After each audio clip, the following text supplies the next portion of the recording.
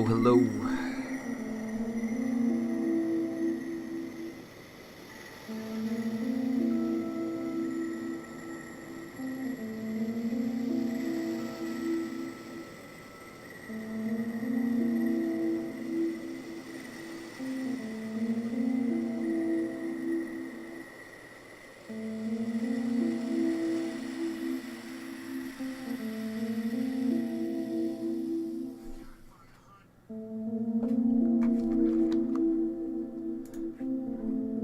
What is that?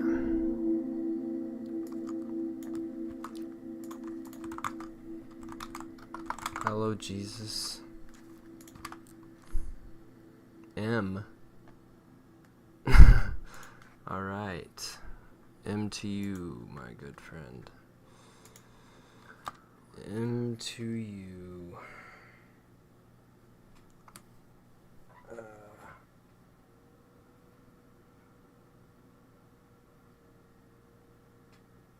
Just a second here.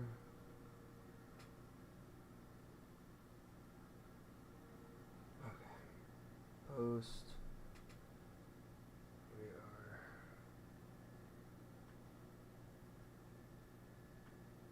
live. You can't be here for long. DC.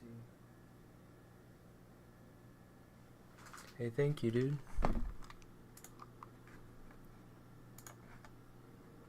I appreciate that. Thank you very much.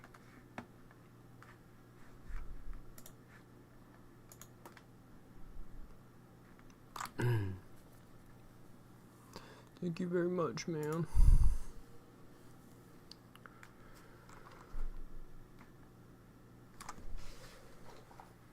Means a lot.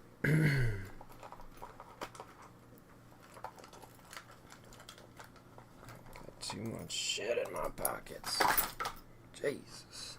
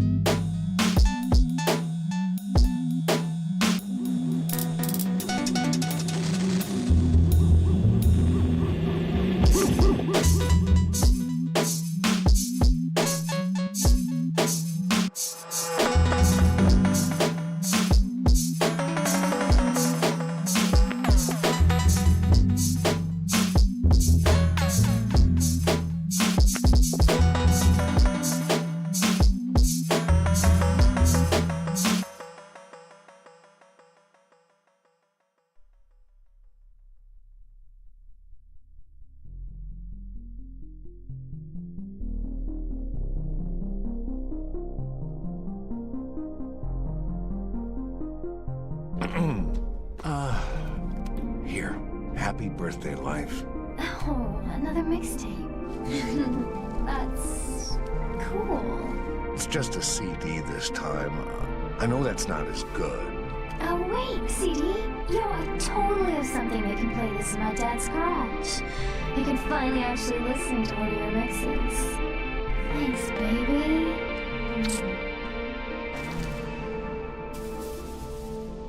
De nada.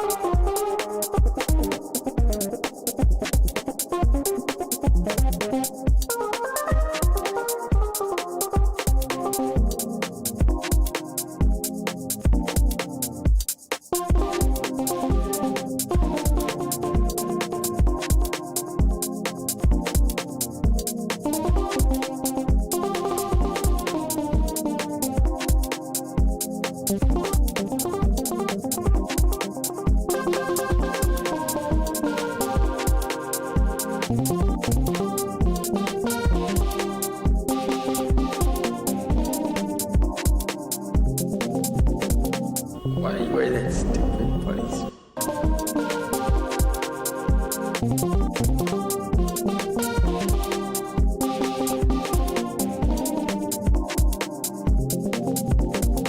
Why are you wearing that stupid buddies?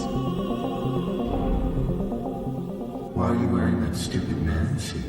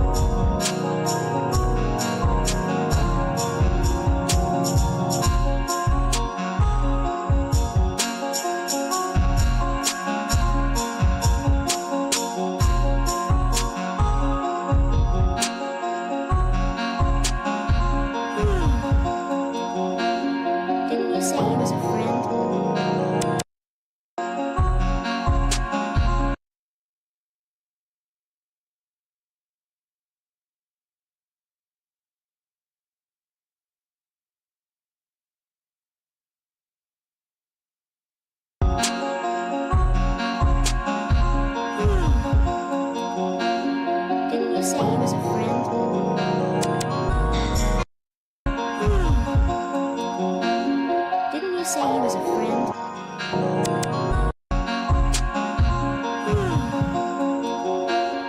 Didn't you say he was a friend?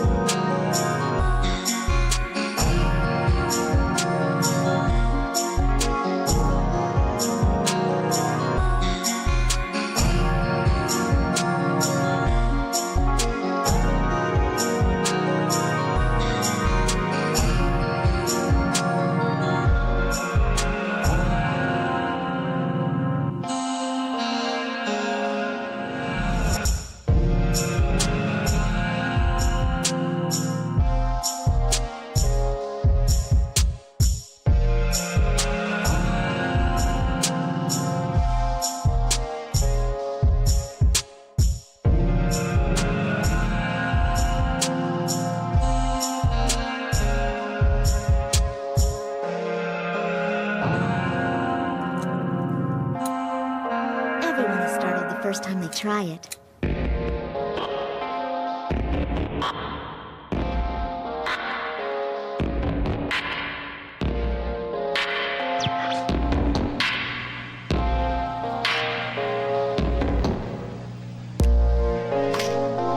Okay, let's see. I guess that I'm confused again. Am I here or am I there? I don't know. Over there, I'm everywhere. I know that, but here is connected to over there. Is that right? But then where is the real me after all is said and done? There is no real me. I guess that's it. I only exist inside those people aware of my existence.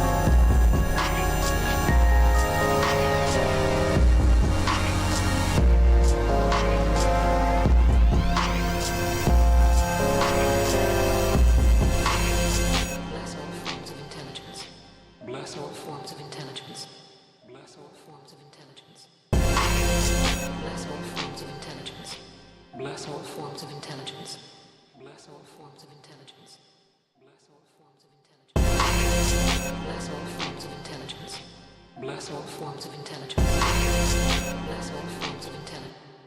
Bless all forms. Bless all forms of intelligence. Bless all forms of intelligence. Bless all forms of intelligence. Bless all forms of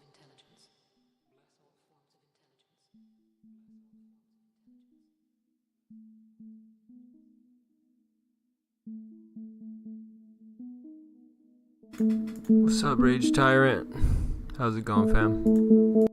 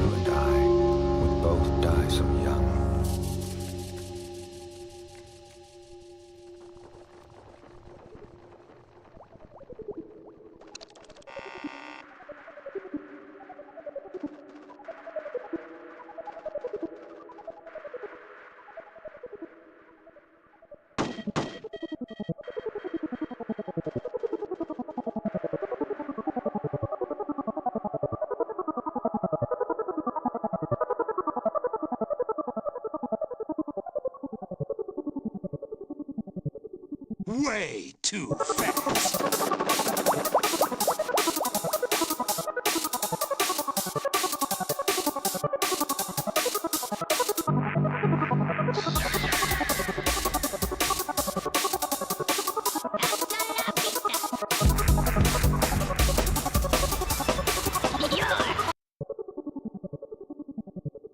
Way too fast.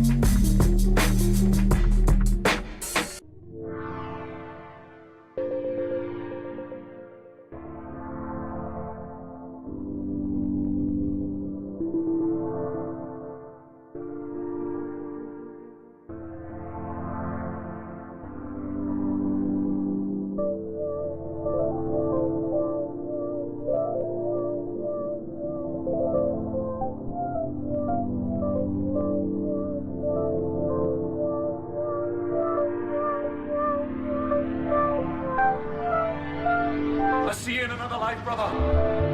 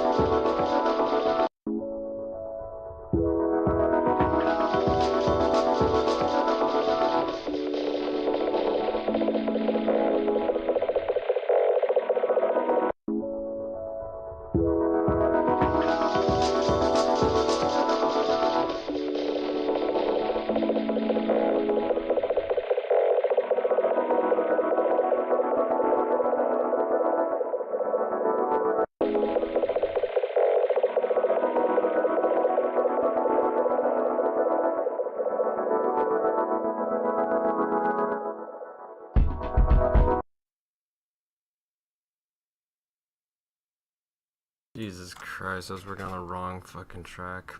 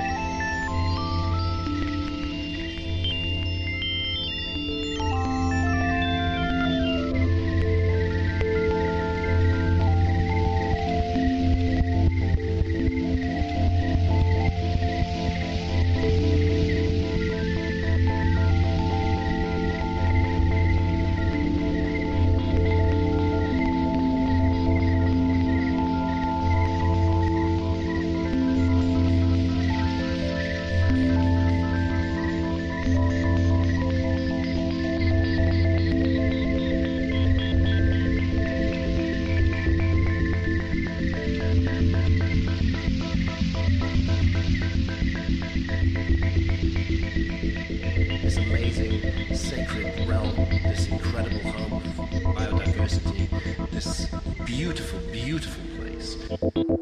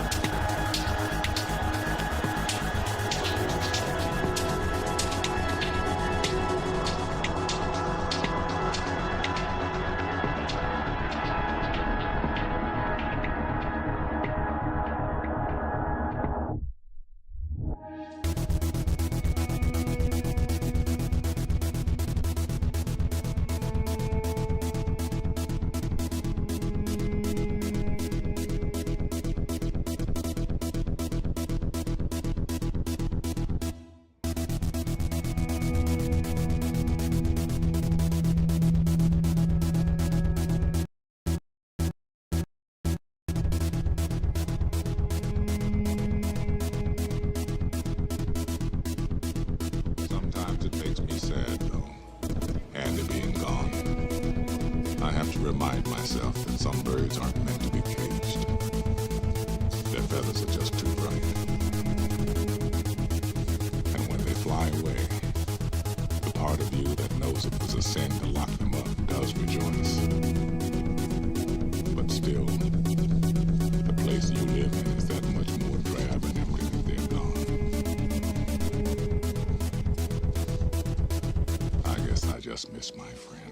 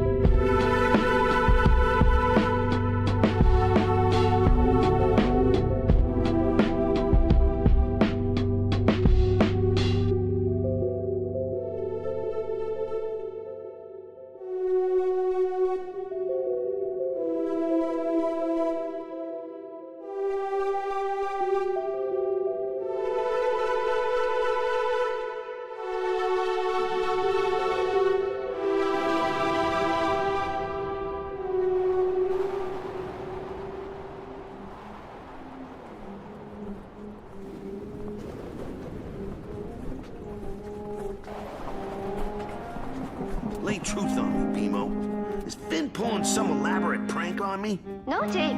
When bad things happen, I know you want to believe they are a joke. But sometimes life is scary and dark. That is why we must find the light.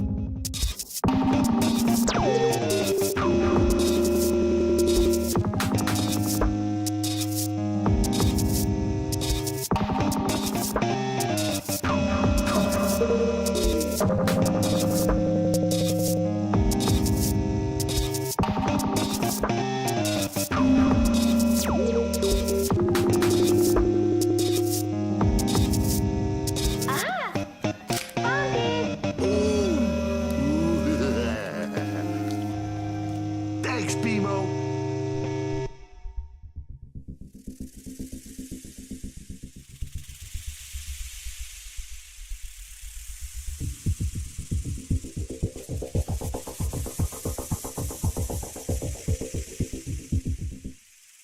There are times when you have to agree with people, even when you think they're wrong. Or do something, even though you think it's crazy. Load of horse piss. What's that? You can make all the excuses you want, but you're the one who decided how to live your life.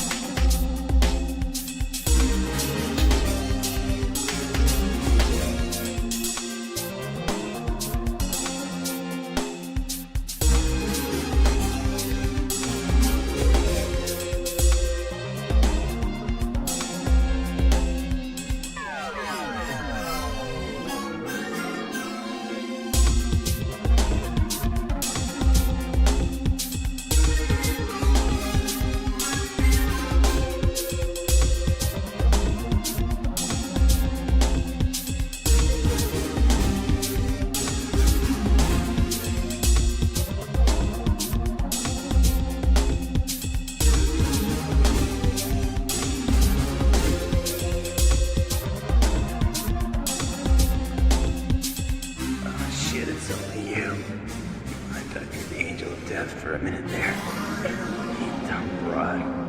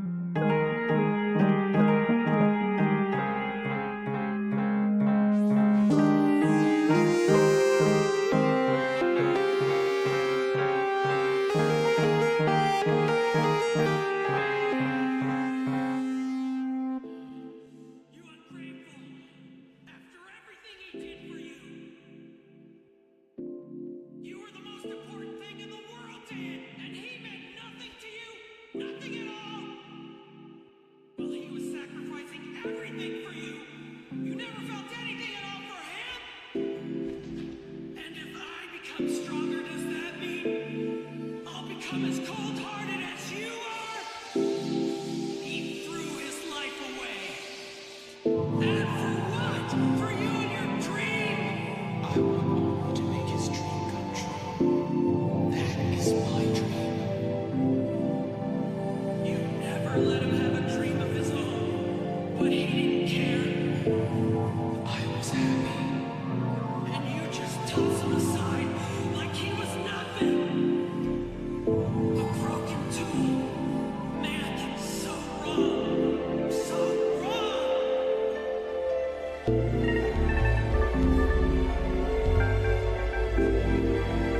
talk too much.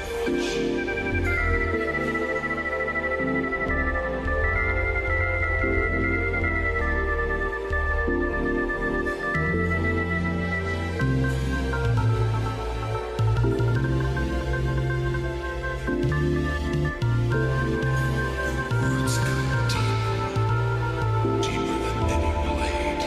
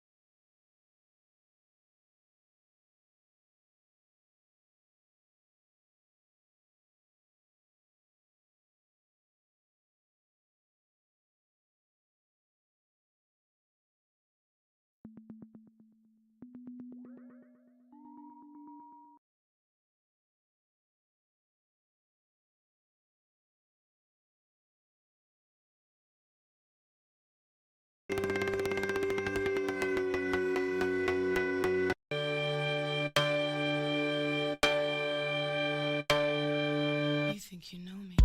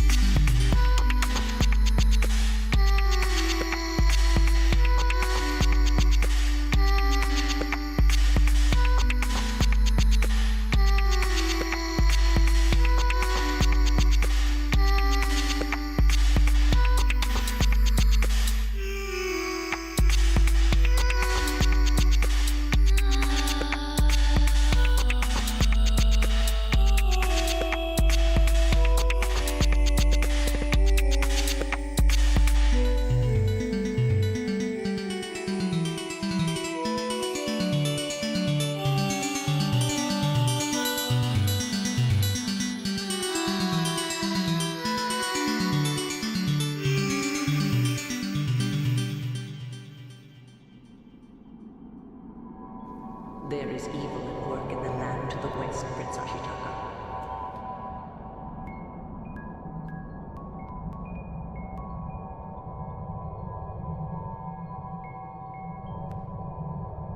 It's your fate to go there and see what you can see with eyes unclouded by hate, eyes unclouded by hate, eyes unclouded by hate, eyes unclouded by hate. You may find a way to lift the curse, you understand?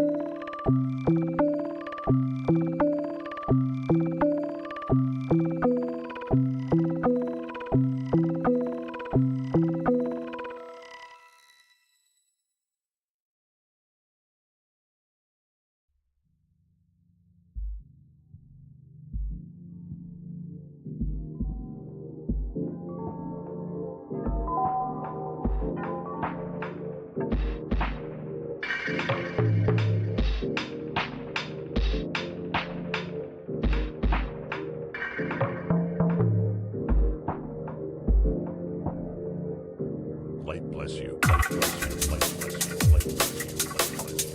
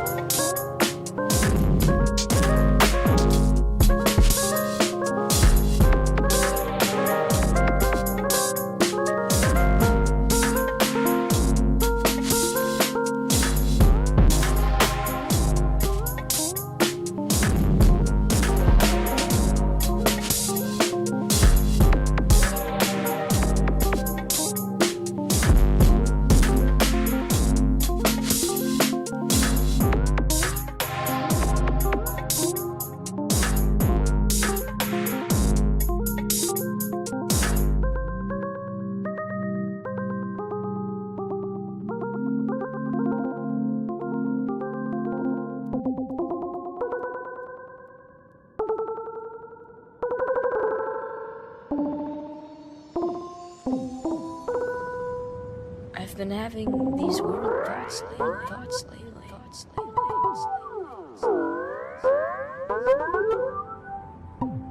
Like, is any of this for real or not?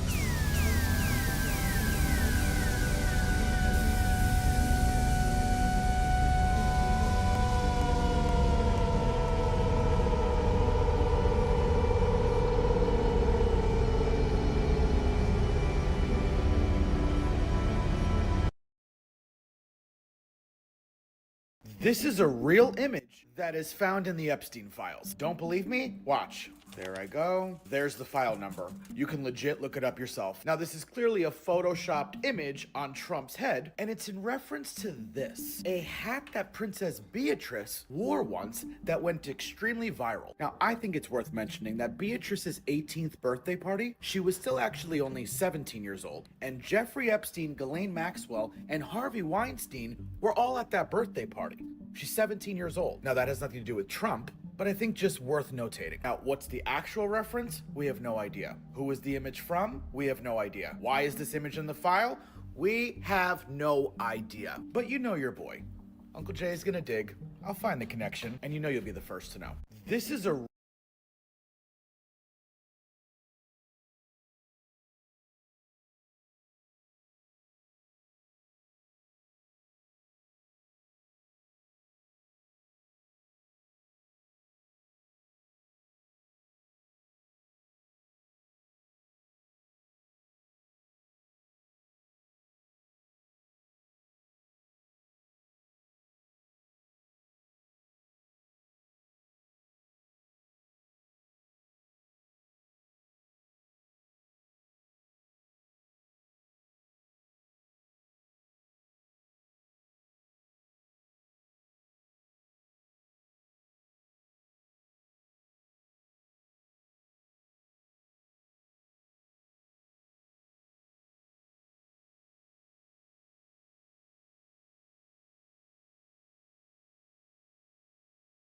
That's weird as hell.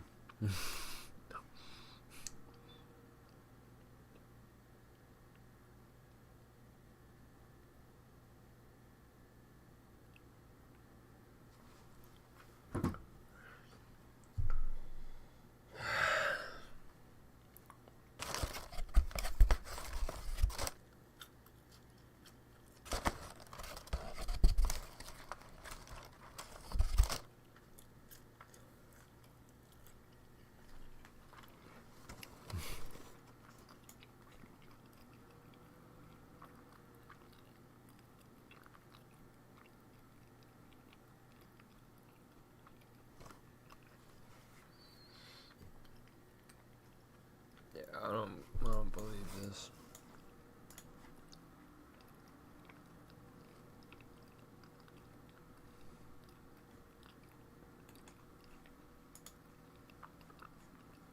This episode of the Y-Files is brought I think that applies to weak men. to you by BetterHelp.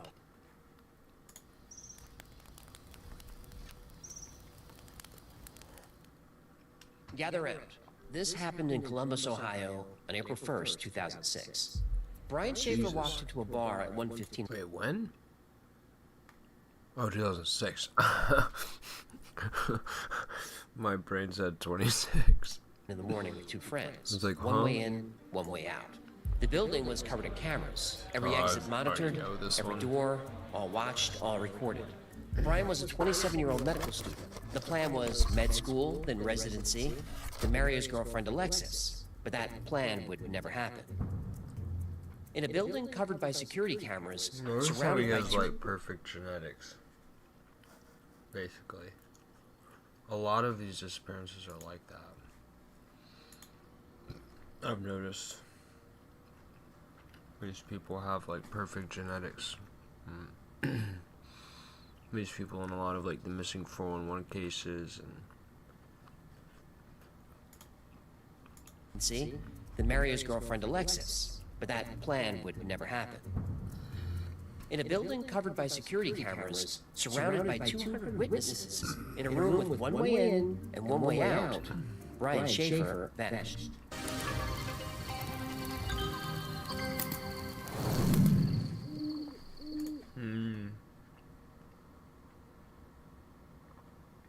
You just hit 1 billion views. Wow, dude. See how much he makes.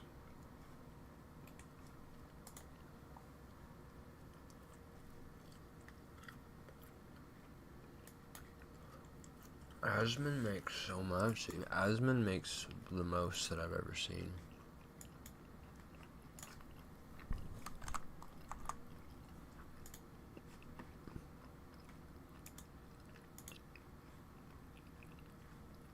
This is... Look at that, bro. 100 to 300 grand a month. That's crazy. Yeah, you. I need to talk to you. Something's very wrong with me. Just one thing? I'm serious. I've been having these episodes. Hot flashes, cold snaps. My bowl fogged up 3 times today. I yelled at the dirty for chewing too loud, and then I cried during a commercial for gravel. Gravel. They poured it slow motion human. It was beautiful. Have you considered that you might be going through finopause? Excuse me. I am a virile, powerful goldfish. This is clearly a government experiment. I'm being targeted by psychotronic weapons, directed energy, possibly hard. It's not hard. I tried to fix it myself. Healing crystals, meditation app. I even went to the Beaver Brothers Wellness Retreat. It's called the Beaver Oasis. Yeah, I'm not gonna touch that. And neither did they. Worst massage of my life. Virgil just slapped my bowl with a branch for 40 minutes. I left more stress than when I went in. Gertie started sleeping standing up again. She only does that when she doesn't feel sick. You don't need to overhaul everything at once. Sometimes you just need to talk to someone, a therapist, someone who knows what they're doing. How did you just use my emotional vulnerability to transition to today's nonsense? I sure did. I'll be honest, doing this show changed the way I think about therapy. Every week I'm deep in cases about missing people, unexplained phenomena, government experiments. You absorb more of that than you realize. I kept telling myself I could just power through it, that I had to figure it all out on my own or not bother. But that all or nothing thinking was keeping me stuck. Taking one small step, just talking to someone, can make all the difference. BetterHelp makes starting therapy easier. You take a quiz, get matched with a licensed therapist, and you can communicate however you feel comfortable. Phone, video, or text. If your therapist isn't the right fit, you can switch anytime at no extra cost. Over 6 million people have gotten help through BetterHelp, and it has a 4.8 out of 5 rating on the App Store. Click the link in the description or go to betterhelp.com/yfiles and get 10% off your first month of therapy. I guess that's a lot, but it's not really. I could really do this by text because I'm not great on video. Every time I'm on camera, I look like a screensaver from 1997. Yes, you can text. Maybe I'll try it for good. Actually, I just had a better idea. What if I become a therapist? I already know what's wrong with everybody. Don't. Dr. Heckler Shea Moriarty. Licensed to listen. Accepting new patients, cash only, or crypto. Please stop. Good is my ridiculous. Now I can finally put a judgmental stand. Crypto. Oh, crypto, that's hilarious. 2 weeks earlier, Brian's mother died. Renee Schaefer lost her battle with a rare cancer that destroys bone marrow. She was Brian's anchor, the one who pushed him through undergraduate studies in microbiology, the one who celebrated when he got into Ohio State's medical program. She died in March. Brian was at her bedside holding her hand when she passed. 2 weeks later, he carried it everywhere. Friends said he handled it well, kept his grades up, he attended every lecture, but those closest to him noticed the exhaustion, the way he'd stare off during conversations, the forced smile when people asked him how he was doing. The night of March 31st, Brian had dinner with his father Randy, just the two of them. Brian looked drained, dark circles under his eyes. Randy thought his son shouldn't go out that night, thought he should rest, but he didn't say it. He would regret that silence for the rest of his life. After dinner, Brian called Alexis Wagner, his girlfriend of 2 years, also a medical student. She'd gone home to Toledo to visit her parents. Brian asked Alexis if they were still on for Miami. She said she couldn't wait. Brian was excited, 3 days on South Beach, and Brian planned to surprise her with a proposal. The ring was already picked out. He said he'd see her Monday, then he called Clint Florence, his roommate, his closest friend. Time to celebrate the start of spring break. They started at the Ugly Tuna around 9, a bar on the second floor of the Gateway building near Ohio State University.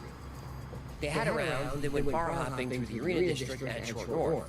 One shot at each stop. Nothing excessive, just 2 friends blowing off steam after a brutal semester and the worst month of Brian's life. Around midnight, they ran into Meredith Reed, a friend of Clint's. She offered to drive them to their next stop. Brian said, back to the Tuna. The last place Brian Schaefer would ever be seen alive.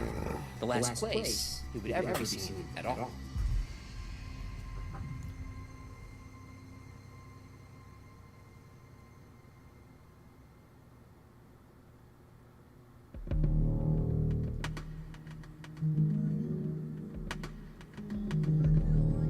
The security camera captured them at 1:15 a.m. Three friends riding the escalator to the second floor. Brian looked relaxed, happy even. The ugly tuna occupied the entire second floor. Exposed brick, industrial lighting, the bar along one wall, tables everywhere, a stage in the corner. The place was packed with college students celebrating spring break, loud music, and louder conversations. Brian moved through the crowd, buying drinks, talking to people. Witnesses later said he was more outgoing than usual, more social, like he was working hard to have a good time. Around 1:40 a.m., Brian and Clint stepped out to the balcony area overlooking the atrium. The camera caught them there. Brian leaning against the railing, Clint beside him. They talked for a few minutes. But at some point during that conversation, they got into an argument. The camera saw it all. They went back inside.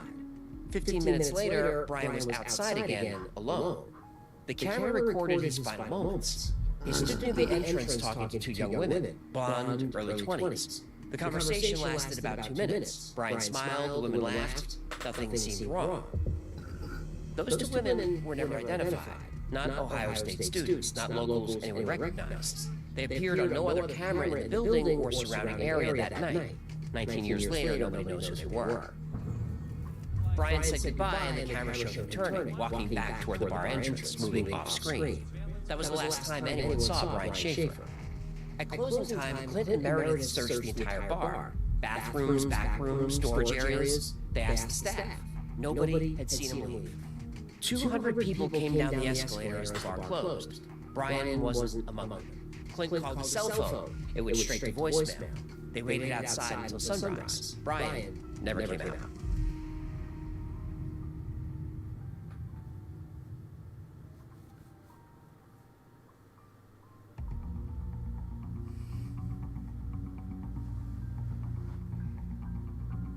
Police reviewed every second of security footage, every camera, every angle. The lead detective tracked every person who entered the bar that night, then tracked them leaving.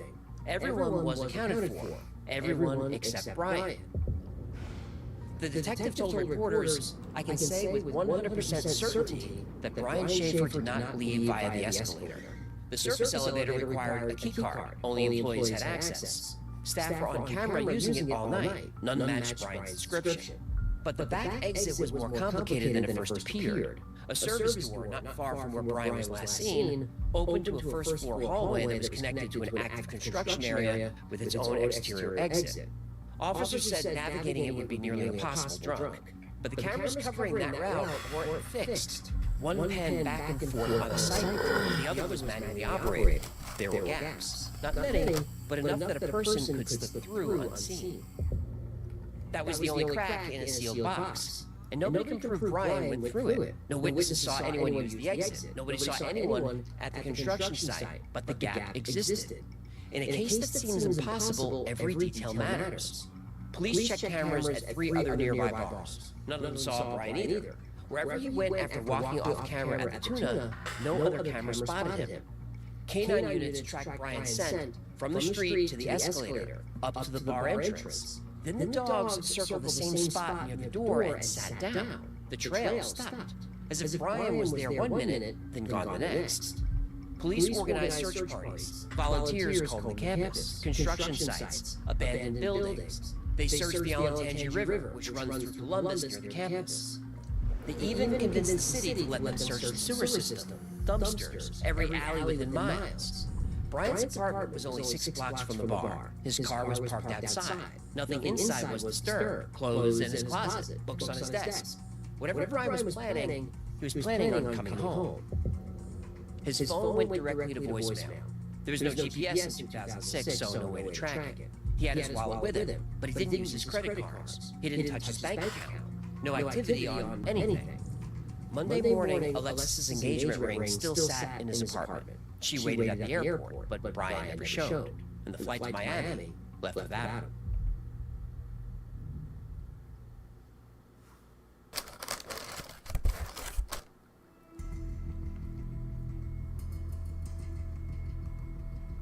Everyone who saw Brian that night was asked to take a polygraph. His father Randy took one and passed. Meredith Reed took one, passed. Bar staff, other friends, all agreed, all passed.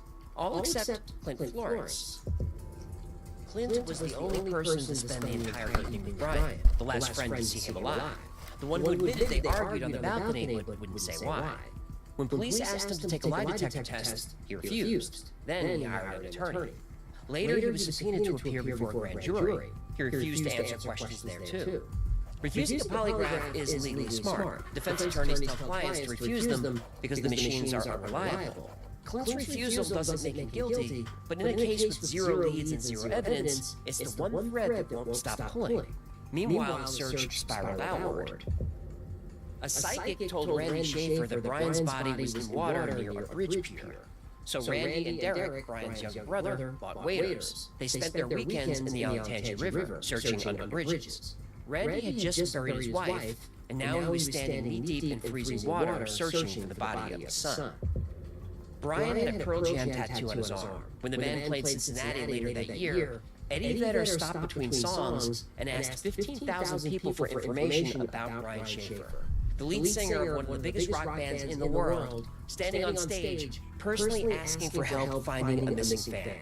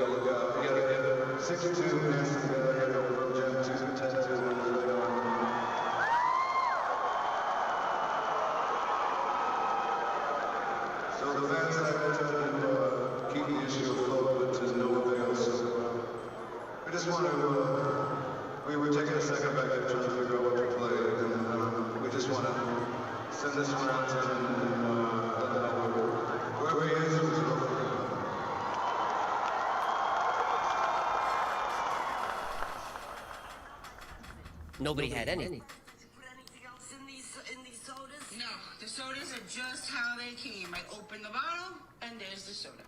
You didn't put Tabasco sauce. I didn't put anything in the bottle. So I don't want to gag like I did the last time. I can't promise that. Oh no.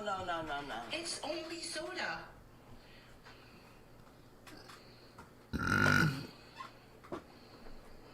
That's not my Pepsi. Okay. I don't trust you.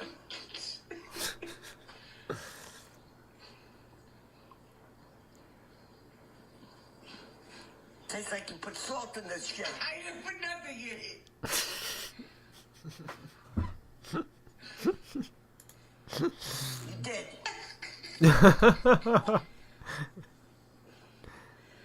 Oh, but why? Why what? It's horrible. It's soda. I bought it like that. Why do I always get into this fucking stuff with her?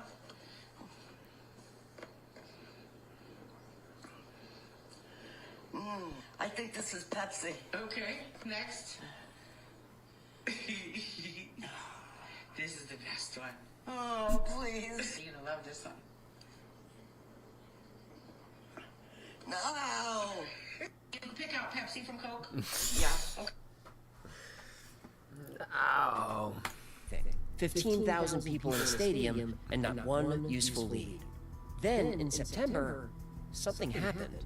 Alexis had been calling Brian's phone every night before bed. Every single night since April. The same thing every time. Straight to voicemail. Straight to voicemail. But then one night, 5 months after Brian disappeared, his phone rang.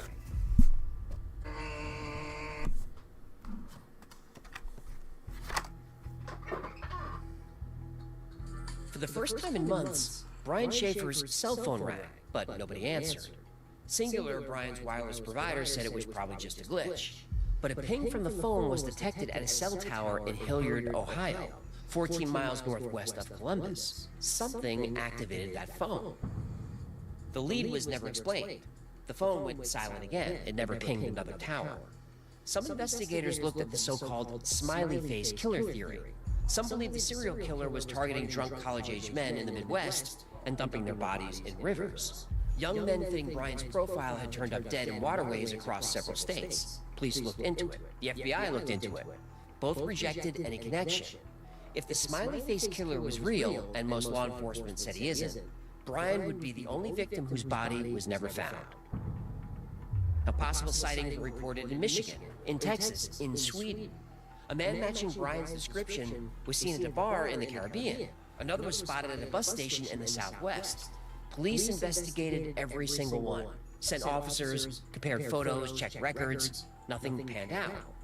Randy Schaefer drove to Columbus every weekend for 2 years, walked the streets around the Gateway building, handed out flyers, searched the river, hired investigators, spent everything he had.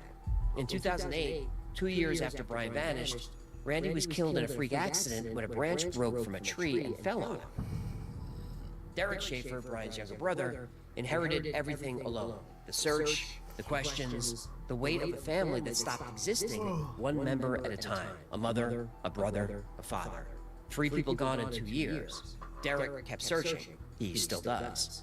Shortly after Randy's death, Clint Florence's attorney sent a letter to a private investigator working the case.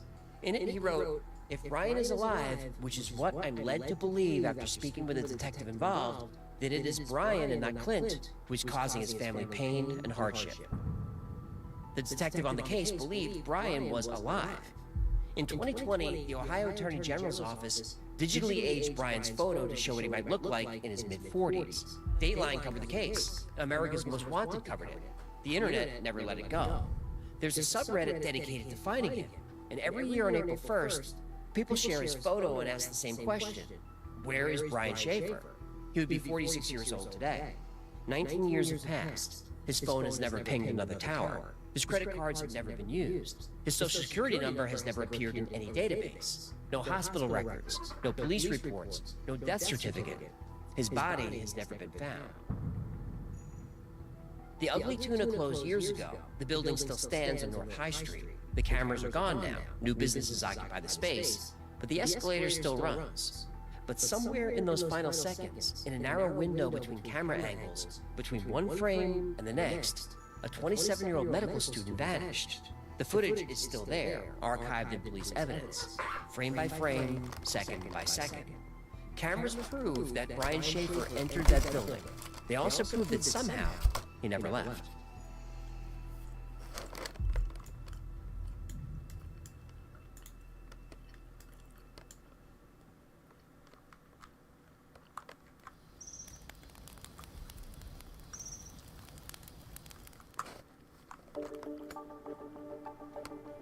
Gather round.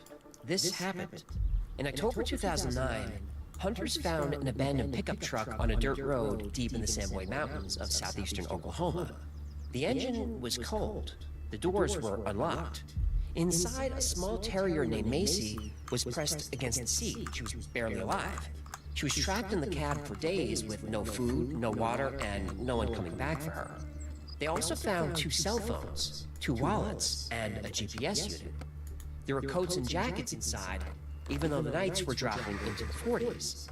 And sitting in plain sight, $32,000 in cash. There were no footprints leading away from the vehicle, no blood, no sign of a struggle. The truck was owned by Bobby Jameson. He drove to the mountains with his wife Sherilyn and their 6-year-old daughter Madison. For what reason, the police never figured it out. The only thing we know for sure is the Jameson family is gone.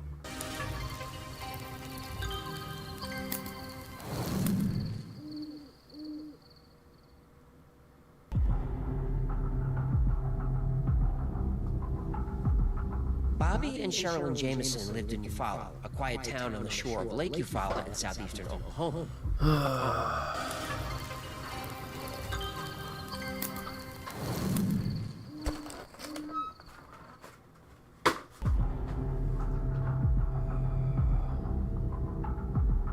Bobby and Sherilyn Jameson lived in Eufaula, a quiet town on the shore of Lake Eufaula in southeastern Oklahoma. Bobby was 44. A bad car accident years earlier had left him with chronic back pain. He lived on a disability settlement. Sherilyn was 40. She suffered from bipolar disorder for years. They fought. They struggled. But they had their daughter Madison and made a plan to get out. In the fall of 2009, the Jamesons found a 40-acre plot of land near the town of Red Oak, about 30 miles from home. It was deep in the Samboy Range, remote and wooded, the kind of place where you could disappear from the world. They wanted a fresh start, to leave Eufaula and everything in it behind. On October 8th, they loaded up the truck and drove out to see the property. Madison rode in the back seat with their dog Macy. This was the last day anyone saw them alive. The truck was found a few days later by hunters who reported it to the Latimer County Sheriff.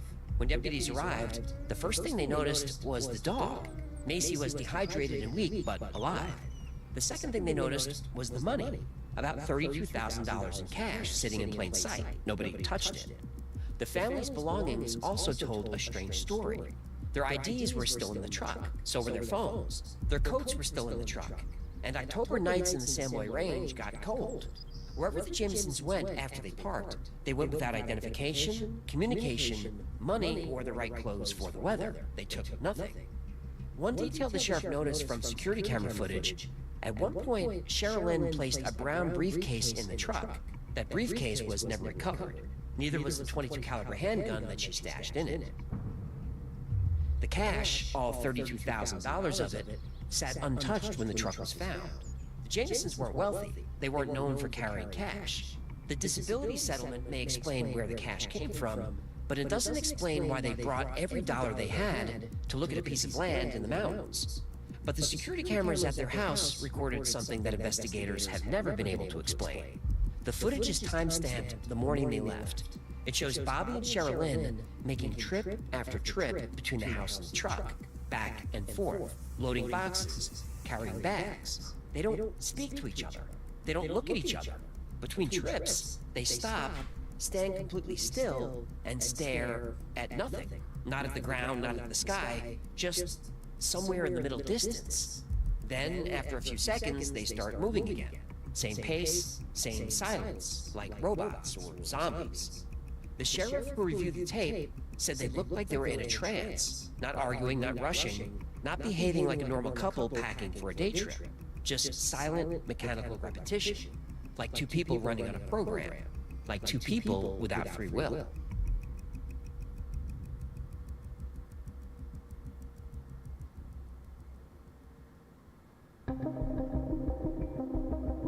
The Jamesons were already in trouble long before they disappeared, and every layer the investigators pulled back revealed something darker. Bobby was locked in a bitter legal battle with his own father, Bob Dean Jameson. In 2008, Bobby had filed a protective order claiming his father had tried to run him over with a car. Bobby's petition described his father as a very dangerous man. He accused him of being involved with meth and other criminal activity. He said his father threatened to kill him, his wife, and daughter. Then there were the spirits. Bobby and Sherilyn had both visited their pastor separately. They told him the same thing. Something was living inside their house. Spirits. Entities they could see, but couldn't make leave. Bobby told the pastor he'd gone out and bought a copy of the Satanic Bible. Not to worship anything, he said, but to find instructions for driving the spirits out of the house. He asked if he knew where to buy special bullets that could shoot the entities off the roof. The pastor didn't know what to say to that. Nobody did. A handyman who'd been staying with the family in the weeks before they disappeared had connections to white supremacist groups. After the Jamesons vanished, investigators took a hard look at him. They interviewed him multiple times. They couldn't tie him to the disappearance. On the property was a large metal storage container the family planned to move into while building on the new land. Sherilyn had spray-painted messages across the sides. One line said, "Witches don't like it when their cats are killed." The neighbors didn't know what to make of it, neither did the police. Inside the abandoned truck was an 11-page letter from Sherilyn to Bobby, handwritten and full of rage. She called him a hermit. She said she resented him. She said she didn't need him. Friends who read it later said it wasn't a goodbye note. It was angry and raw, the kind of thing you write at 3 in the morning when you've had enough. And then there was the last photo. It was on Bobby's phone, taken the day they vanished. The image shows 6-year-old Madison standing alone in the woods, not smiling, not crying, just standing perfectly still among the trees, looking directly into the camera with a blank, hollow expression, like she was waiting for something to happen. Nobody knows who took that picture. It was on Bobby's phone, but he wasn't in it. Neither was Sherilyn. Madison is alone. Trees behind her, dirt under her feet, And whoever was holding that phone was the last person to see that little girl alive.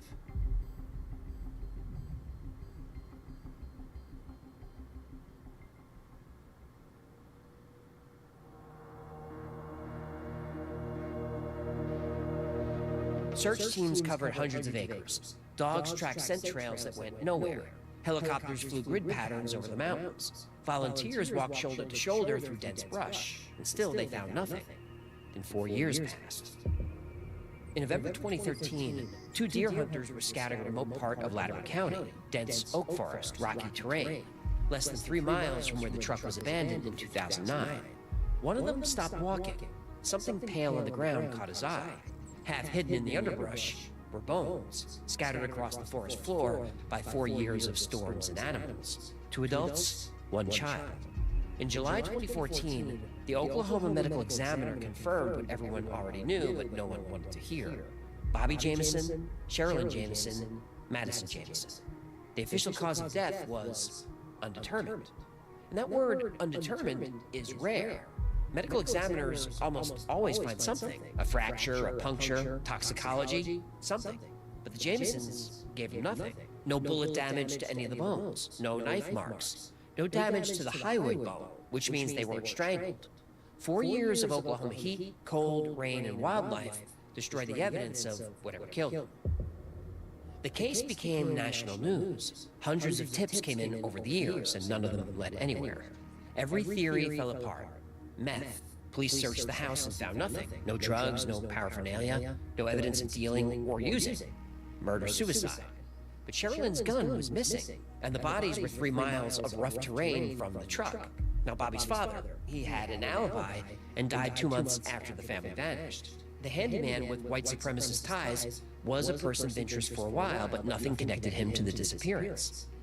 Sherilyn's mother believed that the family was pulled into a cult, and she never changed her story. The sheriff who worked the case said one thing stayed with him above everything else. Not the money, not the letter, not the photo of Madison in the woods. It was the footage.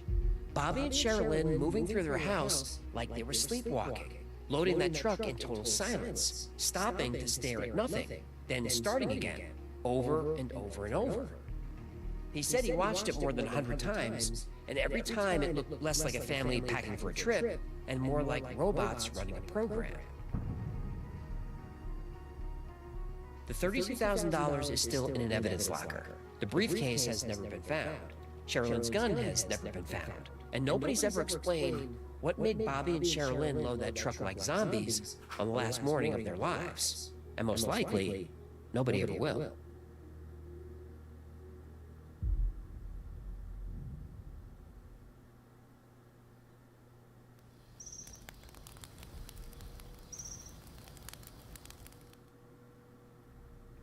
Gather round. This happened. Marshall, Minnesota, May 14th, 2008, 1:54 a.m. Brandon Swanson called his parents from the side of a dark road. He was 19 years old, last day of college. His car was in a ditch. He just needed a ride. His father, Brian, drove out looking for him. They stayed on the phone for 47 minutes. Brandon saw lights in the distance. He started walking toward what he thought was town.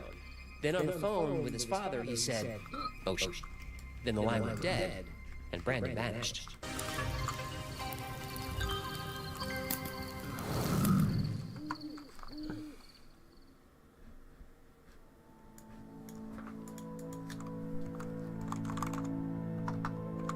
Brandon told his parents he crashed near Lind, a small town about 7 miles from Marshall. That's where his father searched, up and down those roads. Wherever the Jamesons went after they parked, they went without identification, communication, money, or the right clothes for the weather. They took nothing.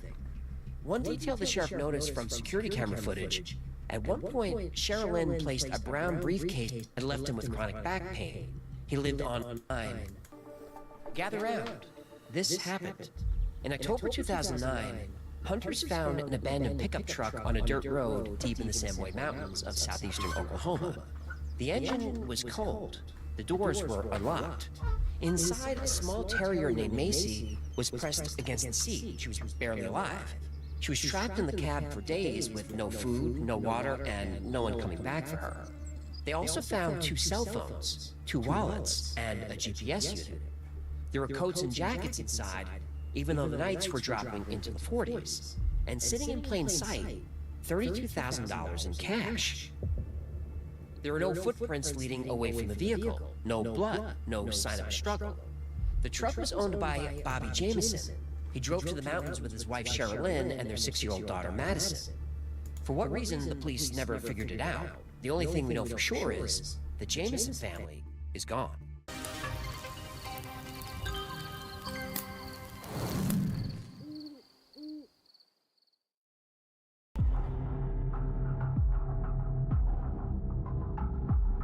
Bobby and Sherilyn Jameson lived in Eufaula, a quiet town on the shore of Lake Eufaula in southeastern Oklahoma. Bobby was 44. A bad car accident years earlier had left him with chronic back pain. He lived on a disability settlement. Sherilyn was 40. She suffered from bipolar disorder for years. They fought. They struggled. But they had their daughter Madison and made a plan to get out. In the fall of 2009, the Jamesons found a 40-acre plot of land near the town of Red Oak, about 30 miles from home. It was deep in the Samboy Range, remote and wooded, the kind of place where you could disappear from the world. They wanted a fresh start, to leave Eufaula and everything in it behind. On October 8th, they loaded up the truck and drove out to see the property. Madison rode in the back seat with her dog Macy. This was the last day anyone saw them alive. The truck was found a few days later by hunters who reported it to the Latimer County Sheriff. When deputies arrived, the first thing they noticed was the dog. Macy was dehydrated and weak, but alive. The second thing they noticed was the money, about $32,000 in cash sitting in plain sight. Nobody touched it. The family's belongings also told a strange story. Their IDs were still in the truck, so were their phones. Their coats were still in the truck, and October nights in the Samboy Range got cold. Wherever the Jamesons went after they parked, they went without identification, communication, money, or the right clothes for the weather. They took nothing. One detail the sheriff noticed from security camera footage: at one point, Sherilyn placed a brown briefcase in the truck. That briefcase was never recovered. Neither was the .22 caliber handgun that she stashed in it. The cash, all $32,000 of it, sat untouched when the truck was found. The Jamesons weren't wealthy. They weren't known for carrying cash. The disability settlement may explain where the cash came from, but it doesn't explain why they brought every dollar they had to look at a piece of land in the mountains. But the security cameras at their house recorded something that investigators have never been able to explain. The footage is time-stamped the morning they left. It shows Bobby and Sherilyn making trip after trip between the house and the truck, back and forth, loading boxes, carrying bags. They don't speak to each other. They don't look at each other. Between trips, they stop, stand completely still, and stare at nothing. Not at the ground, not at the sky, just somewhere in the middle distance. Then, after a few seconds, they start moving again. Same pace, same silence, like robots or zombies. The sheriff who reviewed the tape said they looked like they were in a trance, not arguing, not rushing, not behaving like a normal couple packing for a day trip. Just silent, mechanical repetition, like 2 people running on a program, like 2 people without free will.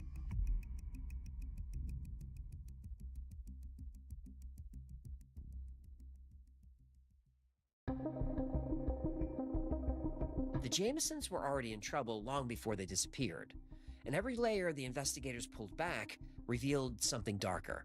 Bobby was locked in a bitter legal battle with his own father, Bob Dean Jameson. In 2008, Bobby had filed a protective order claiming his father had tried to run him over with a car. Bobby's petition described his father as a very dangerous man. He accused him of being involved with meth and other criminal activity. He said his father threatened to kill him, his wife, and daughter. Then there were the spirits. Bobby and Sherilyn had both visited their pastor separately. They told him the same thing. Something was living inside their house. Spirits. Entities they could see, but couldn't make leave. Bobby told the pastor he'd gone out and bought a copy of the Satanic Bible. Not to worship anything, he said, but to find instructions for driving the spirits out of the house. He asked if he knew where to buy special bullets that could shoot the entities off the roof. The pastor didn't know what to say to that. Nobody did. A handyman who'd been staying with the family in the weeks before they disappeared had connections to white supremacist groups. After the Jamesons vanished, investigators took a hard look at him. They interviewed him multiple times. They couldn't tie him to the disappearance. On the property was a large metal storage container the family planned to move into while building on the new land. Cheryl Lynn had spray-painted messages across its sides. One line said, "Witches don't like it when their cats are killed." The neighbors didn't know what to make of it, neither did the police. Inside the abandoned truck was an 11-page letter from Cheryl Lynn to Bobby, handwritten and full of rage. She called him a hermit. She said she resented him. She said she didn't need him. Friends who read it later said it wasn't a goodbye note. It was angry and raw, the kind of thing you write at 3 in the morning when you've had enough. And then there was the last photo. It was on Bobby's phone, taken the day they vanished. The image shows 6-year-old Madison standing alone in the woods, not smiling, not crying, just standing perfectly still among the trees, looking directly into the camera with a blank, hollow expression, like she was waiting for something to happen. Nobody knows who took that picture. It was on Bobby's phone, but he wasn't in it. Neither was Cheryl Lynn. Madison is alone. Trees behind her, dirt under her feet, and whoever was holding that phone was the last person to see that little girl alive.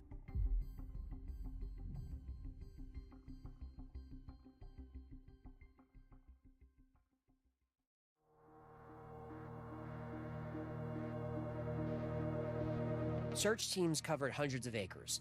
Dogs tracked scent trails that went nowhere. Helicopters flew grid patterns over the mountains. Volunteers walked shoulder to shoulder through dense brush, and still they found nothing. Then 4 years passed. In November 2013, 2 deer hunters were scouting a remote part of Latimer County, dense oak forest, rocky terrain, less than 3 miles from where the truck was abandoned in 2009. One of them stopped walking.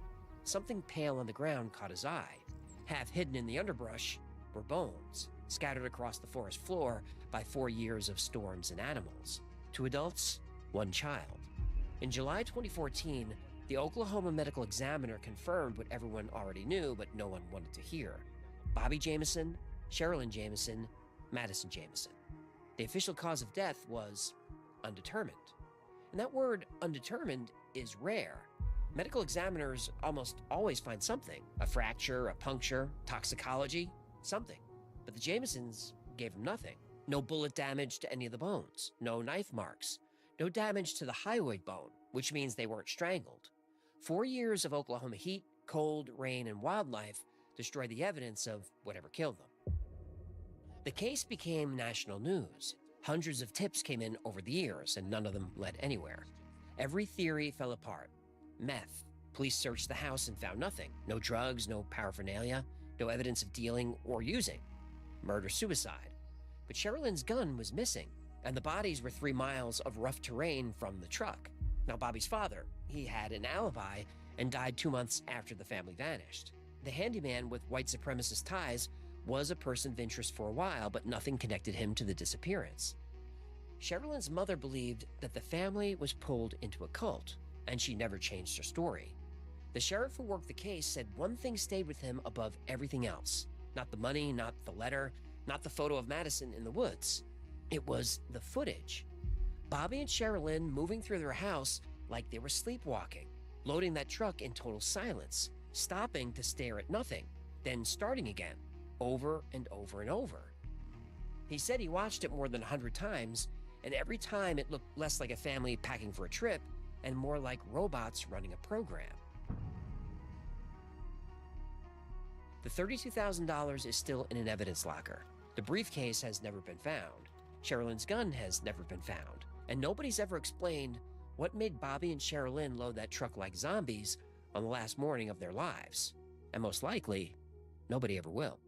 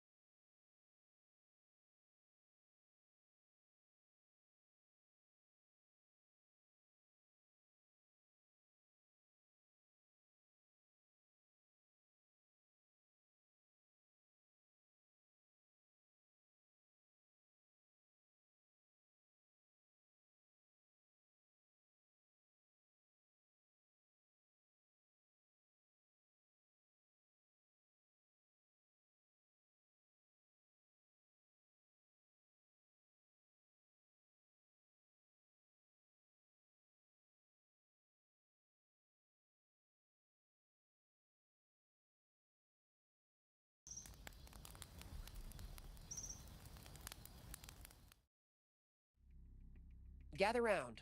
This happened. Marshall, Minnesota, May 14th, 2008, 1:54 a.m. Brandon Swanson called his parents from the side of a dark road. He was 19 years old, last day of college. His car was in a ditch. He just needed a ride. His father, Brian, drove out looking for him. They stayed on the phone for 47 minutes. Brandon saw lights in the distance. He started walking toward what he thought was town. Then on the phone with his father, he said, "Oh, sh." Then the line went dead, and Brandon vanished.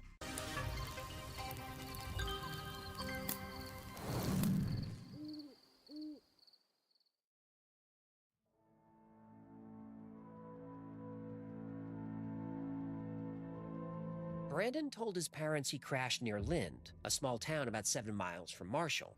That's where his father searched, up and down those roads, looking for a gray Chevy Lumina in a ditch, looking for his son walking along the road. But he found nothing. At 6:30 a.m., the Swansons reported Brandon missing. The officer wasn't concerned. Young guy, last day of school, been out drinking, probably sleeping it off somewhere. One cop told Annette Swanson that her son had a right to be missing. She didn't accept that. She pushed. She demanded they check the cell records. Well, the records told a different story. Brandon's last call didn't ping a tower near Lind. It pinged near Porter, 25 miles in the opposite direction. Brandon was completely wrong about where he was. He thought he was 7 miles from home. He was 30 miles away, on a gravel road in the middle of farmland, surrounded by fields and darkness. No streetlights, no houses. Nothing but flat ground and sky in every direction. Yellow Medicine County sits in southwestern Minnesota. It's prairie land, the kind of place where you can see headlights from 10 miles away on a clear night. And in May, the corn hasn't come up yet. The fields are bare dirt and stubble. There's nothing to hide behind. There's nothing to fall into. There's nothing that should swallow a person whole.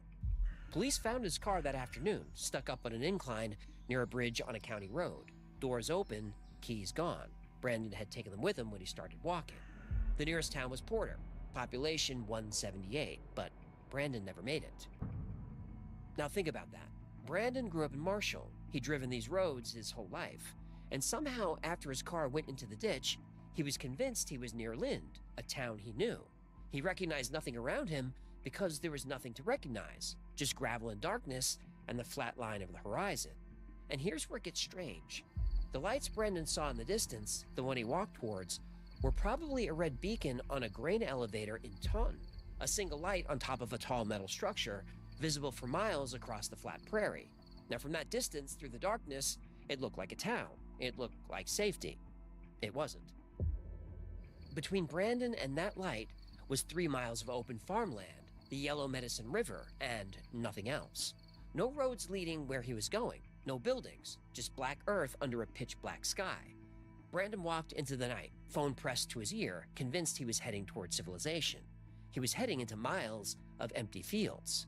Then he cursed into his phone, then the line went dead.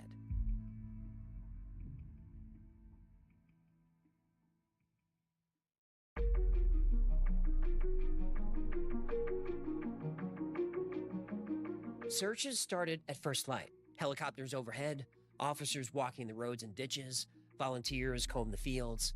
They brought in dogs trained to track human scent across miles of open ground. Canine units with hundreds of successful tracks between them. Dogs that had found bodies buried under 6 feet of soil. The dogs picked up Brandon's trail near his car and followed it. West-northwest along field roads, 3 miles through darkness, past barbed wire fences and drainage ditches. Then to an abandoned farm, buildings dark, doors hanging open, no one living there for years. Then the trail turned south and followed the Yellow Medicine River, a shallow waterway that cuts through the farmland. Muddy banks, thick brush on both sides. And Brandon had mentioned hearing water during his call. He mentioned passing fences. He told his father the ground was getting uneven and harder to walk on. The details matched perfectly. The handlers expected the trail to end at the river's edge, confirming Brandon fell in and drowned. But the dogs didn't stop. They waded across the Yellow Medicine River, waist deep in places, the current strong enough to push against their legs. The dogs picked up the scent on the opposite bank. Brandon had crossed the river in the dark. He didn't fall in. He didn't drown. He made it to the other side and kept walking. The dogs kept going north along a gravel road until they hit the Yellow Medicine County line. Then the trail ended. Not at the river, not at a body. It stopped in the middle of nowhere. Open farmland, no structures, no landmarks, as if Brandon had been lifted off the face of the earth. Now, searches continued for years. Every spring after snowmelt, when the frozen ground thawed and the rivers dropped low enough to wade. Every fall after harvest, when the fields were cut and you can see the ground for miles. Volunteers walked in lines across the prairie. They covered 122 square miles. They walked every inch of the river. They drained ponds. They searched abandoned farm buildings one by one, barns with collapsed roofs, root cellars filled with standing water, grain bins that hadn't been opened in decades. Nothing. No body, no clothes, no phone, no keys. Not a single thread. Brandon Swanson walked into the darkness that night and disappeared.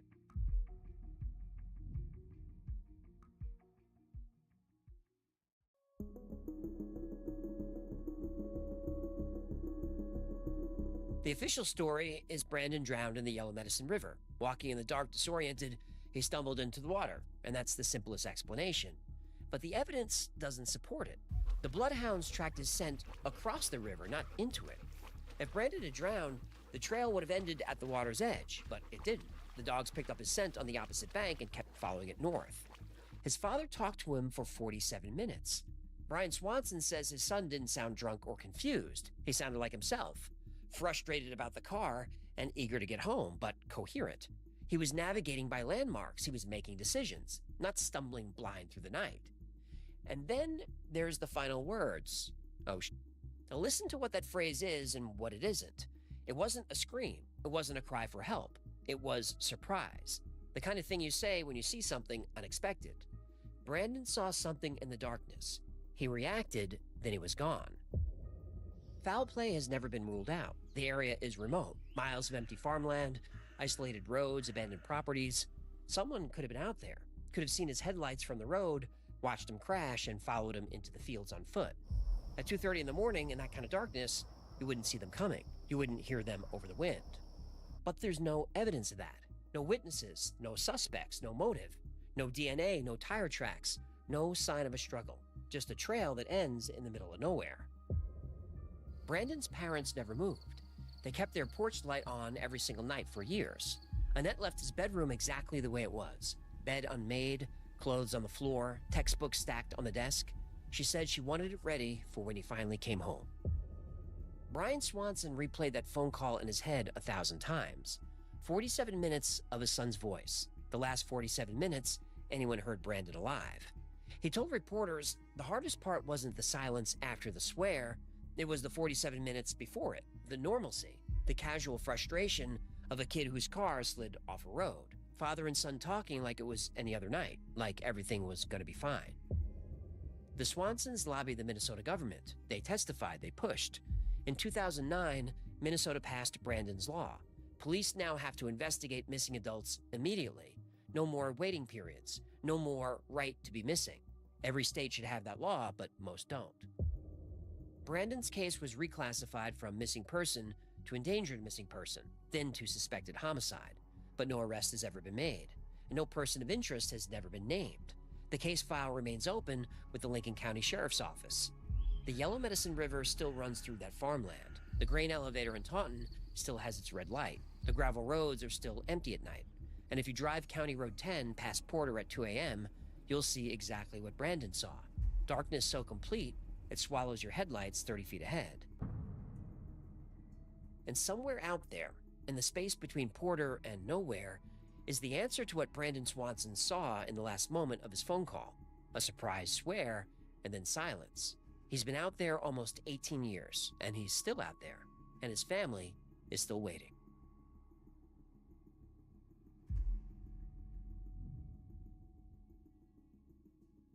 I bet you some hillbillies got him. Thank you so much for hanging out today. My name is AJ. This is the Y-Files. That are freaking aliens or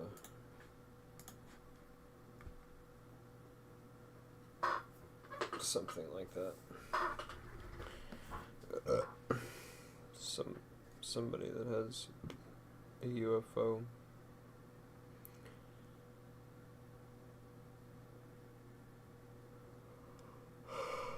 Oh.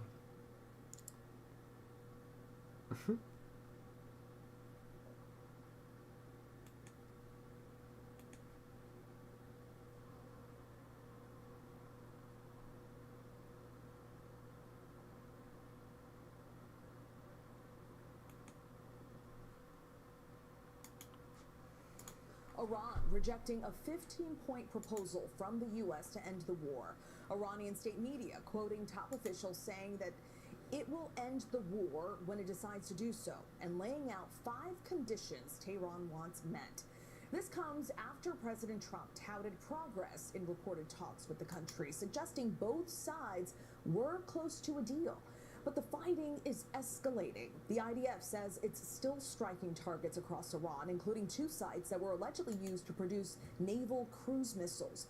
ABC's foreign correspondent Tom Sufi-Burge is in Tel Aviv and joins me now. Tom, great to see you. What is Iran demanding in order to even consider an end to this war? Yes, Stephanie, I don't think we know the specifics of what Iran is demanding in this latest round of negotiations, but given the fact that we had negotiations before this war at the end of February and before the 12-day war back in the summer, I think we have a fair idea. I mean, Iran, in terms of its maximalist demands, wants the US to decommission, leave its US bases in the Gulf. No chance of President Trump agreeing to that. It also wants relief from sanctions. I think more than anything this time around, though, given the rhetoric coming out of Tehran, is that the Iranians are looking for some kind of guarantee that would mean that the US and Israel will not attack Iran once again if there were to be a deal. But there's lots of ifs right now. I mean, there's no real sign that the maximalist demands on the US side and the Iranian side before the war could be reconciled this time around, given what's happened over the last 3.5 weeks. And there's a lot of confusion. I mean, if you take the Iranian position today, on Iranian state TV, an Iranian official is quoted rejecting this 15-point plan that, according to 2 US officials, the US administration has passed to the Iranians via the Pakistanis, who are acting as mediators. But at the same time, we had the spokesperson for the Iranian Foreign Ministry going on Indian TV saying that talks aren't happening at all, and that US diplomacy can't be trusted. Tom, let's start with the Strait of Hormuz. It's hilarious.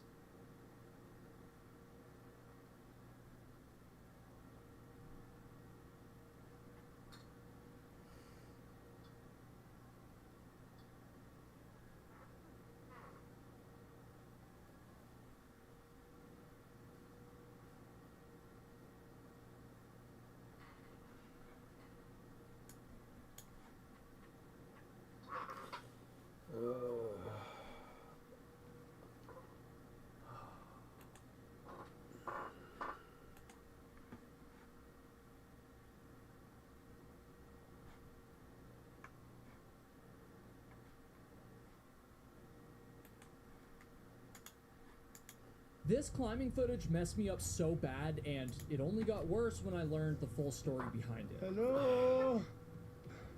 Really praying and hoping someone would come and rescue me. That footage was recorded in April 2023, somewhere around 19,000 feet in elevation on Mount Annapurna, which is the most dangerous peak on Earth, statistically speaking. The man you hear in the video is 34-year-old Anurag Maloo, and he's trapped at the bottom of a deep glacier. He knows his only chance at survival is if someone rescues him, but what he doesn't know is that the men he was climbing with just left him for dead. And so, with no other option but to just wait, Anurag pressed record on his GoPro.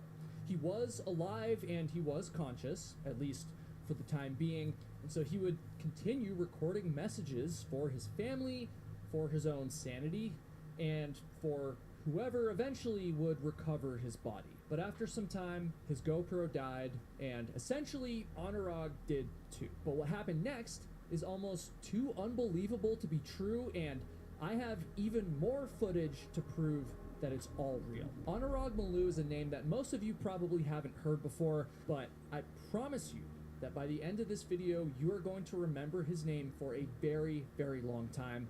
And speaking of a long time, I've been making these videos for a long time, and I would love to hit 1 million subscribers this year in 2026. And so if you would click subscribe as we get into this truly wild story, it would mean the world. And if you're already subscribed, I appreciate you guys so much. So Anurag Maloo was born on June 13th, 1989 in Kashangar, Rajasthan, India. And just a side note, I'm gonna do my best with these pronunciations. I really apologize if I mess them up. Now, this was a small city, and his family was quite traditional. No one in his family had ever climbed mountains before.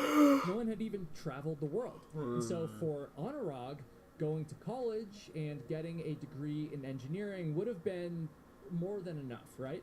And he did do that, but instead of taking some corporate job, he joined Teach for India, a nonprofit that sends young professionals to teach in low-income schools across the country. Anurag wanted to make a difference, and while teaching, he realized that the kids he was teaching, who were mostly from disadvantaged backgrounds, we'll say, well, he realized that they needed a lot more than just textbooks.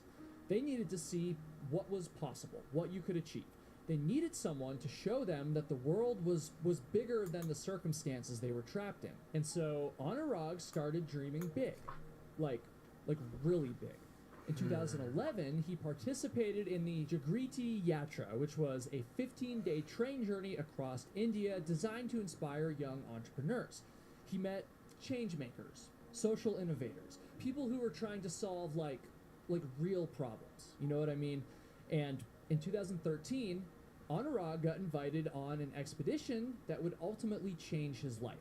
The Inspire International Antarctica Expedition with Sir Robert Swan, who was the first person to walk both the North and South Poles. He found a new purpose, and from then on, he committed his life to climate studies at the world's highest peaks and in the world's coldest regions. So as you can imagine, this would require him to begin training as a mountaineer. By 2022, Anurag had climbed over 10 peaks and passes and had been to over 60 countries across all 7 continents. And at every single summit he reached, he would talk with the people around him about the mountain communities that depend on these ecosystems. However, despite all of this experience, both in the mountains and professionally, he still hadn't climbed any of the 8,000ers. The 14 mountains whose peaks cross above 8,000 meters. And of course, some of these include K2 or Makalu, and who could forget probably the most famous one, Mount Everest, the highest mountain in the entire world. And so in 2023, Anurag decided that he would start his quest to conquer all 14 of these peaks, and the first one he would take on would be Annapurna. And listen, I'm no mountaineer, but I still think it's a little crazy that he chose Annapurna as his first choice for these peaks, because let's just say that this particular mountain has earned a nickname, the Killer Mountain. Oh, and it's earned it for good reason. From my understanding, even Mount Everest is like a cakewalk compared to Annapurna, and Anurag was about to learn this the hard way. Now, I would never stand a chance to climb a mountain nicknamed the Killer Mountain, but if I were to try, well, you can guarantee that I would be drinking Element the entire way. Element is this video's sponsor, and they are the best and most creative electrolyte company out there. Take this for example. You guys have probably heard me talk about Element for years now, and that's because it's been a legit part of my routine for so long. But lately, I've been especially into Element Sparkling, and what makes it different is that it doesn't just feel like another version of the packets. Although, man, I do really love these packets, and I'll actually get to that in just a second. Element Sparkling is so refreshing, and it's actually perfect now that spring is coming and it's starting to warm up outside. A few months ago, I cracked one of these open. It's lemonade salt. While I was playing pickleball on a hot day, and dude, replacing your electrolytes and drinking something so refreshing at the same time, I still think about that moment. That was the most refreshing sip of any drink I've ever had. But Element Sparkling is also built for those in-between moments of life, not just the big efforts like me playing pickleball, not just after a brutal hike even, but the regular parts of the day when you're working or driving, all that stuff. It's a slim 12-ounce can, and it's cold, it's crisp, It's carbonated, and it makes staying on top of hydration just so much easier. Each can has 500 milligrams of sodium, 100 milligrams of potassium, and 30 milligrams of magnesium, and so it's not just sparkling water, it's a real electrolyte drink in a format that's way easier to work into your everyday life. And so what I would do right now is go to drinkelement.com/KyleHatesHiking, that's drinklmnt.com/KyleHatesHiking, or click the link at the top of the description, and go purchase some Lemonade Salt Element Sparkling, this stuff right here. And when you do that through my link, you're gonna get a sample pack of 8 additional Element sticks thrown in with your order for no extra cost. And trust me, these are awesome as well. And so one more time, drinklmnt.com/KyleHatesHiking, or click the link and go get yourself some free elements. And okay, buckle up, because this story is about to get very dark. Nepal's Annapurna sits at 26,545 feet in elevation, or about 8,091 meters. And even though it's only the 10th highest peak in the world, Annapurna has the highest fatality rate of all the 8,000ers. Almost 1 in 3 climbers who attempt Annapurna don't make it back. 1 in 3. Compare that to Mount Everest, for instance, whose fatality rate is around 1 to 2%, or even K2, the second highest mountain in the world, whose death rate is closer to 25%. So you can see that Annapurna is on a whole nother level, basically. And there are 3 reasons for this, and the first is the avalanche danger. Annapurna's south face is notorious for these massive, unpredictable avalanches. The route between Camp 2 and Camp 3 is swept by avalanches, like, constantly. And so climbers try to move through this section as fast as they can because, I mean, it's basically a shooting gallery. Annapurna also gets hit with sudden, violent storms that can trap climbers high up on the mountain. The weather can turn from clear skies all the way to whiteout conditions in just minutes, and with pretty much 0 warning. And on top of all the environmental risks, the mountain makes climbers perform some of the most technically difficult maneuvers that exist in the sport, right? There are these giant seracs that hang over climbers' heads, there's deep crevasses that appear out of nowhere, and narrow ridges that require perfect balance. That is, unless you don't mind falling to your death. During the weekend that Anurag would attempt his summit, Annapurna would claim another victim, and that was Noel Hanna, a 56-year-old Irish climber who had summited Everest 10 times in the past. He died in his tent at Camp 4 after successfully summiting without supplemental oxygen, which just goes to show that no one is safe on Annapurna unless you're, back at base camp, which happens to be where Anurag found himself in late March of 2023. Now, here's something important. Anurag decided to attempt Annapurna without supplemental oxygen, just like the previous, now deceased climber that I mentioned a second ago, and this is a huge deal. Climbing above 8,000 meters without oxygen is incredibly rare and incredibly dangerous. Once you're up there, your brain starts losing oxygen at a rapid pace, your organs start shutting down. I mean, spending over 12 hours in the death zone without supplemental oxygen, well, that means that you're essentially tempting fate. If you get stuck up there for any longer than that, you can pretty much forget it. On the night of April 15th, 2023, Anurag and his Sherpa Dawa started their summit push. They made relatively good time climbing up the mountain with weather patterns holding out for the most part. They left Camp 4 in the middle of the night, heading for the summit right as the clock struck midnight, now on April 16th. But as they climbed higher, Anurag started feeling sick. The beginning signs of altitude sickness were starting to kick in. Fatigue, a terrible cough that he had been nursing for a few days was getting worse by the second. Every breath felt just so heavy. Every step was agony. And around Camp 5, which was still well below the summit, by the way, Anurag radioed down telling his team that he was not going to summit. He had made his choice. He was going to turn around. And the team radioed back telling him that the weather was turning very bad anyways, and so Anurag and his Sherpa, they made this very smart decision, and they started going back down the mountain. And I have to note that in most of the mountaineering stories that I cover on this channel, we hear about someone ignoring their better judgment or not paying attention to early warning signs of trouble and, continuing up the mountain when they should have turned around, but none of that was true in Anurag's story. he and his Sherpa made the kind of decision that usually saves lives on mountains like Everest, K2, and of course, Annapurna. And so, how is it possible then that just a few moments later, everyone thought that Anurag was dead? You heard that right. By now, it was April 17th, 2023. Right around 2:30 p.m., Anurag and his Sherpa were descending between Camp 3 and Camp 2, and despite now being out of the death zone, just out of it, they were now approaching the most dangerous section of the climb, or the descent, a steep, icy couloir with crevasses and seracs looming above.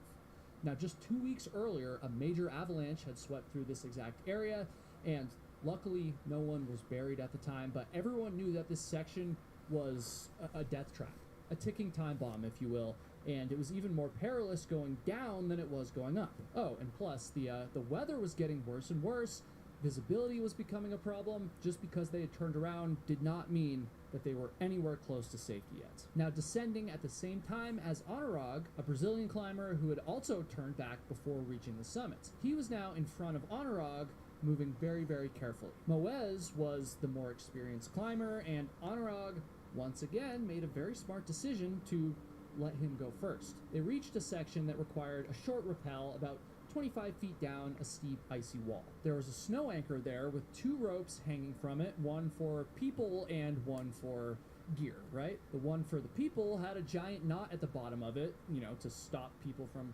rappelling any further past that point. So Moez went first, thinking that he would kind of show Anurag the ropes. Literally. He clipped into the rope that had the knot at the end, and he rappelled down safely, stopping at that giant knot. Then it was Anurag's turn. He clipped in, and he started rappelling, but unlike Moez, Anurag didn't see a knot at the bottom of his rope, because it turns out he had grabbed the wrong rope. He was on the cargo rope used for hauling gear and equipment, not the one used for rappelling people. It was too short, and again, it had no knot at the end. Absolutely nothing to stop all the momentum he was picking up as he rappelled down. And so he began gaining more and more speed, which, you know, if you're rappelling down an icy slope, well, that's not exactly what you want. And eventually, why this guy talks right off the rope, hitting the hard ice below and then sliding down and down. Moez and Dawa Sherpa watched in horror as he just tumbled uncontrollably down the steep, icy slope, picking up even more speed, unable to self-arrest, until after several hundred feet of sliding, he disappeared into a massive crevasse. Moez and Dawa Sherpa hustled to the mouth of the crevasse, and they started like shouting down to him, and they didn't hear anything back. The weather was getting worse, the avalanche danger was increasing by the second, and so Moez and the Sherpa basically had to keep moving or risk dying themselves. And that sounds harsh, but again, they were shouting to him and he wasn't responding. I mean, every logical sign was telling them that Anurag was gone. And so they left him behind. And again, that sounds cruel, but like, you have to really think here, what else could they have done? I mean, this is the harsh truth of mountaineering. When something goes wrong on one of the world's most dangerous mountains, it's essentially everyone for themselves. If you expend valuable time, energy, and resources on an unplanned rescue, it's very likely that you too will end up dying.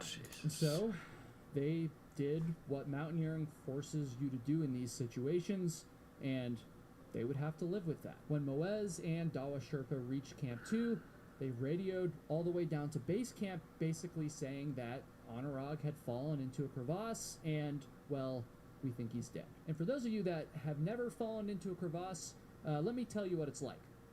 Or at least what it's like from what I've researched. I haven't either. A crevasse is a deep crack in a glacier. Alright, I can't handle it. Alright, this is an interesting... I don't know, like that, I can't... The way that guy talks is bothering me. Video. In 1963, the CIA classified a book, not a military strategy, not a weapons blueprint, not a field report from some... I've heard of this before. Cold War intelligence operation, but a book about what happens when civilizations end. The author was a man named Chan Thomas, and his book laid out a theory that the Earth goes through cyclical cataclysms, pole shifts, crustal displacements, magnetic field reversals, events that wipe even advanced civilizations off the map and reset the human clock to zero. They stopped its publication, and for 50 years, that was the end of the story. Then, in 2013, under a FOIA request, a Freedom of Information request, they released 57 pages of a much longer book. And what they kept is what matters for the topic of this video. The chapters on how these mechanisms actually work, what happens to Earth's magnetic field during a shift, the connections to aliens, and the aftermath, what the world would look like after everything resets. Now, for a long time, nobody could explain why a book that a lot of very rational people and mainstream science would dismiss as pseudoscience, that's right, this book, why would this book need to be I've looked into this before. classified by the CIA for 50 years? And that extremely strange mystery is what this video is about. In researching this video, we pulled on the classic thread, and that thread happened to connect to 5 separate discoveries in 5 separate fields that all point to the same conclusion. An archaeological site in Turkey with over 200 stone pillars buried underground, carved out 12,000 years ago, with 90% of it still unexcavated after 3 decades of knowing it's there. A sister site 46 kilometers away where they just found the first human face ever carved on one of those pillars. They found that in October of last year. An Oxford professor who spent 40 years surveying 600 stone circles and found the same measurement unit across 1,000 miles of open ocean, then watching his entire body of work be erased from the academic record. 2 scientific papers about a catastrophic comet 12,800 years ago that were published, peer-reviewed, and then retracted, while the majority of their own authors publicly disagreed with the retraction. Then finally, the Dartmouth-educated defense contractor whose book connecting all of it the CIA locked away for half a century. 5 discoveries, 5 fields, and in every case, the questions they raised got shut down before they were answered. And the CIA is behind all of it. Our first thread starts in southeastern Turkey on a limestone ridge called Göbekli Tepe. You've probably heard of Göbekli Tepe. It's a classic pseudoscience talking point. In 1963, a joint survey from the universities of Istanbul and Chicago found some broken limestone slabs sticking out of the ground. They assumed they were medieval gravestones, noted them in their survey log, and moved on. 30 years went by. 1994, a German archaeologist named Klaus Schmidt visited the site, recognized the broken slabs for what they actually were, which was the tops of massive T-shaped pillars buried in the hillside. And Klaus understood that what he was looking at was older than anything anyone had ever found. The pillars were carved from limestone, 3 to 6 meters tall, some weighing 8 to 10 metric tons. Big. And they were shaped using flint tools, because that's all that these poor old people had. No metal, no wheels, no draft animals, just some flint and a love of the game. And there's still an unfinished pillar sitting in the quarry 7 meters long, and it's roughly 50 metric tons, nearly as heavy as an M1 Abrams tank. They couldn't move it, but they tried. But they moved the other ones, and they didn't build downhill from the quarry. They moved these pillars up to 500 meters uphill to the top of the ridge. And Schmidt spent the rest of his career at Göbekli Tepe. He eventually died in 2014, still digging, still excavating. And the line he's most remembered for is his quote, "First came the temple, then the city." And what Klaus meant was that Göbekli Tepe could invert everything we thought we knew about how civilizations developed, because it's really old, much older than the other civilizations that we think are old. And the standard model for old civilizations goes like this. People settle down, they start farming, they build villages, they develop religion, and eventually they build monuments. Göbekli Tepe seems to indicate the opposite happened. Monuments came first, and the settlement came later. This is all predicated on radiocarbon dating, of course, but Göbekli Tepe's oldest radiocarbon dates put construction at roughly 9500 BCE. To put that into context, the Great Pyramid of Giza was built around 2560 BCE, a 7,000-year gap. The wheel, writing, pottery in the Near East, all of it came thousands of years after these people were chopping away at these big old stones with flint. Smithsonian Magazine put it this way, quote, "There's more time between Göbekli Tepe and the Sumerian clay tablets than from Sumer to today." Yeah. And we treat Sumer as ancient history. The beginning of recorded civilization in Göbekli Tepe is as far from Sumer as Sumer is from us. These people had no writing, no metal tools, no pottery, no domesticated animals, and according to the standard model, no agriculture. How'd they eat and shit? With all that being said, they somehow organized a construction project that required quarrying multi-ton limestone pillars, shaping them with flint, and moving them uphill to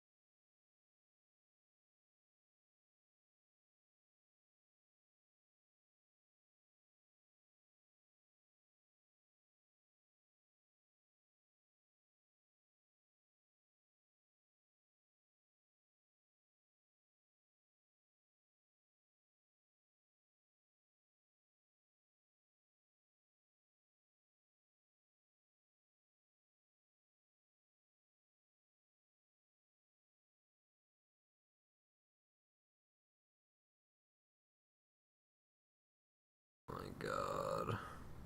Really sound hasn't even been on. That's wonderful. Website that helps you find and book high-quality in-network doctors so you can find someone you love. They've got more than 150,000 providers across all 50 states, and you can search by specialty, symptom, dermatology, dentistry, primary care, eye care, and over 200 other specialties. If you'd rather do a video visit, you can do that too if you're a little bit scared. All right, if you're timid. What I love is that you can read verified patient reviews, then see their real-time availability and click to book, and appointments usually happen fast, typically within 24 to 72 hours, and you can even sometimes score one same day. All right, stop putting off those doctor's appointments and go to zocdoc.com/Oompaville, zocdoc.com/Oompaville to find and instantly book a top-rated doctor today. That's zocdoc.com/Oompaville today. This message is sponsored by ZocDoc and also Pete. In October of 2025, they found something there that nobody really expected. They're always finding shit that nobody expects. How about this sister of Göbekli Tepe? Karahan Tepe. It sits in the Tek Mountains 46 kilometers east of Göbekli Tepe. Systematic excavation began in 2019 under Professor Nekmi Karul from Istanbul University. I'm butchering all of these names. And what Nekmi's team found there makes Göbekli Tepe look like an introduction to a much longer story. Karahan Tepe has over 250 T-shaped megaliths underground, more than Göbekli Tepe, and it was built around 9400 BCE and occupied continuously for roughly 1,500 years. It does not have UNESCO status, and most people have never heard of it until now because most people watch my videos. Press the like button, viewer. Thank you. And in October of 2025, Karul's team uncovered a 135 centimeter T-shaped pillar with something no one had ever seen before. Literally, a three-dimensional human face carved directly into the fucking stone with a huge prominent ridge bone like me. Look at that. Look at that shit. I have a crazy brow. Look at that. Deep set eyes, blunt nose, angular jaw. No, you lost me there. I don't look like that. So since these sites have been known, across all of them, every single T-pillar had been faceless, and the assumption was that the facelessness was deliberate, some kind of symbolic, conscious choice to represent the understandings of the humans of that time. But no, says the T-pillar at Karahan Tepe. Karul told the art newspaper the only missing element in this pattern was the face. The human face pillar we encountered in a structure containing domestic elements such as grinding stones fills this gap. Now, the context of what I just said is very important. The faced T-shaped pillar was found not in a monumental enclosure like the ones at Göbekli Tepe. This was in a domestic structure, building with grinding stones where people probably lived and worked. The monumental pillars are faceless. The domestic pillar had a face. It's a distinction that matters. So not only is it a conscious decision to just not put faces on pillars, it's a conscious decision to not put faces on monuments, monumental pillars and monumental spaces, and then put faces on domestic spaces.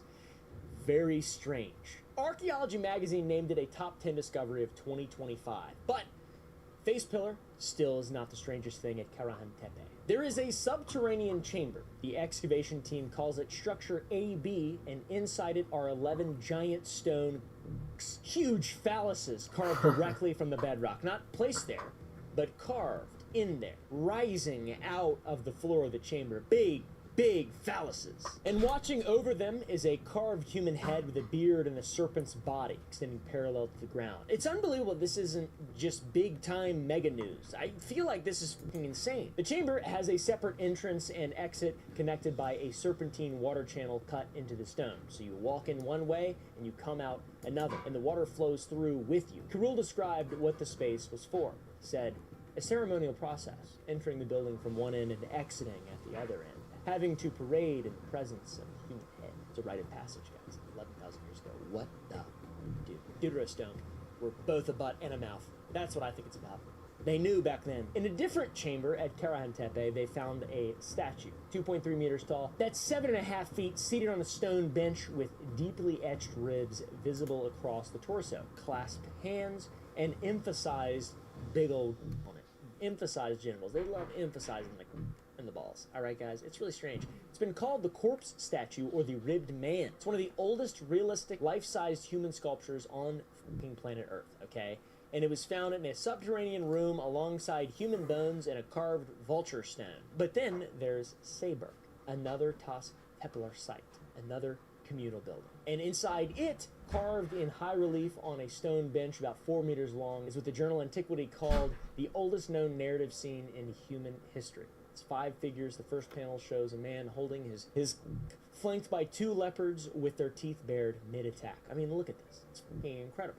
The second panel shows a squatting figure with a 6-fingered hand facing a bull while holding a snake or a rattle. Not exactly sure. The leopard's teeth and the bull's horns are deliberately exaggerated, like the other man's carved deeper than the rest of the relief to make sure you notice them. Somebody carved a narrative into stone 11,000 years ago.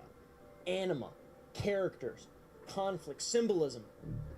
We're only reading this story because it was fucking published. I guess it was excavated and published a couple years ago. This is just some of the incredibly interesting stuff that they found. There's shared pillars, shared symbols, shared construction techniques, all spanning hundreds of miles in a time in which this was not thought possible but 40 years ago. Turkey isn't the only place with this extremely confusing problem. An Oxford professor found the same thing across 600 stone circles, 1,000 miles apart, Britain and France, and his career was destroyed for saying it. Old fellow by the name of Alexander Thom was born in 1894 in Carradale, Scotland. At Glasgow, he was a classmate of John Logie Baird, the man who invented the television, subtle flex. Thom went into engineering and spent 16 years as a professor of engineering at Oxford. During World War II, he served as a principal scientific officer at the Royal Aircraft Establishment at Farnborough, where he built the first high-speed wind tunnel in Britain and assisted Bunsen Wallace with the bouncing bomb, the weapon used in the Dam Busters raids of May 1943, one of the most famous operations of the entire war.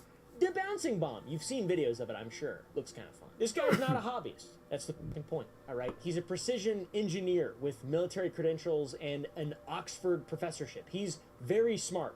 And after the war, he turned his skill and talent towards something nobody in his field was studying. Stone circles made by the ancients. Over the next 40-plus years, Thom visited over 450 megalithic sites and professionally surveyed roughly 300 of them across Scotland, England, Wales, and France. And not with a tape measure, not with Stanley Fat 25 feet, all you need. Let's be real.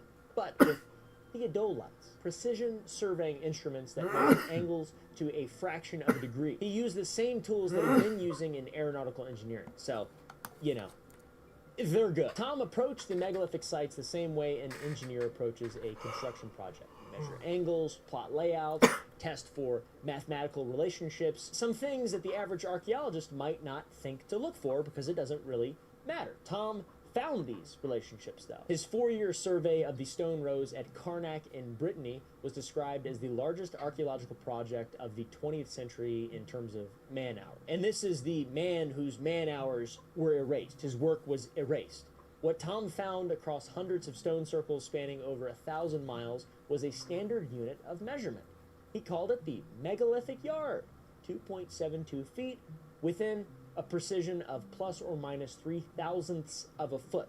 Published in 1955 in the Journal of the Royal Statistical Society, this was confirmed across site after site from the Scottish Highlands to the coast of beautiful old Britain. And then came a coincidence, something that was difficult to explain.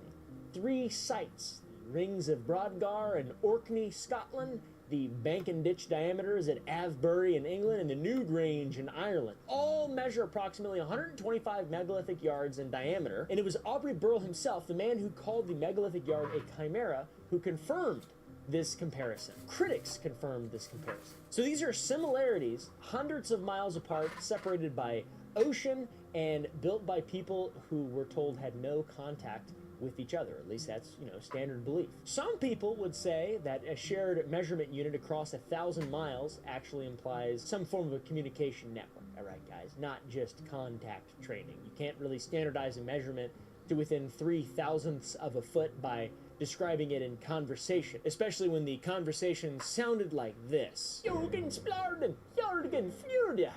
Somebody had to carry some kind of reference, standard, teacher application method, some kind of thing across open ocean. It implies an institution, not that these are just isolated tribes of men with no shirts and huge swollen independently stumbling on similar shapes within, you know, a few thousandths. Tom also found Pythagorean geometry built into the stone layouts. Triangles with exact integer ratios more than 2,000 years before Pythagoras was even born. So take that, you.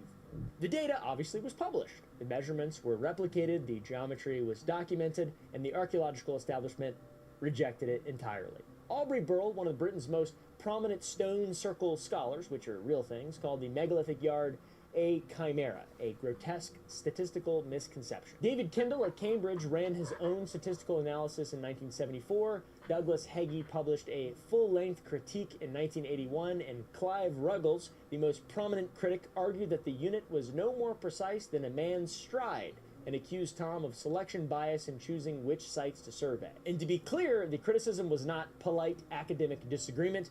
Edmund Sixsmith, writing in Significance, the Journal of the Royal Statistical Society, described Tom's work as having been, quote, airbrushed from accepted wisdom, which is an unbelievable burn, dude. American archaeoastronomers watching from across the pond in America believe the British had, quote, set unduly high standards of proof and are unappreciative of a genius. They love infighting. Archaeology, all the sciences love just fighting about stuff. Just like, I'm right!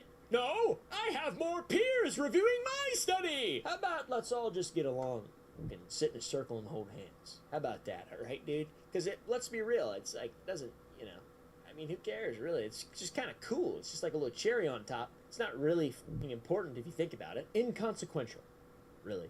Unless there's aliens or something like that, it's pretty fucking inconsequential. Now, to be extremely clear, the critique was over Tom's measurement to the exact millimeter. The critics argued about the precision, but there's still a pattern of 600 sites, consistent measurements, geometric planning across 1,000 miles. Some of them suggested it's just a stride. This is how people are kind of shaped all the same. That's how the pattern was never actually disproven. And Tom died in 1985 at the age of 91 years old. And by then, the megalithic yard had been effectively removed from mainstream archaeological discussion, which is really sad because he's old and stuff, and I feel bad for old people sometimes.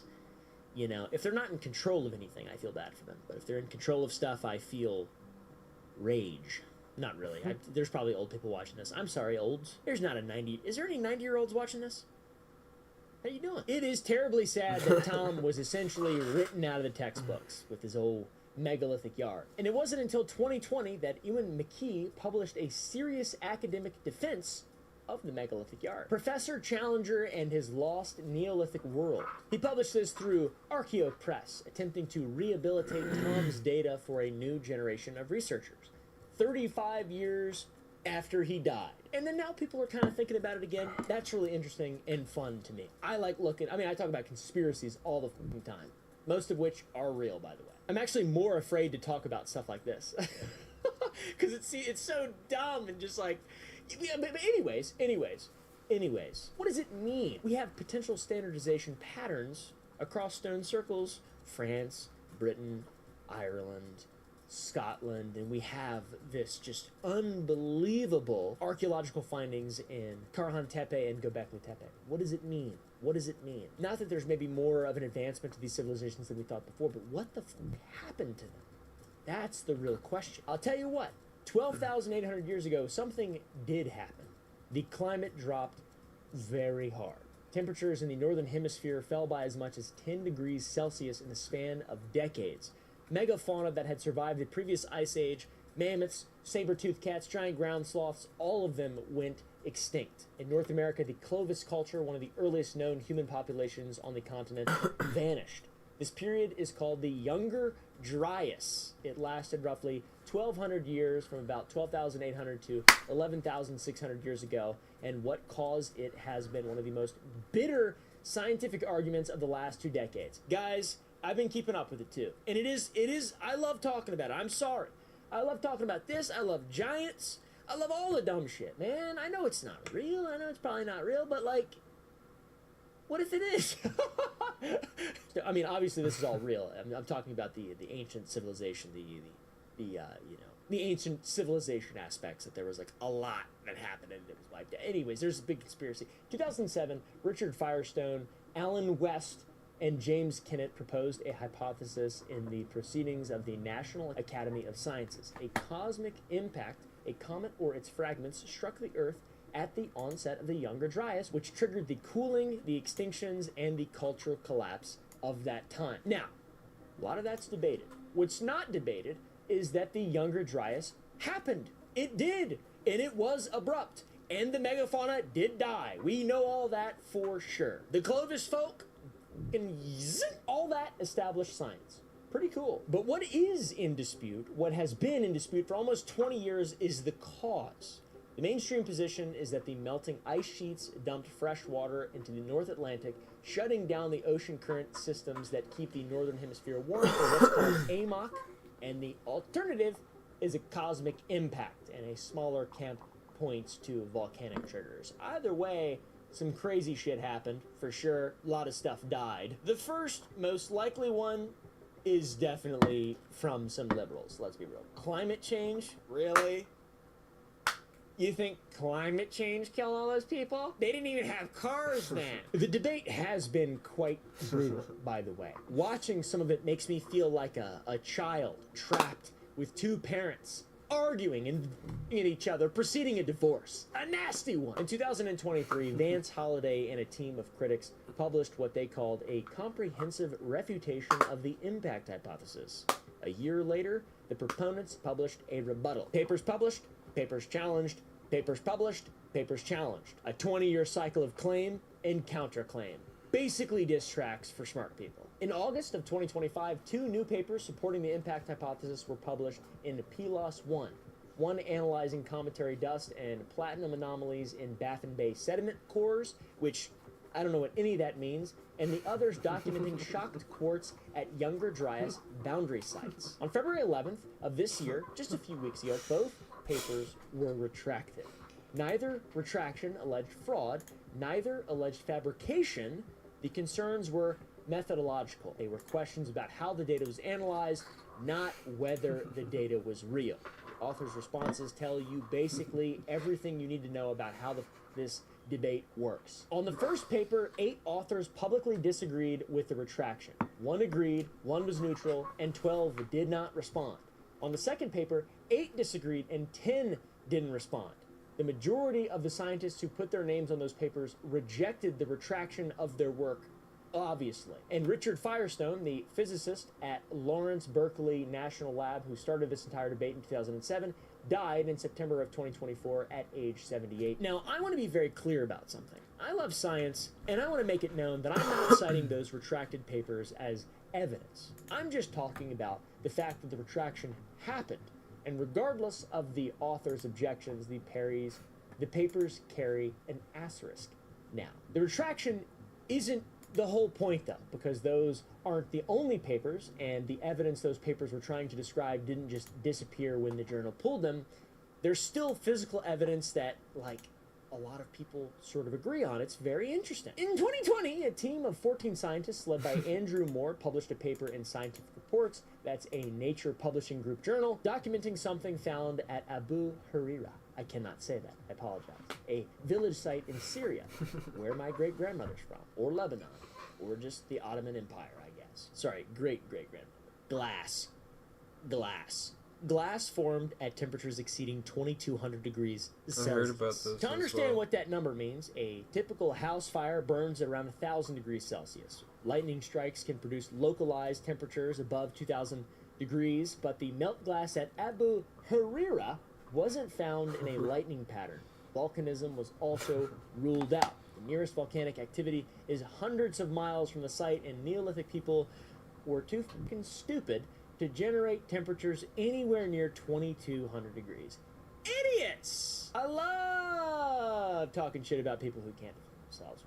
Moore described it this way. He said, this melt glass required enormous heat, far beyond anything that a group of hunters and gatherers could ever generate on their own. Yeah, you don't f***ing say? The only known mechanism that produces temperatures exceeding 2200 degrees Celsius across a wide area is a nuclear bomb. No, this isn't Ancient Aliens. It's a cosmic airburst, an object entering the atmosphere and detonating above the surface, which that happens. It's not hypothetical. In 1908, something detonated over Tunguska, Siberia, and flattened millions of trees across 830 square miles. No crater.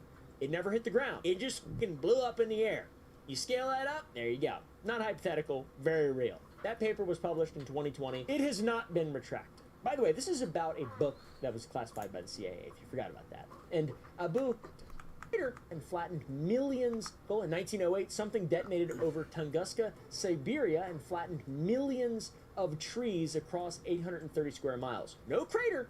It never hit the ground. It just fucking blew up in the air. You scale that up, there you go. Not hypothetical, very real. That paper was published in 2020. It has not been retracted. By the way, this is about a book that was classified by the CIA, if you forgot about that. And Abu Herrera is not alone. As of 2022, researchers have documented evidence at 56 Younger Dryas boundary sites across 4 continents: North America, South America, Europe, and the Mideast. In 2013, a team from Harvard published in the Proceedings of the National Academy of Sciences documenting a 100-fold increase in platinum concentration in the Greenland ice covers at the exact boundary layer 12,800 years ago, guys. Interesting. Now, intellectual honesty, okay? The lead author of that platinum study, Mikhail Petev, is now a co-author on Holliday's 2023 refutation paper. He stands behind the measurement. The platinum is real, but he's argued the spike occurred roughly 20 years after the Younger Dryas onset, not at it. So the man who found the evidence disputes what it means. And what that means is the evidence for something catastrophic happening 12,800 years ago isn't just sitting in one lab from one research team in one country. It's all across the planets and has been gathered by different teams using different methods at different sites on different continents, but they do keep finding similar signatures at the same stratigraphic layers. Okay, platinum in the ice, melt glass in the ground. There's evidence at 56 sites. What does it mean? They don't have any idea. Do you know? Can you tell me? Because I have no idea. But I love this stuff. I could read about this all day long in archaeology, anthropology, mixology, like in The Sims, kinesiology, like all the dumb people I knew in high school. That's not real. I didn't go to high school. And I don't think I knew anybody doing kinesiology. Actually, the only person I knew who did, I think, kinesiology and therapy applications was a genius. So I'm full of shit. I'm full of shit. I apologize. I'm so full of shit. Please forgive. Let's get back to where we started. The CIA classified a book in the 1960s called The Adam and Eve Story. It was written by a man named Chan Thomas. And in the hook, I told you what the book was about. It was about cyclical cataclysms, pole shifts, Earth's crust suddenly displacing, supersonic winds, magnetic field reversals, theories that sound like pseudoscience. And if it were pseudoscience, the CIA would have ignored it. Right? They didn't ignore it, which gives it credence somehow. Obviously, they classified this book. They even stopped its publication in 1966. And when they finally released a version in 2013 under a FOIA request, it was 57 sanitized pages of what various sources describe as a much larger work. The chapters they kept deal with how the mechanisms work, what happens to the Earth's magnetic field, connections to UFOs, UAPs, and the aftermath of a cataclysm. The parts that explain how are the parts that they did not declassify. So, who was Chan Thomas? Most people who've heard of this book assume the author was a conspiracy theorist or a fringe thinker, someone operating out of their mother's basement with a typewriter in their hand and a theory. Old Chan's full name was Dr. Chansey Chan Powers Thomas. He was born February 15th, 1920, the year of the rat. Kansas City. He attended Dartmouth College and Columbia University and graduated with a Bachelor of Science in Electrical Engineering in 1943. After graduation, he went to work as a project engineer for Bell Aircraft, where he worked on the Rascal program, which was a nuclear-armed air-to-surface missile. Doesn't sound that much like a rascal. Then Douglas Aircraft, where he worked on the A-4D Skyhawk, which is a Navy attack aircraft that saw combat in Nam. and then he moved to McDonnell Douglas Advanced Concept Division. Not exactly his mother's basement, in his hand and a typewriter, to be real. He also appeared on The Tonight Show with Johnny Carson on April 7th, 1965, and taught ESP classes to 560 students at UCLA. Weird. Very complicated. ESP, by the way, really strange. This guy is objectively not a one-dimensional genius or a one-dimensional crackpot. He's a two-dimensional genius crackpot. He was a Dartmouth-educated electrical engineer working in advanced defense concepts who also believed in psychic phenomena. But the part that matters for the story is where he worked and what his employer was doing while he was writing this book on ancient cataclysms. At McDonnell Douglas, Chan Thomas worked beside Dr. Robert M. Wood on a gravity control research project. The internal project name was BitBur. The project's budget was over $500,000, which is roughly $4 to $5 million in today's big-time monies. All right? A government intelligence agency expressed interest in the project, which led to a draft proposal called Project Skylight. Robert Wood described it years later in the MUFON Journal, quote, "The goal was to mimic, imitate, or duplicate the observables associated with UFOs." Gravity shit. Now, the proposal did not go through with McDonnell Douglas, but the CIA did classify Chan Thomas' book. So this motherfucker was writing about cyclical cataclysms, pole shifts, magnetic fields, all that crazy stuff while working for a defense contractor on a government-funded gravity project that was trying to replicate the observables of UFOs, and the agency that expressed interest in that latter project is the same one that classified the motherfucker's book. What? So, did the CIA classify a book this guy wrote that was a little too close to the truth? Maybe what happened to Göbekli Tepe, maybe what happened in the Younger Dryas, maybe what happened to the people at the stone circles. I don't have any idea. I don't know. I think that the fact that it was classified makes it a lot more suspicious than it actually is, especially with how much people argue about this. People want to know what happened to all the people back then. Were they? There's also that hammer thing that's just like totally disproven or whatever. All this stuff, all the fun stuff's not real. But I tell you what is real. The evidence at Göbekli Tepe, that's real. The melt glass at Abu Huraira is real. The CIA document being classified, that's real. Tom's surveys are real. The retraction controversy is real.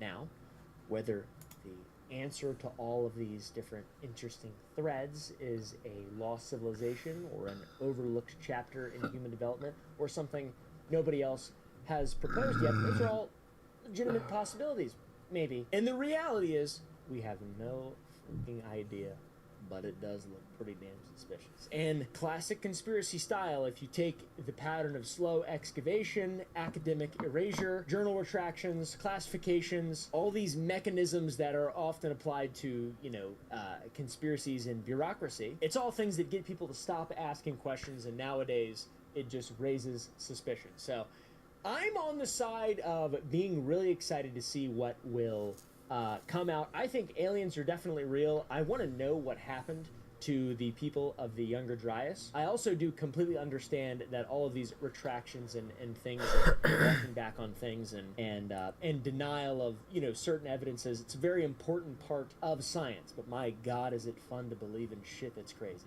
I tell you what. What do I think?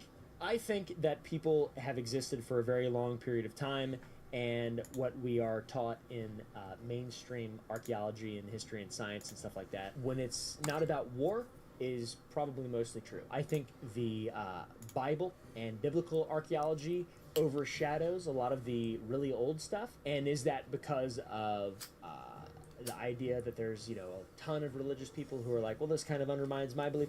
I don't exactly know. I don't really give a I think that those things can coexist. I know that people think the Earth is 6,000 years old. I think that's really dumb, and I don't see how that's even...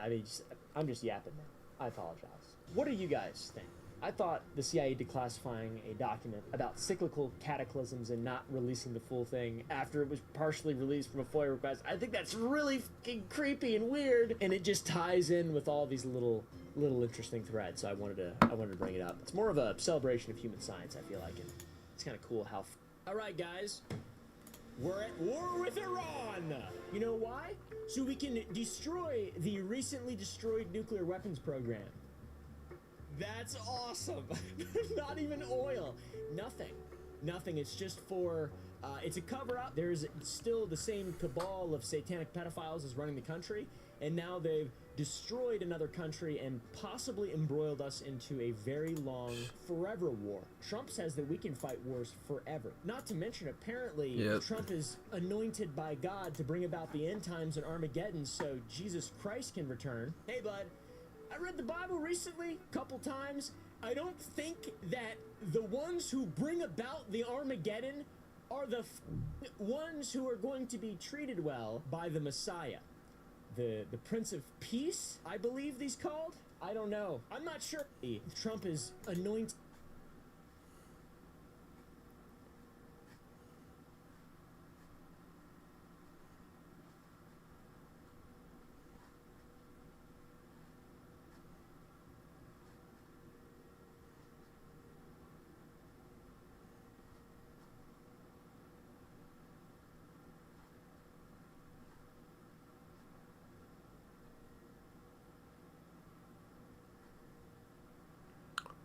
Huh?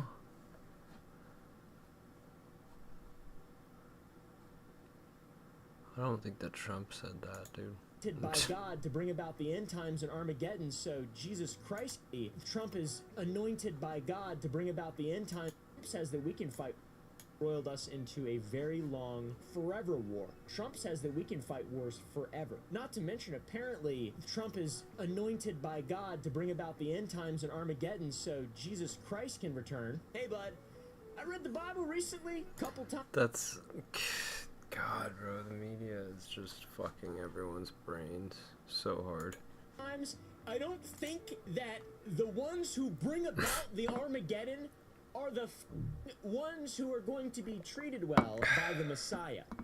The Prince of Peace, I believe he's called? I don't know. I'm not sure, though. I don't know anything at all. They're willing to do anything to make us forget about the Epstein files, all right? Hillary Clinton, Bill Clinton have been... Trump's the one that's trying to make peace. The IRGC is a terrible bunch of people. And actual Iranians that live there under their regime want them out. And, you know, if you're an American who hasn't lived there, you should maybe go look at what actual Iranians are saying and stop living in a bubble and fucking God, it's just like been non-stop, man. Everyone thinks they know because they watch a fucking news piece or see some article on Facebook. They think they know that it's just no one does research. Like, and they'll go to an AI and an AI will give them some bullshit sometimes. Like, the AI will lie to you sometimes. If it's something about, like, you know, like this chick right here, you know, I'm not even gonna say her name, but, you know, anyways, everyone's so lost and confused, but actually, I don't think that, like Iran, and this isn't really even Iran, it's the regime that took over Iran is actually really bad people. Like, if they cannot have a nuke because they'll bomb us with it. Like, and they look at you and me as infidels. They want to kill you and me. And if you take your chick over there and she's dancing or doesn't have her fucking hijab on, they can kill her. It's just insane, bro, that people defend this shit. Testifying before their enemies, it seems like, over the Epstein files. Bill Clinton's been looking, reminiscing, smiling at photos of him and Epstein together. I hate those videos are so funny in a fucked up way.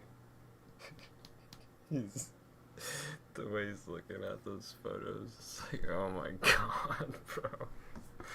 There's a fucking animal. people who have what seems like all the power in this country. This is not a war that has anything to do with us or anything to do with our day-to-day lives. It's not. It objectively is not. There is zero danger in Iran. The intelligence shows that there is no threat of nuclear Armageddon from Iran. If anything, it's a little beside them. Or... What intelligence, dude? What intelligence are you rating? They're the biggest global sponsor of terrorism. The biggest. Since like 1980, bro. Like, fuck off, man. We have veterans, dude, who died for the shit. You know, and yes, the US hasn't always been perfect, and I think Obama era, George Bush era, Biden era, you know, we were really crooked. We're doing really crooked shit. But I don't think it's the same now. Like, we're going in, we're taking out the targets, and you know, we're not seeing this prolonged conflict and like just a war machine. It's not the same at all. France or something. I don't know, but it's not them. We destroyed their whole leadership in like 6 hours, dude. Still working on a video about the point of all that stuff, by the way. The central banks, the Rothschilds, and the creature of Jekyll Island. Maybe that'll be in like 3 or 4 weeks. Hopefully the war will end. But today, we're going to continue talking about the Epstein files, and specifically the investigation that nobody's really talked about. I'm sorry if you don't want me to talk about this anymore, but they have resorted to war to cover all this stuff up. So that's pretty crazy. In December of 2010, the DEA opened an investigation into Jeffrey Epstein. Not for sex trafficking, but for drug trafficking. Oh, let's cover this up. Like, if they wanted to cover it up, they wouldn't have fucking released it, man. In money laundering, the DEA deals obviously with drugs, but also money laundering. They called it Operation Chain Reaction, and over the next 5 years, they tracked approximately $50 million in suspicious wire transfers through bank accounts in Switzerland, France, the Cayman Islands, and New York. They identified 15 targets, and Epstein was number 4 on the list. The other 14 names are still redacted. Like everybody else, is there a person besides Ro Khanna, Thomas Massey, and a couple other people? Honestly, there's like maybe 10 people who are actually trying to do stuff in Congress right now. Oh, by the way, you gotta ask Congress permission to declare war, but we don't live in that country anymore, I guess. Anyways. God. We didn't even declare war, dude. Back to the Epstein files. This DEA investigation pulled in help from the FBI, ICE, Customs and Border Protection, and FinCEN. 69 pages of financial intelligence, shell companies, border crossings, criminal histories, all compiled under one case number, OFC TP15-12392. And then it stopped. No charges filed, no public disclosure. It was so completely buried that in 2019, when federal prosecutors in Manhattan arrested Epstein for sex trafficking, they told CBS News that they were entirely unaware the DEA had been investigating him for half a decade. 5 years of work, $50 million in wire transfers, 14 other names, and the people who finally put him in handcuffs didn't even know that any of this existed. And this is a trope, by the way, among American law enforcement, federal law enforcement, and American intelligence. These agencies don't work together fundamentally. I've heard it described that their computer systems don't work, and it's not possible to communicate with someone from, you know, the FBI can't talk to the CIA. That's what caused 9/11. If you were unaware of that, who knows what actually was the cause in all reality. But our intelligence agencies, their inability to communicate and their pride and ineffectiveness, they knew it was going to happen, pretty much. Or I guess they had an inkling, but I'm not sure. I wasn't there. I wasn't dancing on the street. Last week, a United States senator gave the DEA until March 13th, just a couple days from now, to hand over those names and explain what happened to this investigation. Can you imagine that? All this money, this big name, Jeffrey Epstein, this guy's going down, and then there's just another investigation that just nobody's even heard of? Sex trafficking, implicating every powerful person. Is it all nonsense? That's what they're trying to lead us to believe, is that it's all nonsense. But unfortunately, it's not nonsense, guys, and now we're at war with Iran. Fortunately, Greenland still exists and is not ours yet. It's so mind-boggling that this is the lengths that this... Oh, man. Everyone's so, like, anti-American now. Why didn't you have this energy with Biden or Obama? None of you did. None of you. Zero. You're all... couldn't give a fuck less. But now that Trump got in office and the media told you to hate him, you know, I literally, it's almost like Trump reminds me of Charlie Kirk in a way, because you know, I wasn't a big fan at all. Like, I literally didn't ever watch Charlie Kirk. I'm more of a fan now than I was before, because I literally didn't even watch him. I thought, you know, oh, he's, you know, a grifter a little bit, but I had no idea about him. But, you know,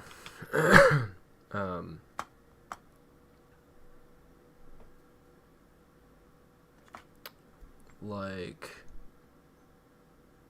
just the amount of hatred around him,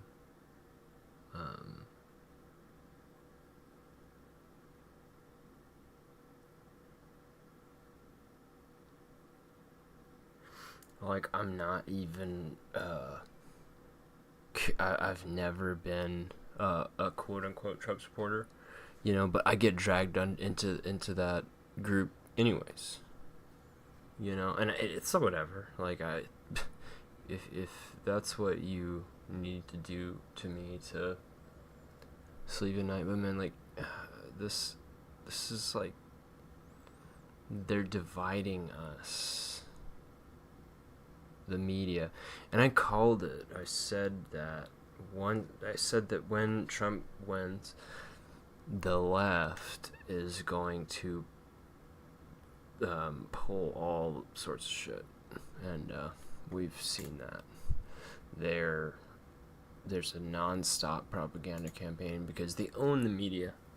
They own these, like, you know, corrupt ass fucking media companies, and you know, so they just say, oh, they've, you know, what they started with was like the whole Nazi and fascism and white supremacist thing. Like, all of a sudden I was just a white, like, if I had an opinion about anything, I'm a fucking Nazi also. It's crazy shit, man. I think a lot of people, like all the normal people, have experienced this too. You know, people with brains. But, like, I'm seeing even a lot of those people get caught up in it now, too. Like, there's so much misinformation going on. It's really hard to tell, like, what's real and what's not. I've gotten pretty good at it over the years, but most people really can't do that. I mean, seriously, like, they just can't. So they see some fucking article on Facebook about Trump supporters being fascists, and then that's what they believe. And it's gotten super advanced now to where, well, it's really not even that advanced. I mean, AI is pretty advanced, but they're using AI, and they're using fake social media profiles in the comments now. They used to do that with actual people making fake accounts, but now they're doing it with AI, and it's ruthless. I think even pages. I think they're even doing like they have pages that are AI too.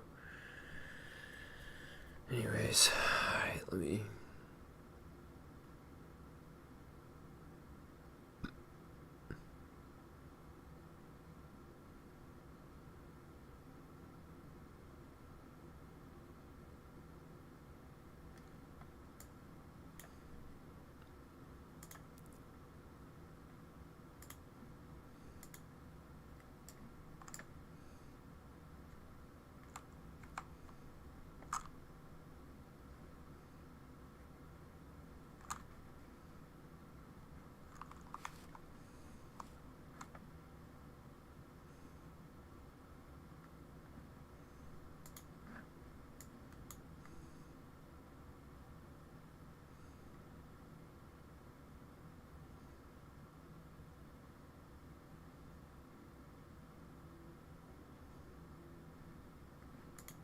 And basically every other administration that has been around in the government since the 90s, this is the lengths that they will go to try to avoid this. It's making my back sprout hair right now as we speak.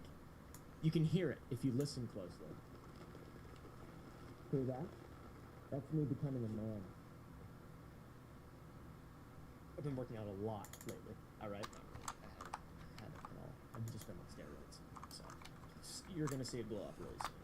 You're gonna see a glow down in the hairline and a glow up in the body fat, muscular percentages or whatever. To understand why a United States senator is demanding answers from the DEA, you need to see what is actually in this document we're talking about. The memo was prepared by the director of something called the OCD ETF Fusion Center, dated May 18th, 2015.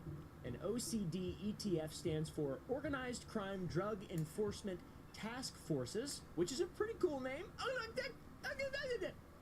That's me trying to pronounce it. And that is an important name, by the way, because it's not a local police unit. It's not old Bobby Dark Chocolate and the Rotten Boys cruising around in their cruisers, hunting down ladies of ill repute. It's not that. It's also not a single agency tip line. OCD ETF Octatip is the federal government's top-level organized crime apparatus. It was created by presidential order in 1982 and specifically designed for cases that cross state borders, national borders, and cases that involve multiple criminal enterprises and require coordination between agencies. Because for some reason, the agencies don't coordinate. When OCD ETF opens a case on someone, it means the federal government believes that that person is running an international criminal operation. So, you know, when I go to jail really soon, you'll see why. The memo itself was buried for weeks. Then on January 30th, the DOJ released the 3.5 million pages of the Epstein files. And I saw a couple people talking about it, but on February 23rd, CBS News reporters Daniel Rudnick, Pat Milton, and Kara Kabachnik, they published what they'd found somewhere in that big old dog shit pile of papers. What the document we're talking about, and that they were talking about, contains is a detailed financial map of Epstein's operation. The memo reads, DEA reporting indicates the above individuals are involved in illegitimate wire transfers which are tied to illicit drug and or prostitution activities occurring in the U.S. Virgin Islands and New York City. Now, the words that I'm using, the language that was chosen for this, we should think about it for a moment. The DEA isn't just tracking wire transfers as some kind of abstract financial, what is that thing called when you investigate somebody, CSI, crime scene investigation, fiscal, no, fiduciary, no, I'm gonna think of it. Financial illicit. Mary Johnson is a fiscal, financial, forensic. This isn't a part of some abstract financial forensics exercise. I don't even think that's the right usage. What a waste of time. They believe this money was directly connected to criminal operations, drugs, and prostitution running between the Virgin Islands and Manhattan. And they believed Epstein was at the center of this operation. The document identifies two shell companies by name. The first shell company is Hyperion Air Inc., a Delaware-registered aircraft holding company headed by a fellow by the name of Darren Indike. Very important name. Indike has been Epstein's personal attorney since 1996, the year of the rat. And according to CBS, both named shell companies in the memo were formed and...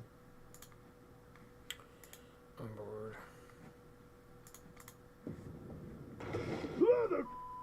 What the was that? What was it? Why? What are you doing? Go away! Oh my gosh. I don't know. I've never heard that noise in my life. A man walks away from the water's edge after fishing. As soon as he turns his back, an alligator emerges from the water. Oh, God. 30 minutes, bro.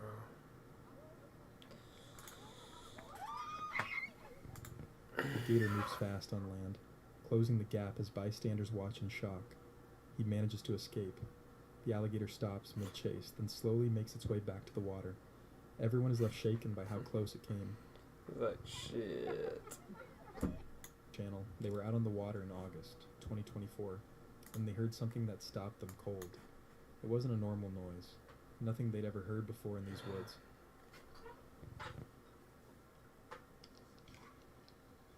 The skinwalker? You think? That's not no noise. Look at this angry little coot.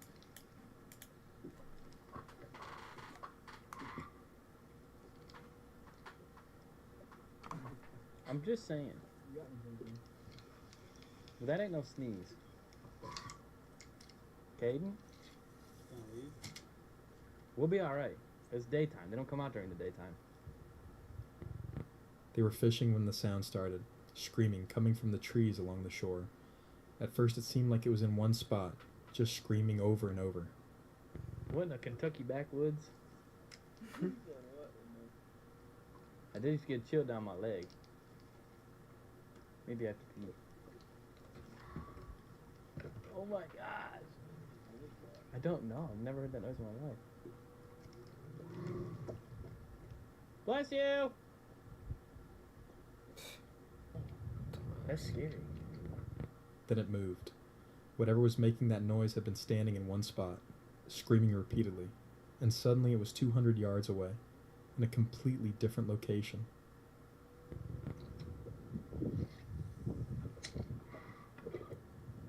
I'm hoping that you can hear this.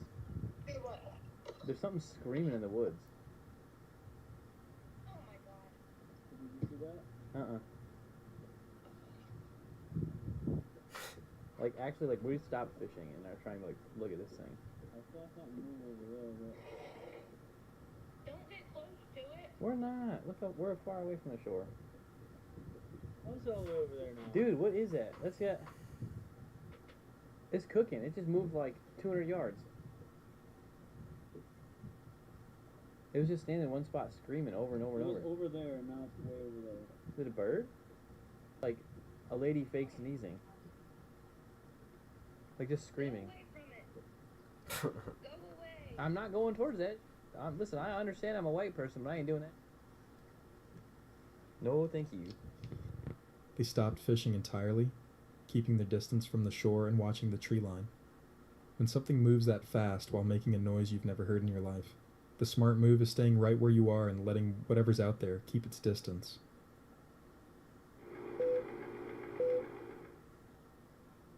In July 2022, Maybe a mountain lion.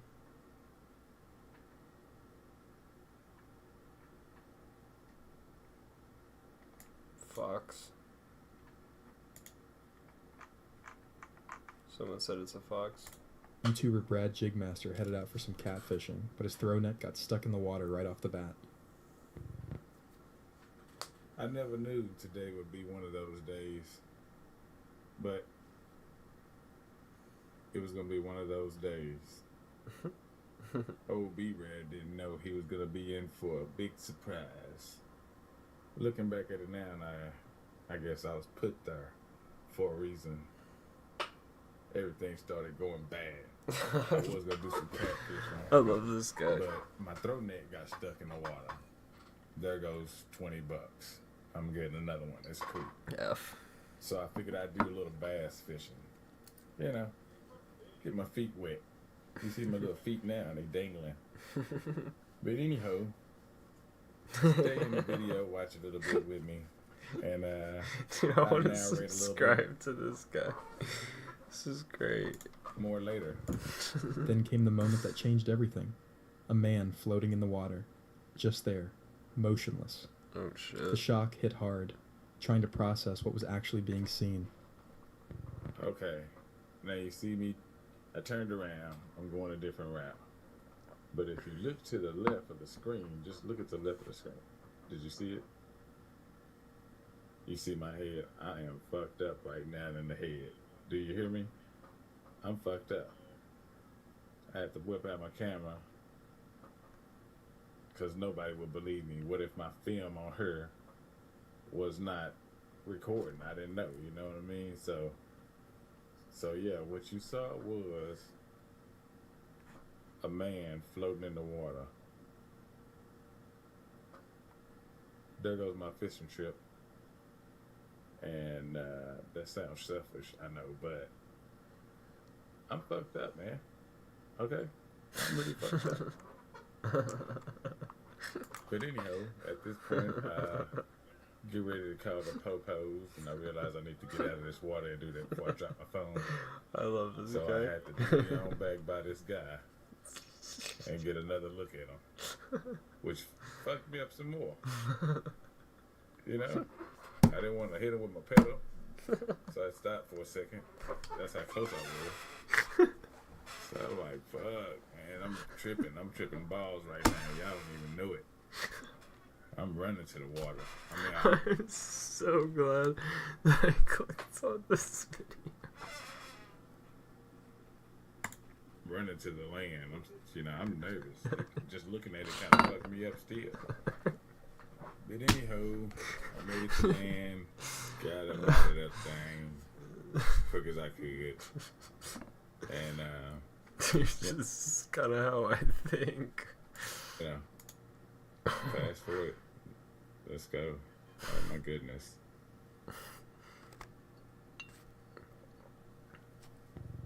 Sometimes you head out expecting a relaxing day on the water, and instead you stumble onto something that stays with you long after you pull the kayak out. It's a reminder that not every day on the water goes according to plan. Wait, no, and it's some the next discoveries guy. out there change the whole meaning of what you thought you were going to experience. Yes, let's go, dude.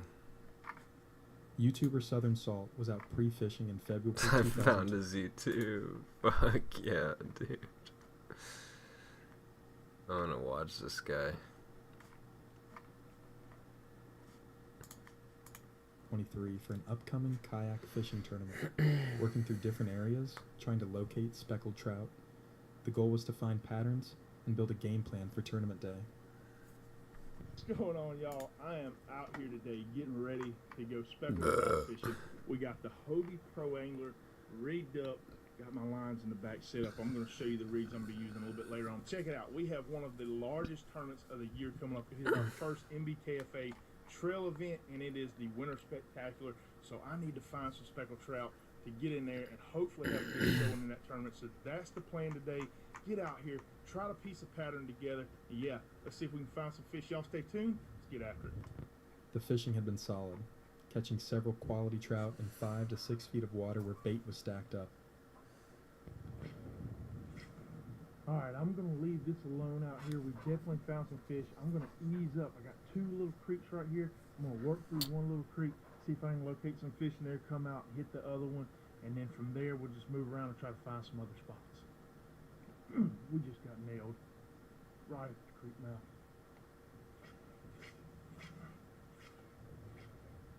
We're on. That one's not going to be as big. Still a solid trout. Look at that fish. No small ones in here today. Another 19-incher, y'all. I went into the creek, Couldn't find anything in the creek. As soon as I came back out here at the mouth of it, we were on. Oh man, like yeah, that is an 18-inch fish all day. See you, girl. Now this tournament we have next weekend is a catch photo release event, and so it really doesn't matter on weight. They don't have to be fat, they just got to be long. And I've already told y'all we're using this White Men of Death hoodwink, but check it out. Look at the way our water clarity is, right? It's clear, it's not sedimented, but it's kind of hazy, and that white is just, look at it. I mean, it just looks beautiful down in the water. It's definitely the right color for the occasion. Good overcast days like this, got a front moving through, which is typically not good for fishing. I mean, yesterday probably would have just been jam up. Yeah, not the best conditions, and we're still whacking them right here.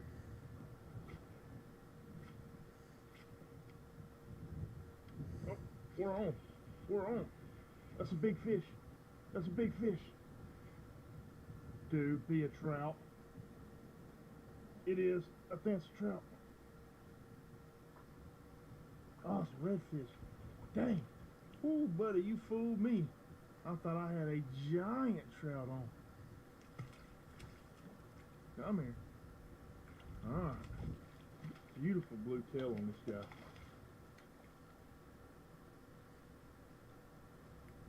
Not a big red, but I tell you, a red this size will make you think you have a giant trout on it. And another victim. Alright, anyways, we'll see you. Bye-bye. Then everything stopped. Something big had surfaced violently.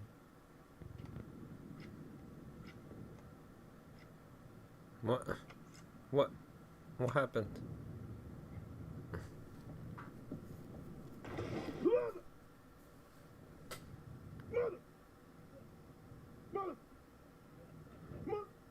Alligator, dude.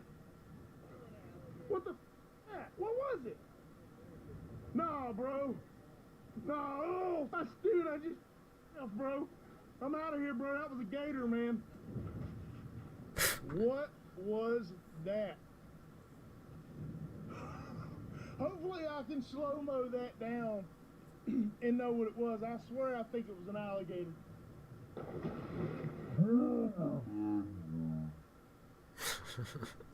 I have no idea. All I know, 1 minute I'm fishing, and the next there's just giant splash right next to me. I know it's on camera. I'm kind of freaked out, I'm not gonna lie. Y'all comment below, what do y'all think that was? Because I think I need to change my drawers, because that kind of got me. I ain't gonna lie. I'm getting out of here. Whew. It's 66 degrees in here. What do you mean it's too cold? It's 70 degrees out.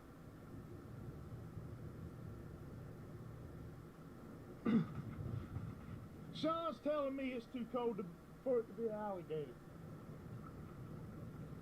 77 degrees. I got shorts on underneath these, right? If you can wear flip-flops, it is not too cold for alligators. 66 degree water temperature, 70 degree surface temperature. They are definitely out. Definitely.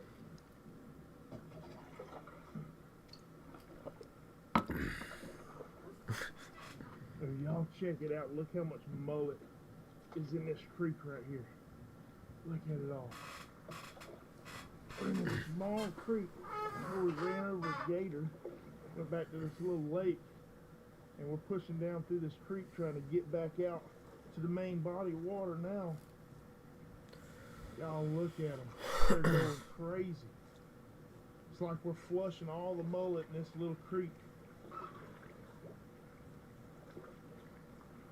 Insane.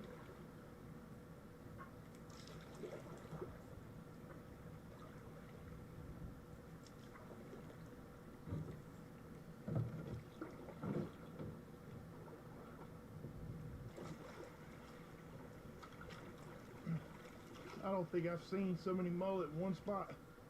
See if we can catch one with a net.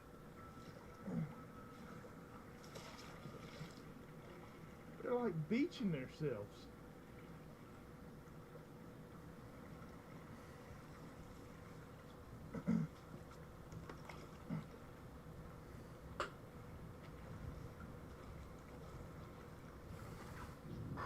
Alright, y'all, we're going to go ahead and wrap it up there. We have had an eventful last couple of days. Everything from catching some really nice sized trout, got on a lot of fish, to also, I guess, kicking maybe an alligator with my fin.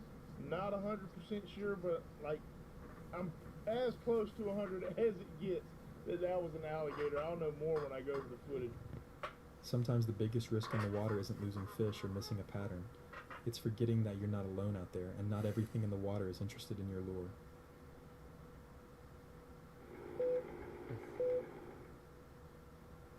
In October 2024, YouTuber Joe's Gone Fishing took his kayak down the Nerang River for the first time.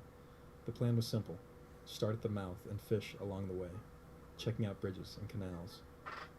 Alright guys, I took my kayak down to the Nerang River for the first time, and I was hoping to catch a trevally, jack, or a flatty. And it was all the usual. I started at the GoPro, did an intro, told you guys what I was using. I think I had a double touch, a Pablo shack, and a clothing prawn. And I started heading towards the mouth of the Nerang River, hoping to find some canals that I could fish. Along the way, I saw a bridge and I thought it looked perfect for a fish. So I had a couple casts, and you'll probably tell by the title what's going to happen. That happens there, and then a whole second part happens a little bit later, where I have to escape up a creek. But I'll tell you about that in a second after you watch this first part. Alright, well, we're going to start off with this. We'll go for a bit of a troll, and we'll just start heading down towards the mouth. That's the plan. So yeah, let's do it. There are a few little bullies in this river, so hopefully we don't get eaten. That is the ideal, that we don't get eaten. But anyways, we're gonna go for a troll, see if we can get something off the board. Bit of 6 pound leader.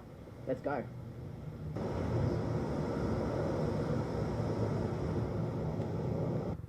While fishing under a bridge, a boat full of teenagers appeared and started circling, spraying water all over the kayak.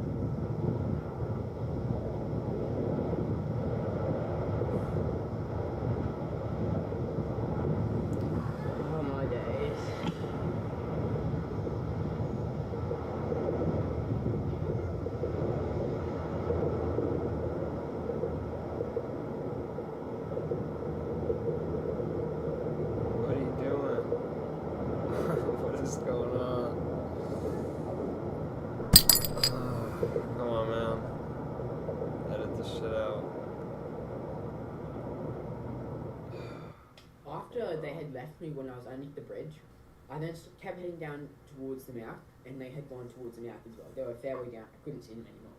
As I was going, I was fishing my way along, and I saw two kids fishing on like a little jetty pontoon thing. So I went over and asked them what fish were in the river, and just told them sort of happened. And then I kept heading towards the mouth after that, and they said a lot of these like teens on boats, they usually hang out in this little cove sort of. So they told me try and stick away from there. So then I went on the opposite side of the river and kept heading down, and they saw me, and they came back over to try and spray me again like you saw underneath the bridge. And then pretty much my only option was either get heaps of spray, or there was this tiny little creek that I could try and get up, which I did manage to get up. So it was like a small little creek, and then it opens up inside, but they couldn't get through because there was a lot of logs sort of blocking the way, which I could get over with the kayak. So once I was up there, I didn't want to waste too much time, so I had to start having cast around for a little top of the lure. I didn't get anything, had a couple followers, but anyways. Alright, we just got attacked, well not attacked, but yeah, kind of attacked by those bin chickens. Every time there was an attempt to leave the creek and head back up the river, they'd spot the kayak and come racing over. The harassment didn't stop. They pulled up close and started throwing rocks at the kayak. We had to come up into this little creek, because as soon as I go into that main river, they just see me and they just come rearing and try and like splash me with water and be absolute bin chickens. So I've had to come up the creek until they leave, which could be a while. So it looks like we're fishing here. Anyways, top of the lure goes on because I've seen some top of the action. And a bit of 6 pound leader, so oh, little boof on the surface right there. That's crazy. Just as I said that, there's a little boof. Right there.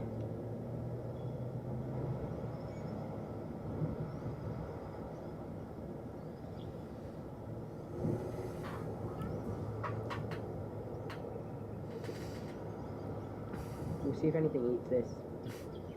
It's a little Berkeley Protect lazy prawn. No, Berkeley Protect pop walker prawn. In the lazy prawn colour with some assist hooks on it.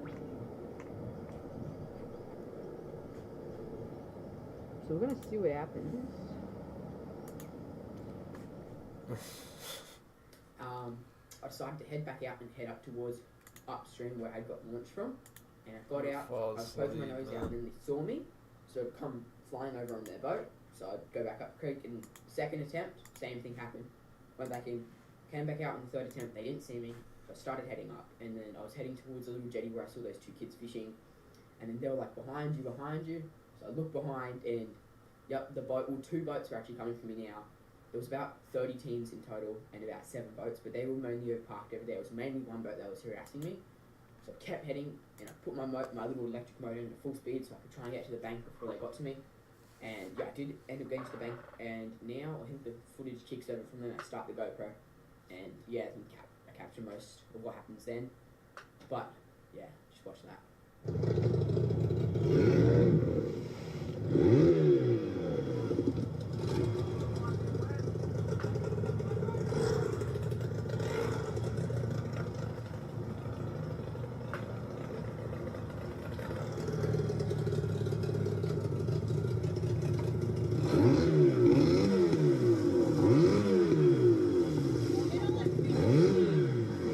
Bro, what? Yeah!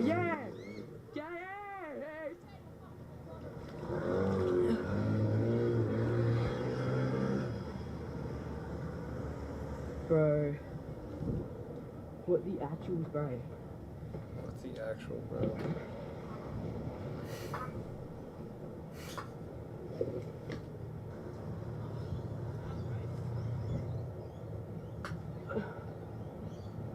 Wait, can you help me if these guys want to punt? Surely you help if these guys want to punt. Did you see what they did? I didn't throw any. Huh? I didn't throw any. I picked one up. Yeah, well, why are you spraying my kayak? If your boat's so good, why can't a rock hit it?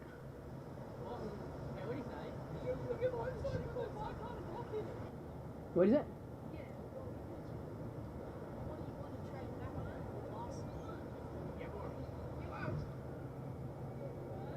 Does he believe What? that the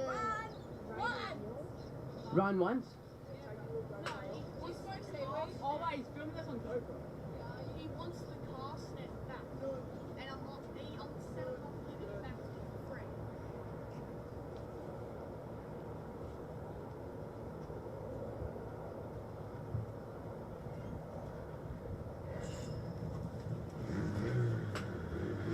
Bro, what? Actual G.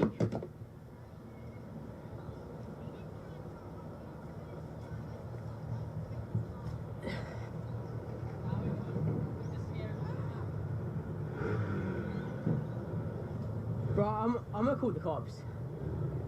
They'll go away. If they do anything, then just call them. Bro. Just film on your GoPro and get their faces. You know, I'm gonna call my dad. He's just down the road. just like they'll leave you and I'm like,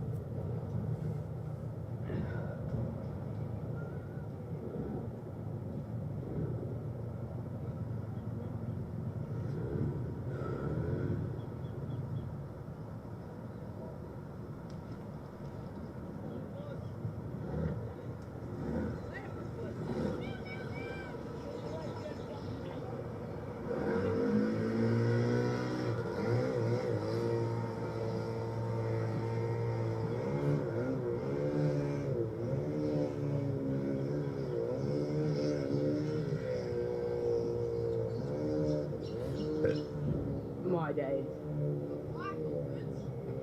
Yeah, I think so. maybe bring it out just in case. Maybe like, Yeah, they threw a rock, didn't get it though. yeah, he threw it. I think he threw it in the joke. Those guys, for some reason, they like us, like me and him. I don't know what the point is, but they've got a whole gang in there. So Yeah, no way. I'm gonna pull my kayak up here, eh? yeah, I reckon. Flipping Henry. As long as they don't come out and try and like. If they come out, I'm gonna flipping stopping them. Fucking different language. Fucking topping him. What the fuck? Hey, Dad. Hey, well, if you wanna come and pick me up, you can, eh?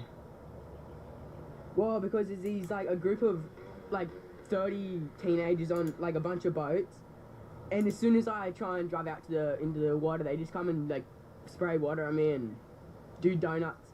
And then I pulled up on the bank and they started throwing rocks at my kayak. They're been chickens. I'm not far from the boat ramp. But, like, there's a couple of kids here, they're just fishing off the thing, and is there a track that goes up to the road there? Yeah, you'd be able to drag your kayak along. We'd help you. Yeah, right. Yeah, they said they'll help me drag my kayak up to the road there. I know that people are. They're not actually gonna do anything. You're just gonna try and spray you. They won't actually try and like break your kayak and shit. Yeah, I know, but still, I can't really fish with them doing that, so may as well just go watch my brother play soccer. I'm taking down the canals tomorrow, so I'll just quickly pull up the rudder. Do you have a kayak? Yeah. Yeah, nice. It's like this. I've got an electric motor. It's. I can't remember what it's called. I think it says on the side. It says kayaks to fish. Oh yeah, they're pretty good ones. Yeah, yeah. It's blue and white. Alright, we're in a bit of a predicament here. Oh, I'll go on that side. It's pretty heavy with the battery. Is it lithium? Yeah, it's a lithium deep cycle. I've got a lead acid and it's pretty sketchy. It's so heavy. It's made from cars. I'm trying to save for a lithium. Yeah, but I got this one from Bunnings for $200. I thought they were like $500. $500. Yeah, that's what my father told me there. And then I found this one at Bunnings. It works great. What is yours? An 18-pound motor? 24. 24. That still probably work well.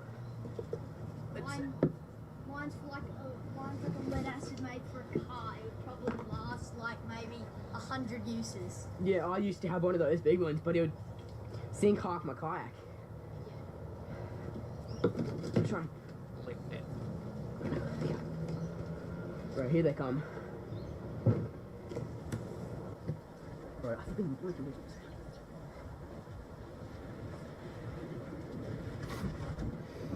Five most disturbing fishing encounters. Wow. Well,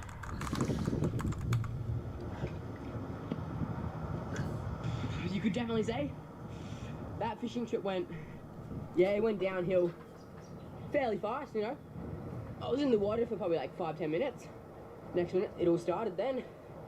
And, well, it didn't really end, I can tell you that. What started as a first-time paddle on a new river turned into a reminder that sometimes the worst part of being on the water isn't the conditions or Why the fish. didn't I fucking fast forward through that? That was... I'm literally, like, fucking tired as fuck now.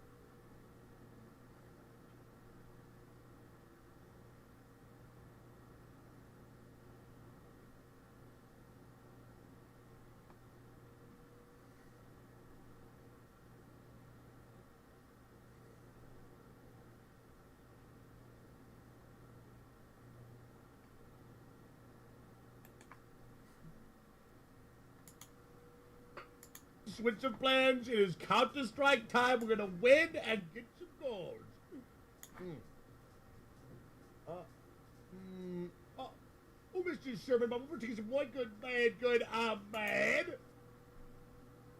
What are you doing? I One love thing Sea back, of I'll show you. I Thieves. can't show you my screen yet, by the way, boys, because...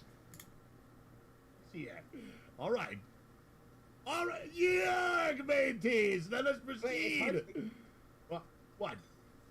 Is Hutch getting here? I have no idea, matey.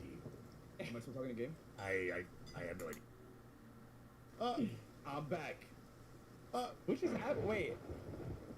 Why, Drac? Olivia, I Got think the struck lightning by struck lightning. you. Arr. Racist lightning. He's just kind of fucking dumb. How close got hit too? Yeah, but I was down. Maybe she typed in your chat and everyone's relaying the message. In-game chat? Is there in-game chat? I don't think there is. I fucking miss Sea of Thieves.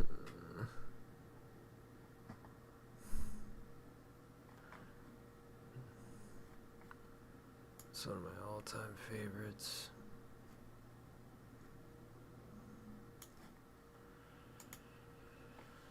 Mr. Ballin. Hey guys, I'm back by the fire, and I have another awesome story to share with you. Today's story is this epic survival story, and I mean the story itself is truly unbelievable, but I'm telling you, the twist at the end, basically how this person was able to survive, you will not see coming. Great plot twist, great Nazi. story, I know you're gonna like it. He's a But Nazi. before we get into today's story, if you're a fan of the strange, dark, and mysterious delivered in story format, then you've come to the right He's campfire. actually a because that's all we Nazi. do, and we upload 2, 3, even 4 times every week. So, if that's of interest to you, please invite the like button to come join you at your campfire. But when they show up, just immediately push them into the flames. Man, I had this idea. Campfire stories.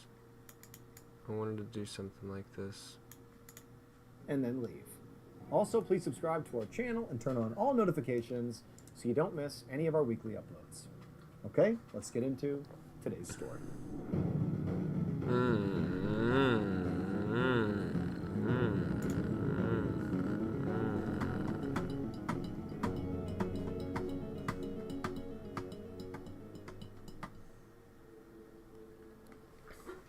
Around 10 a.m. on March 18, 1944, a 26-year-old Finnish soldier named Aimo Koivunen sat around a campfire. That's a cool name. With a group of other soldiers inside of the Arctic Circle in northern Europe. They were very deep into the wilderness in this forest that was covered in several feet of snow. And Aimo was melting a pot of that snow over the fire so the group could drink some tea. And at the same time that Aimo was doing this, even though it was kind of relaxing to be sitting here, Aimo, I mean, his whole body was basically aching. Number one, it was 5 degrees outside, and this was also the first time that he and the other soldiers had stopped to rest in about 2 days. They'd been on the move the whole time. So Aimo and his squadron were all members of the Finnish military. And at this point, during World War II, they were actually allied with Nazi Germany. Not because, they were Nazis, they were not, but because Finland and Germany shared a common enemy, the Soviet Union. Right now, Aimo and his squadron are in an area called Lapland, which used to belong to Finland. But 4 years earlier, the Soviet Union had invaded Finland. And he did the Nazi thing on purpose. and ultimately forced Finland to cede this land to the Soviets. But now, during World War II, Finland wanted to get their land back, and Germany was helping them do that. And so Aimo and his squadron were in Lapland on essentially a reconnaissance mission. They were there to try to figure out sort of what the Soviets were doing in this part of Lapland and how many Soviets were out there, again, in this particular part of Lapland. However, Aimo and the others had spent the past 2 days skiing all over the place in their area of operations, but so far, they hadn't seen any Soviet soldiers or any Soviet bases. But, for Aimo, and probably for the other soldiers that he was with, I mean, this was ultimately a good thing. They were trained for combat, but they didn't necessarily want to come across Soviets and have like a full-blown shootout, in part because the Soviets were just a bigger, more well-equipped military. And, they were also more advanced, and so if they got into a gunfight with them, who knows what would have happened. And so even though Aimo is like sitting here feeling very sore and very tired as he melts his snow, he was ultimately feeling kind of grateful that this reconnaissance mission had proven to be pretty low-key. However, just as the water began to boil, Aimo and the other soldiers heard the unmistakable sound of machine gun fire coming from somewhere that had to be nearby. And so immediately, Aimo and the others, they jump up, forget what they're doing, and they're looking to see where this gunfire is coming from. But then before they could even make sense of the situation, Aimo's lieutenant yelled like, "Hey, get ready, get your guns." And so they all scooped up their weapons. Aimo, he's picking his weapon up, and as he looks up, he looked off in the distance, maybe a quarter mile away, and he was shocked to see an entire pack of Soviet soldiers bearing down on them. They were literally skiing down this mountainside right nearby, and they were obviously shooting their machine guns, not in random directions, but right at Aimo and the other men. They were clearly being attacked by these Soviets. Now, Aimo and the other men have clearly been trained for this. This is literally why they're out here. They are soldiers. They're ready for this type of encounter. But for a moment, when Aimo sees this overwhelming force that's descending on them, they're clearly outnumbered, like this is going to end badly. All Aimo had in his head was just this overwhelming feeling of just terror. He was the oldest of 6 children, and when he first enlisted in the military, he had promised all of his little siblings that he wouldn't get hurt. He would come home. He would be okay. And now he knew that wasn't going to happen. Like, he was going to get killed. He just knew it. But Aimo, after sort of breaking out of this initial thought, he looked over at his lieutenant, and his lieutenant looked terrified too, but he quickly composed himself and yelled for Aimo and everybody else to flee. Just moments later, Aimo and the other Finnish soldiers were on their skis, skiing as fast as they could away from the Soviets down the backside of this mountain, just doing anything they could to survive. And as Aimo's skiing away, he can hear the sound of gunfire ricocheting off trees, zipping by his head. Like he's thinking, at any point, I'm going to get hit, or one of my teammates are going to get hit. There's nothing we can do. We just got to go as fast and as far as we can. And so he's skiing, and actually Aimo was at the front of their formation. So he's actually leading the pack. And so really it was his job to kind of create tracks in the snow that the others could follow in behind. It was easier for them. But it meant he was expending a lot of energy, basically pushing all the snow down as he was making his escape. And as much as he wanted to maintain that position and do this for his teammates, to continue to make tracks here, it was so exhausting. And also, like, when you're in combat, you have this unbelievable adrenaline rush that sometimes can lead to like a massive crash of energy. And it was like he had this huge rush of energy, and now it's like he's collapsing. Despite the need to escape here, it's like his body just cannot go any faster than he's going. And so before long, it's like he found himself slowing down, and his teammates are zipping by him because they can't stop. The bullets are flying fast, like their only hope of survival is just to keep on going. And so Aimo knows that, like, basically, if he can't keep up, he's dead. But his body, it was just, he couldn't go any faster. He was slowing down. He was going slower and slower. He can hear the sound of the gunfire getting closer and closer, and he's thinking about his siblings and how devastated they're going to be to find out that he was killed in this war. And so slower and slower he's going. The sounds are getting louder and louder behind him, and he sees the last of his teammates pass him, and he sees them just kind of drift off down the mountain into the white abyss beyond, and they're gone. He's alone, and he just can't keep up. And then finally, he just loses control of his skis. He veers off to the side. He starts tumbling down the mountain, smashes into a tree, and he passes out. When Aimo woke up, it was light outside, but he had no idea how much time had passed. He also really had no idea how he was even still alive. Like, what, did the Soviets just decide not to kill me? Or did they not see me? Like, what happened to my teammates? Like, what's going on? He had a lot of questions. But in addition to feeling confused about the whole situation, he also had this really distinct other feeling.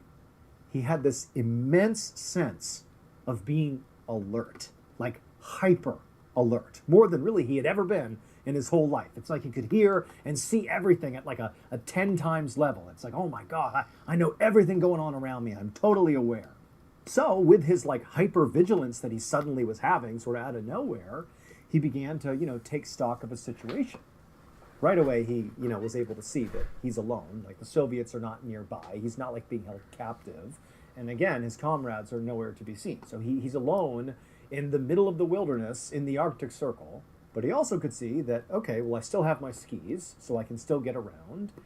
He still had his boots on. He still had his equipment on. Like, he had the things he needed to survive. He even had his compass still, which had been in his hand, but he hadn't lost it.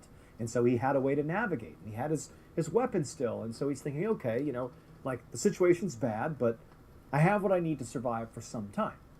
And he also realized that, sort of amazingly, despite clearly crashing as a minimum and smashing into this tree that he was laying near, despite that, he didn't feel any pain in his body.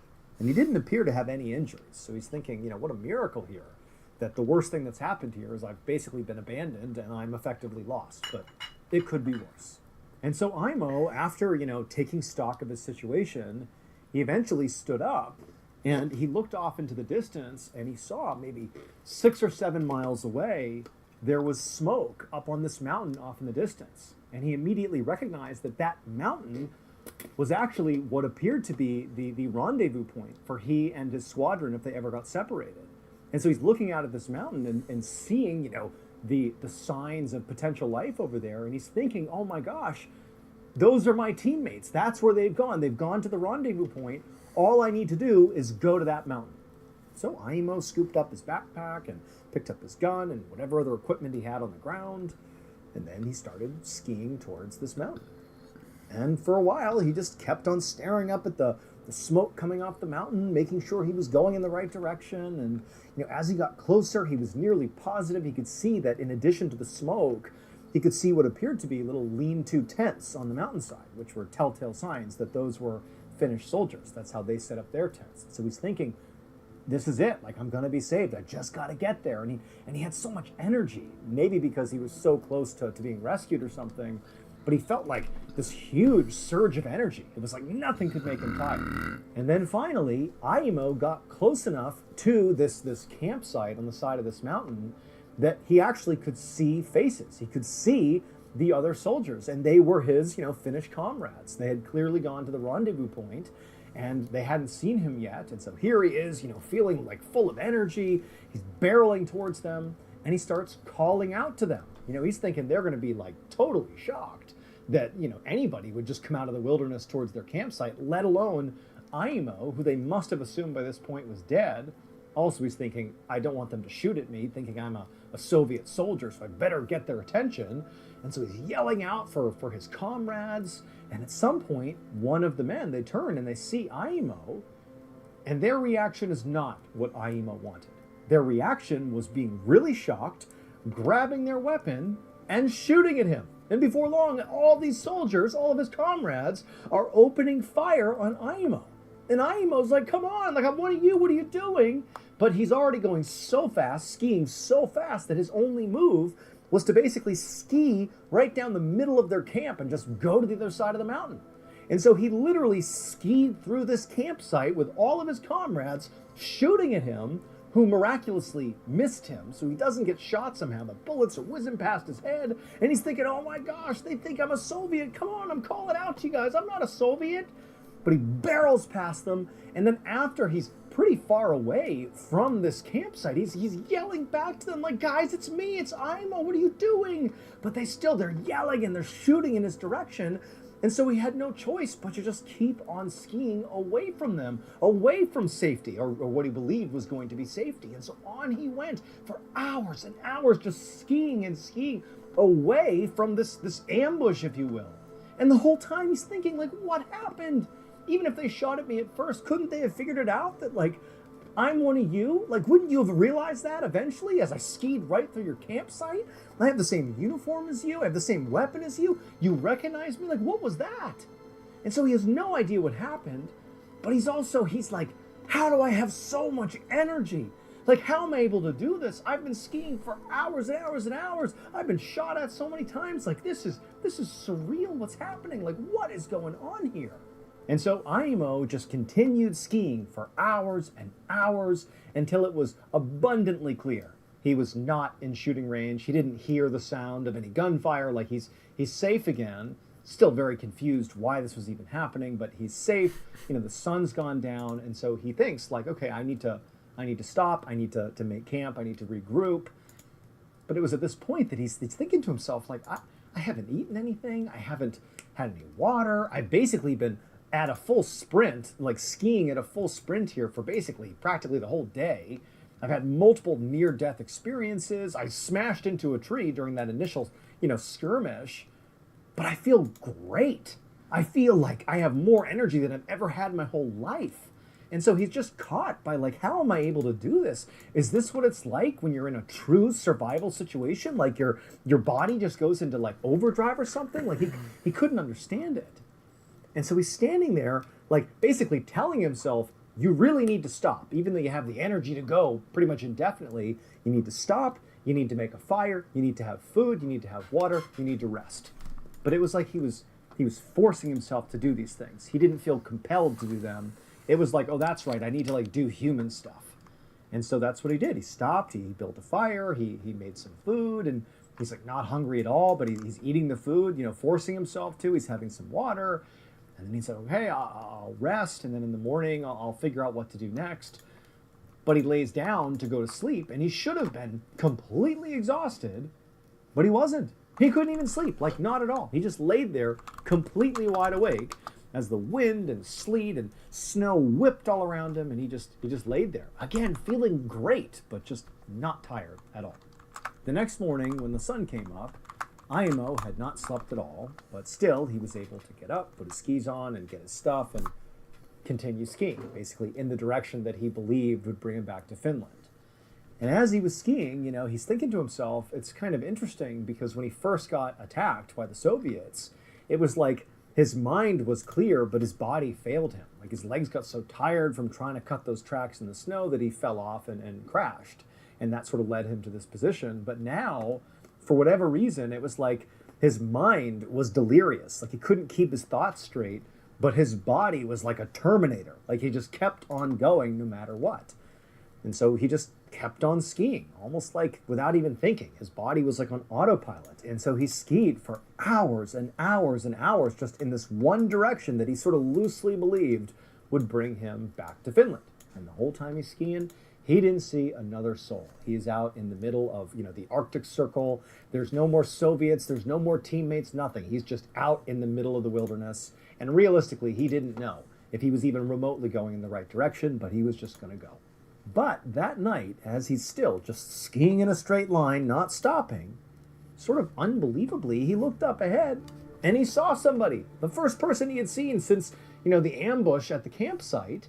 And even more unbelievable is the person he saw was one of his teammates. It was this guy named Maddie. He was a comrade of his. They had been together when the Soviets had first attacked. And so immediately Imo's thinking, like, clearly Maddie got separated as well, and it's just serendipity that we have wound up at the same place. And so Imo, he skis right up to Maddie, and he's waving him down. He's so relieved to see him. And Maddie, when he looks over at Imo, he doesn't shoot at him, but he sort of tells him to, like, be quiet, like, calm down. And he kind of beckons him over. And when Imo comes up next to Maddie, he has all these questions, like, what do we do? Where are we going? But Maddie just tells him, like, just to be quiet, and then gestures to lay down on the ground. And so Imo doesn't really know what's going on here, but he trusts Maddie. Maddie is not shooting at him. That was a good sign. And so the two of them just laid in the snow. They laid down right there. And for the first time in what felt like a very long time, Imo was able to feel tired enough that when he closed his eyes, he did drift off to sleep, almost right away. When Imo woke back up again, he was not lying down in the snow with Maddie. He was instead standing up on his skis, skiing down a mountain, like on a mission. Maddie's nowhere to be found. And on top of that, he didn't have his backpack and he didn't have his gun. Had no idea how long, tired enough. What the fuck happened? Down, and he kind of beckons him over. And when Imo comes up next to Maddie, he has all these questions, like, what do we do? Where are we going? But Maddie just tells him, like, just to be quiet, and then gestures to lay down on the ground.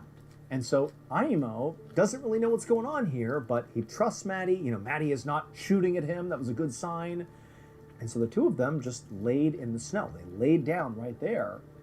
And for the first time in what felt like a very long time, Imo was able to feel tired enough that when he closed his eyes, he did drift off to sleep, almost right away. When Imo woke back up again, he was not lying down in the snow with Maddie. He was instead standing up on his skis, skiing down a mountain, like on a mission. Maddie's nowhere to be found.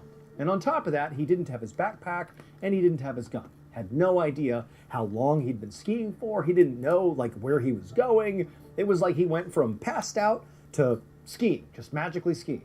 Now, realistically, at this point, Imo is thinking to himself, clearly what's happening here is I'm, like, hallucinating or something.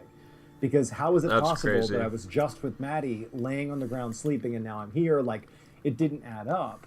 And so as he's just sort of mindlessly skiing along, he's, like, telling himself, like, this is you dying. Yeah, this is you. That's what I would think. I was like, I died.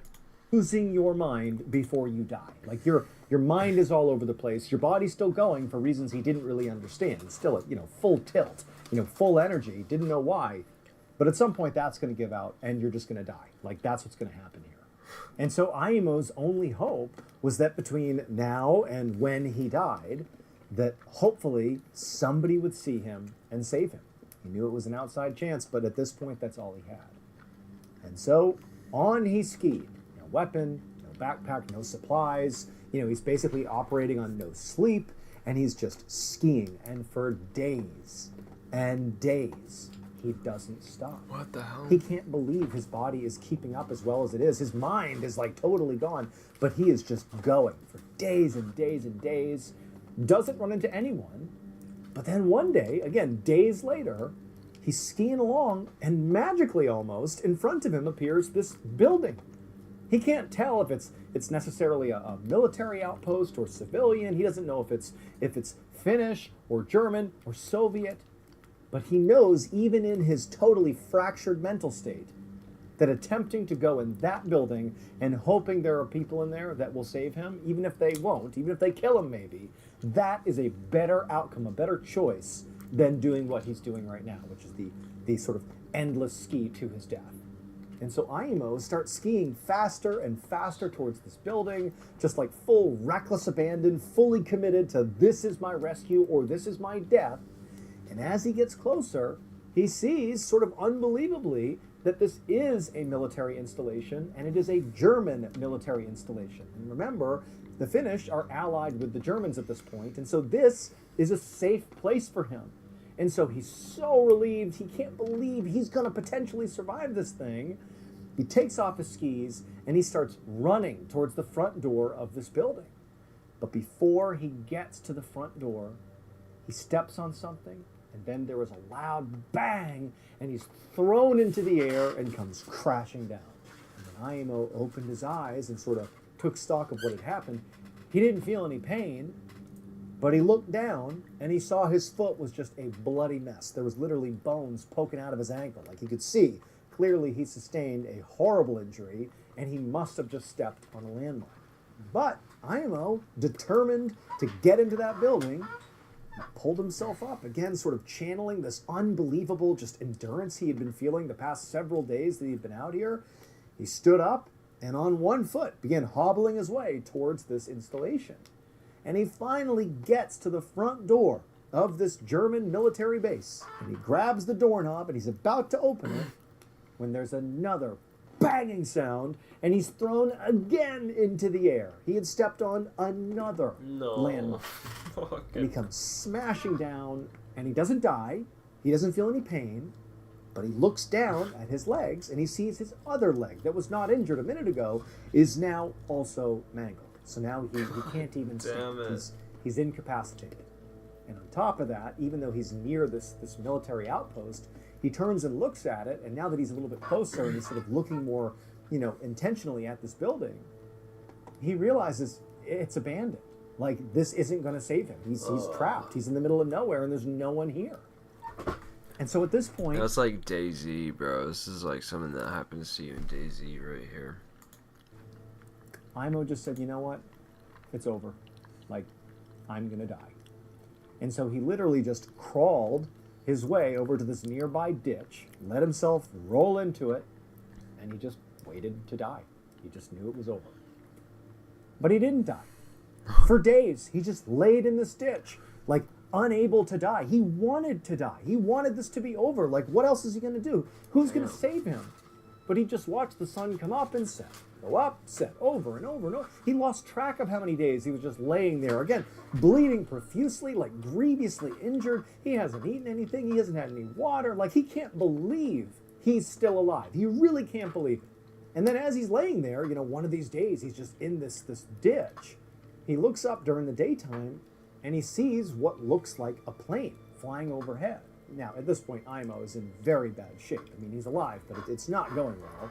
And he knows that, so he doesn't know if he's hallucinating this or what, but he felt like it was real. But after watching this plane circle overhead for a minute, Aimo was almost certain he heard the sound of this plane landing nearby.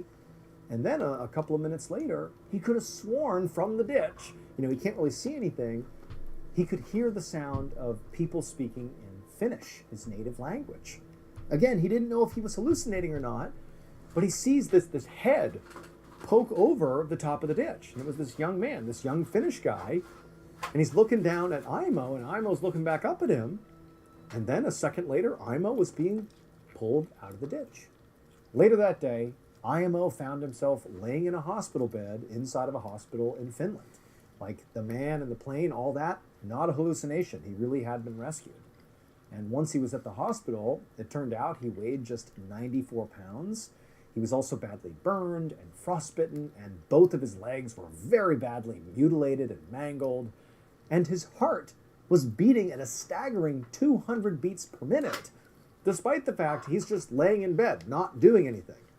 And even more crazy was they couldn't actually get his heart to slow down. It just kept beating at this crazy high level. Now, at first, I mean, doctors and nurses and all the staff were like really shocked by IMO's condition. Not really just that he had survived, but again, like his heart rate. Like it just seemed like, dude, how are you alive right now? Like your heart can't beat at this level for this long without eventually killing you. But after they spoke to IMO and had him recount the whole ordeal of him being out, you know, getting shot at and lost and the whole thing, they learned one really specific thing that explained the whole thing. When IMO and his, Finnish comrades were initially ambushed by the Soviet soldiers, they decided to flee.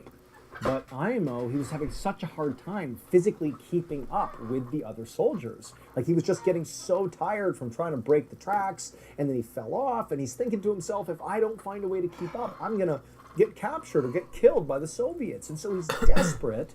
And so before he ultimately crashed down the side of the mountain from exhaustion, he tried something to try to give himself some energy, to try to make this escape. He pulled out these special military rations that he had been issued, along with everybody else in his squadron. They were all given these rations. And the reason you take these rations is to give yourself some energy. And so he takes these rations, and he's thinking, this is going to do it. This is going to give me the boost I need to get out of here and make the escape with my teammates. But the rations didn't work. And so he did sort of completely fall off. He was so tired to the point where he literally tumbled down the side of the mountain. His teammates, they skied off, and he smashes into a tree, and he passes out. However, when IMO woke up, one, he was amazed he had not been captured or killed by the Soviets, but he's realizing he's all alone, and like, what's going to happen to me? And then he starts to feel like, man, I just have a lot of energy. I can see and perceive things on a level that I couldn't before. Well, that's because the military rations had kicked in. And now he had like this abundance of energy. And it allowed him to basically ski indefinitely without sleeping, without having water, without food. He gets blown up twice. His feet have been blown off, basically. He's laying in a ditch dying, but he just can't seem to die. I mean, the guy should have died like several times, but these rations did their job. They gave him all the energy he needed to survive this crazy, crazy 2 weeks in the wild. Well, the military rations, they're called Pervitin. And this drug, I don't know if it's still given to soldiers now, but probably not, because effectively what Pervitin is just pure crystal meth.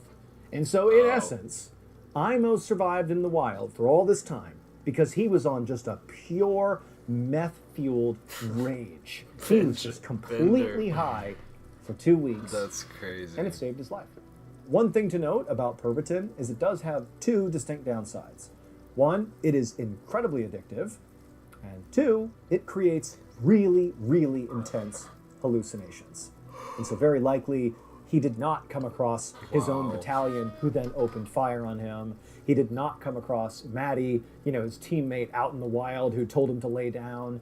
And who knows, we're not even sure if the military installation he saw was real. I wonder if that saved his life when he laid down.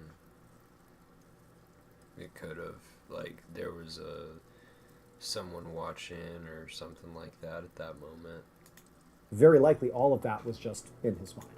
However, the landmines, those were real. Somewhat unbelievably, IMO would make a full recovery. And he would go on to get married, he would have 9 children, and he would live to the age of 71. Yeah. And I fucking love me a happy ending, dude. Grateful as he was to the drug that did save his life, he never took Pervitin again. Thank you so much for watching. Let me know what you thought of today's episode in the comments. And remember, we have hundreds of videos for you to binge That was a really good one. I really, really enjoyed that one. Good shit, Mr. B.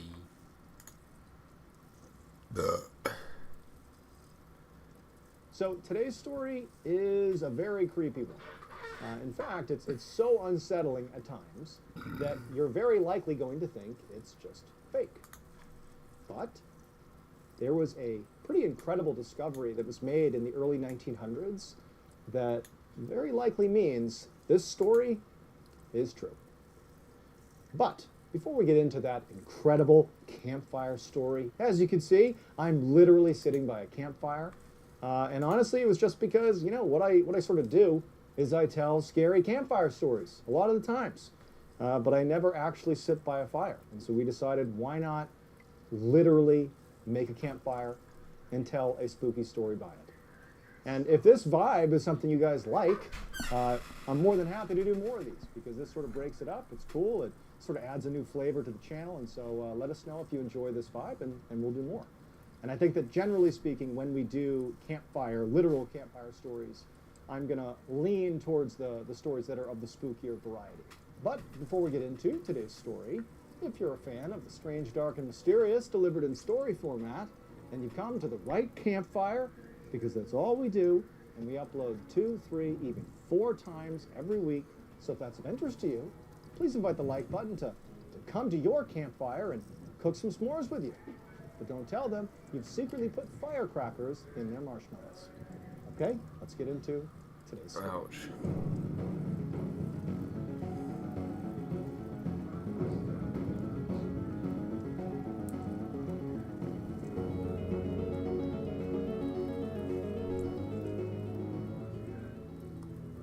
Hundreds of years ago, there was this young indigenous warrior who was on his way to the center of his village. And his village was located in this heavily forested rolling hills area of modern-day Richland County, Wisconsin. He was a member of the Ho-Chunk Nation. It was this indigenous tribe, and that's where they called home. And as this young warrior, this strong, brave young man is walking towards the village center, he had been called there by his tribal chief. He sort of had an idea of why he was being called there. And sure enough, when he got to the village center and he sees his tribal chief, who's standing there with 9 of the other strongest and bravest men of the tribe, this warrior knew, you know, his hunch was correct. So 2 days earlier, 3 teenage boys that were members of this tribe, they had gone out deer hunting in the wilds right outside of their village. Again, this is a heavily forested, beautiful rolling hills area. And these teenagers had not come back. They had just been gone now for 48 hours, and their respective families were worried. And they had been, you know, telling the tribal chief that they really needed to send out a search party for them, but the chief had sort of held off, in part because it wasn't entirely uncommon for hunters, even young hunters, to go out for a couple of days at a time. But the family, they had a bad feeling about it.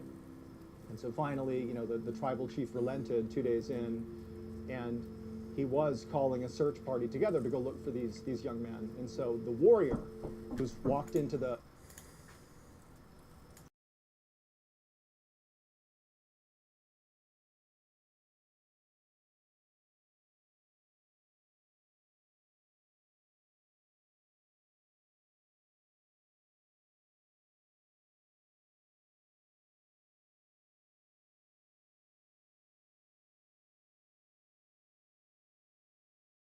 village center here, he was being asked by the tribal chief to lead this search party effort. He was going to be in charge of these 9 other men. And so, you know, the warrior, in truth, he sort of felt like it was overkill to put together this huge search party for these teenagers that in his mind he really did think they were just fine, but he didn't want to undermine the tribal chief, and so he said, of course, I'll go do it.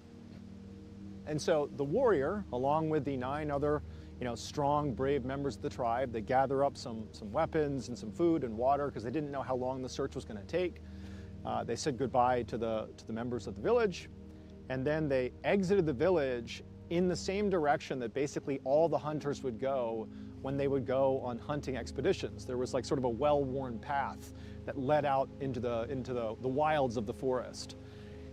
And so the warrior, who's again leading this search party, you know, he was a skilled hunter himself. And as he's walking along this well-worn trail, he quickly found the tracks of these teenage boys. So they identified the tracks, and, you know, right away the warrior's thinking, you know, this is going to be, you know, no big deal. We're going to follow these tracks, we're going to find the kids, they probably are out camping somewhere, we'll give them a stern talking to and bring them back home, and that'll be that.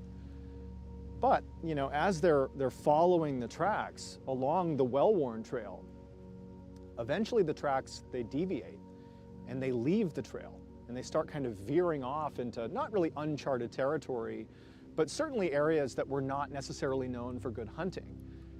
This tribe they were prolific hunters, and so they knew this area extremely well, and they really had the designated areas that were the best. And so already they're seeing that these boys, they're doing something different, or they're doing something that's not advantageous for hunting.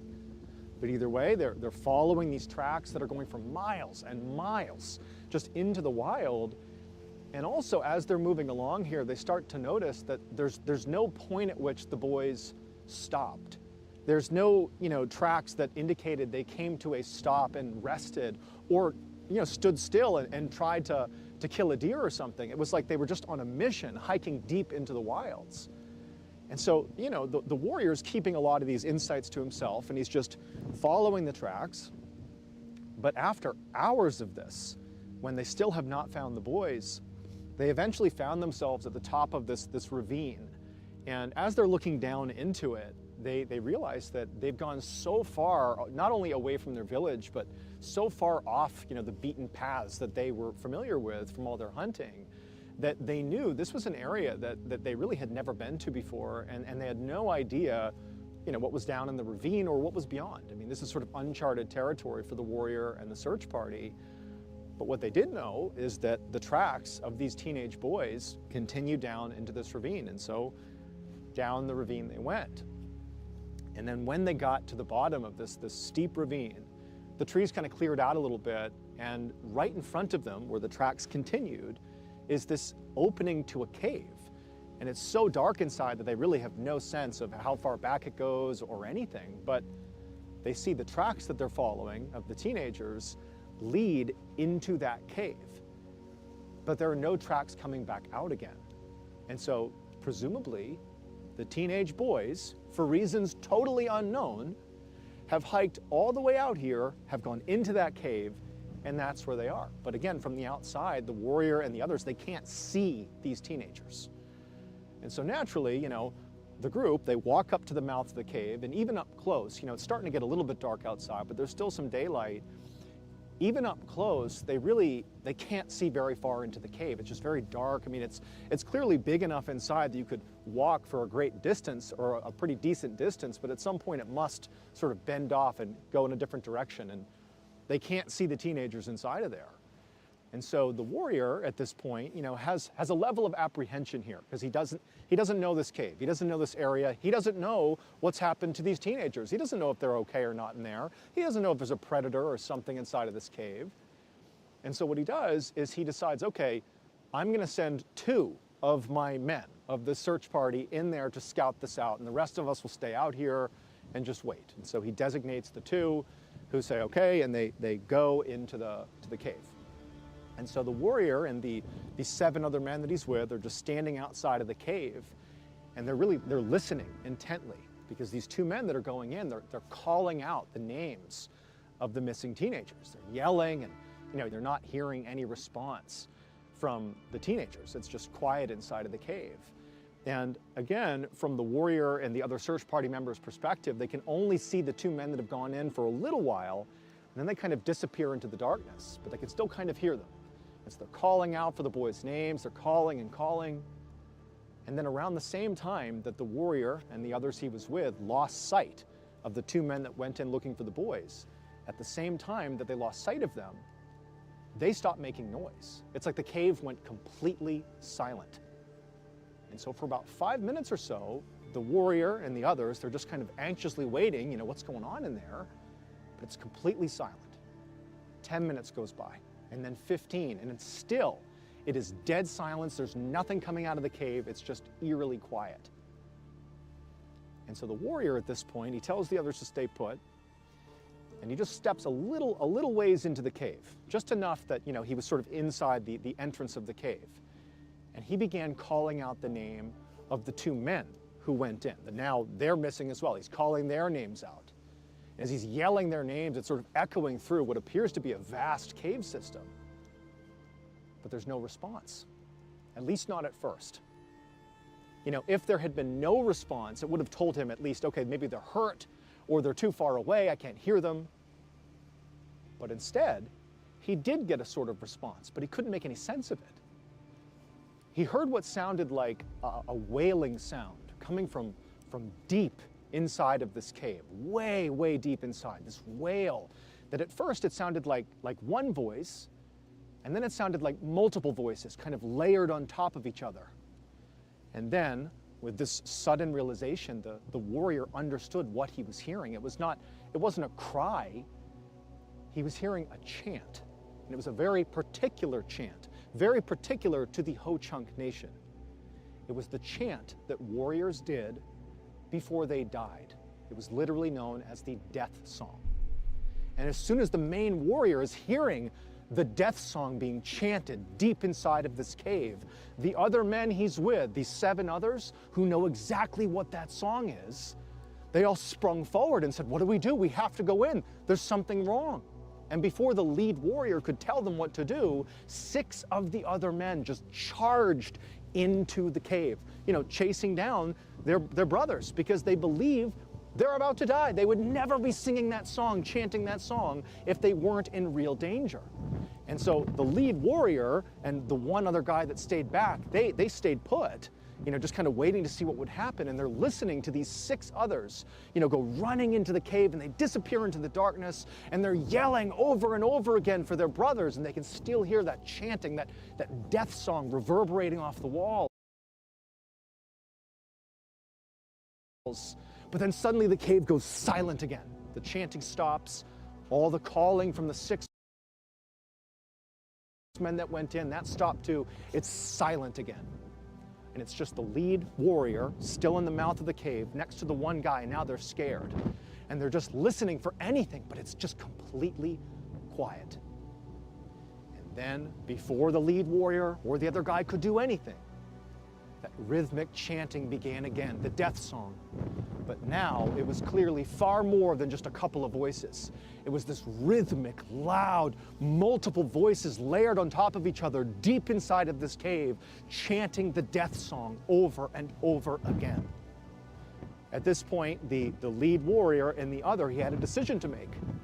Deep down, he knew it was his responsibility, his moral responsibility here. It was code to go in there, and if you have to, sacrifice yourself to get these guys out of there. But he also thought, logically, something bad is happening inside of this cave, and if me and the other go in there right now, we're not coming out again, and no one's going to know what happened. There will be no saving. Everyone's just going to perish. And so even though it sort of went against every fiber in his body, the lead warrior, as this death song is reverberating off the walls, he and the other, they turned and they ran miles and miles all the way back to their village. And by the time they got there, it was dark out, and they, breathlessly told the tribal chief what had happened. And he said, "Tomorrow, first thing in the morning, first light, we're going to go back to that cave and we're going to get those boys out of there." And so sure enough, the next morning at first light, the tribal chief, the lead warrior, and the other man that he was with, the 2 that had come running back from the cave, they, along with about 100 other members of this village, they banded together and out into the wild they went, retracing these steps all the way back to the cave. And when they got there, the cave was still, it was quiet, there was still light outside, but there was no sign that anybody had come back out of the cave. All the tracks that went into the cave still had not come back out again. So they believe at this point, still, their loved ones are in this cave. They don't know what's happened to them, but they're in there and they have to figure out what's going on. Now at this point, the lead warrior didn't really know what the plan was. I mean, he remembered what happened the day before, and really anybody who went into the cave was seemingly swallowed whole. And so he didn't really have a sense of how they were going to do this. But the tribal chief, he spoke up and he said, "I have a plan. We're not gonna break up into groups and go into this cave onesie-twosie and see what happens. We're gonna go as one big group. We're gonna lock hands in one big line so that we're always connected. Never let go of the person's hands that are left and right of you. And the lead warrior and the other man, they're gonna lead us into the cave in the direction of where they heard their brothers when they went in there. And we're all gonna trail, and as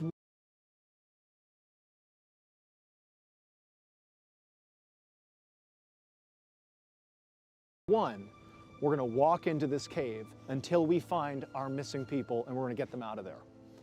And so the lead warrior thought this was actually a brilliant idea. You know, we'll all be together. We'll be holding on to each other. Nothing can happen to us this way. And so the lead warrior was second in line. The man who was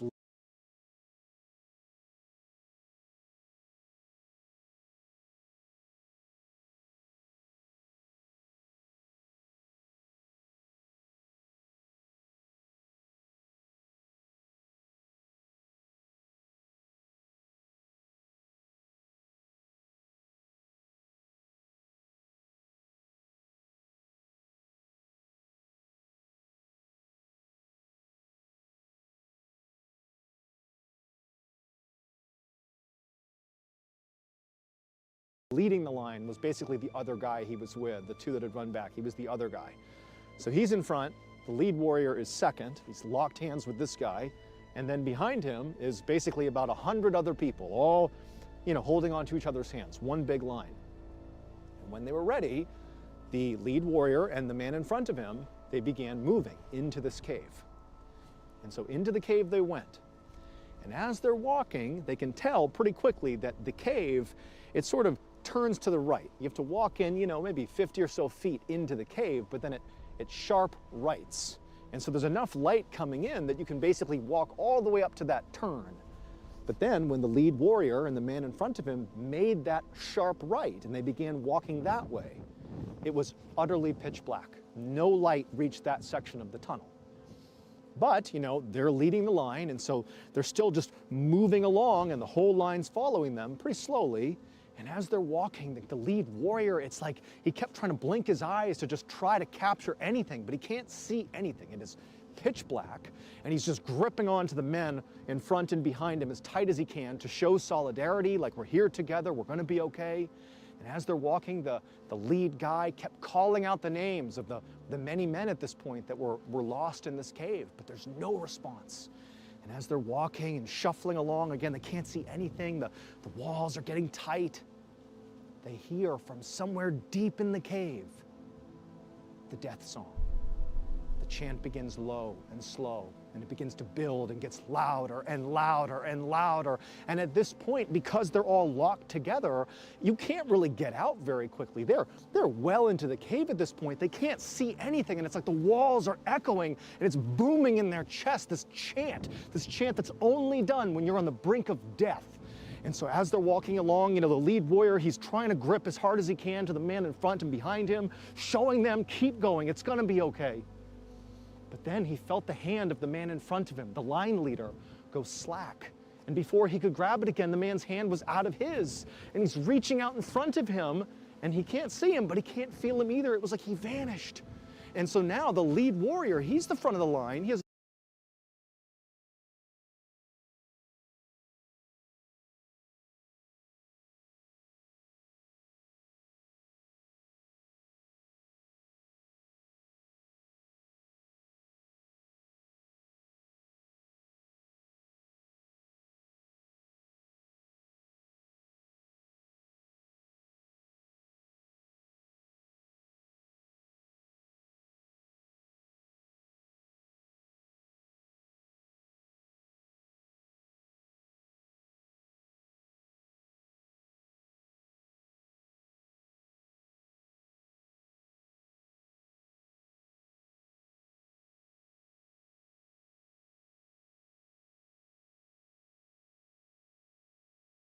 no idea what's going on, and he wants to just stop and turn and leave. It's getting so overwhelming, and he's about to do that, but he just feels like there's this force pulling him deeper into the cave, and then before he can do anything else, he opens his mouth and he begins to chant the death song. At the same time this is happening, deep inside of this cave, the tribal chief, along with a couple of others who had not joined the line, they were still outside of the cave.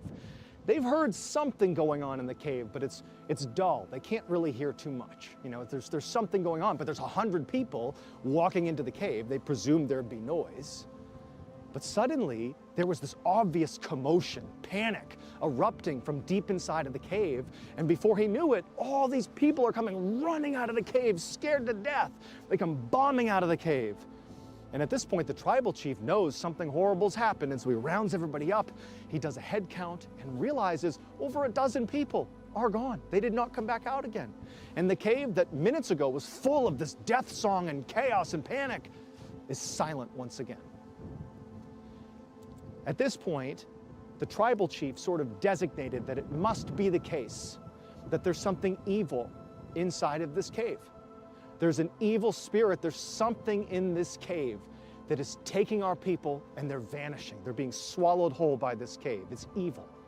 And so from that moment, he forbid anyone from the tribe of ever stepping foot in this cave again. We cannot lose anyone else. Our best bet is to go back to the village and hope that these men, these brave warriors, eventually find their way out again. And so the tribal chief and the rest of these devastated villagers, back to the village they went. And over the next couple of days and weeks, no one came out of that cave. And as weeks turned into months, it's like the villagers, they couldn't really move on because they were not able to collect their loved ones' bodies or get any sort of closure. It's just this unbelievable mystery, this terrifying mystery that had ripped the entire tribe apart. And so eventually, after months and months had passed, and still no one has any idea what's happened, no one's come out of that cave, the tribal chief finally just said, we are going to basically board up the cave. We're going to cover it with rocks. Effectively, it is now a tomb, and that'll be that. No one will ever go back in. This cave will never claim another life. And so that's what they did. They used huge boulders, and they completely blocked the entrance, and that was it. Now, that was the story that the Ho-Chunk Nation passed down for generations about what happened to all those people, the warriors and the teenagers and all these people, that they were swallowed alive by this cave. And over many years, I mean, many members of this tribe, that heard the story, they didn't know what to make of it. Is it real? Is it just folklore? We don't know. But then in 1930, so hundreds of years later, a chilling discovery was made. So in 1930, there was this guy named Paul Seifert, who in Richland County, Wisconsin, he was sort of a well-known antique dealer. And something he really liked to do was he would go hiking in the forests of Richland County, the rolling hills, and he would look for indigenous artifacts that were left behind from, like the Ho-Chunk Nation and other indigenous tribes that were in the area. Sometimes he'd find, an arrowhead or something on the ground or pottery or whatever it was. But he liked hiking, he liked being out in nature, and this was something he would look for. And, if he found something good enough, he could sell it in his antique shop. And so he's out walking the hills of Richland County, and he's well off the trail. He's sort of out in the sticks, and he finds this ravine. And he walks down the ravine, and it comes to this clearing of sorts, and he notices on the other side of the ravine, the slope that goes back up, he saw what looked to be almost like a memorial or something, like a stack of rocks that looked sort of out of place. And there was like moss and grass that had sort of grown over it, but he immediately identified that there's a mound of something here that looks a little bit out of place.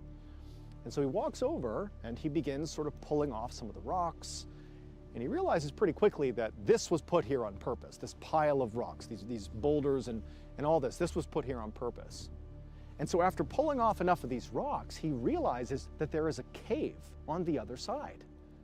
Now, it would take quite a bit of work to pull off enough rocks that he could actually get himself inside of this cave, but eventually he did.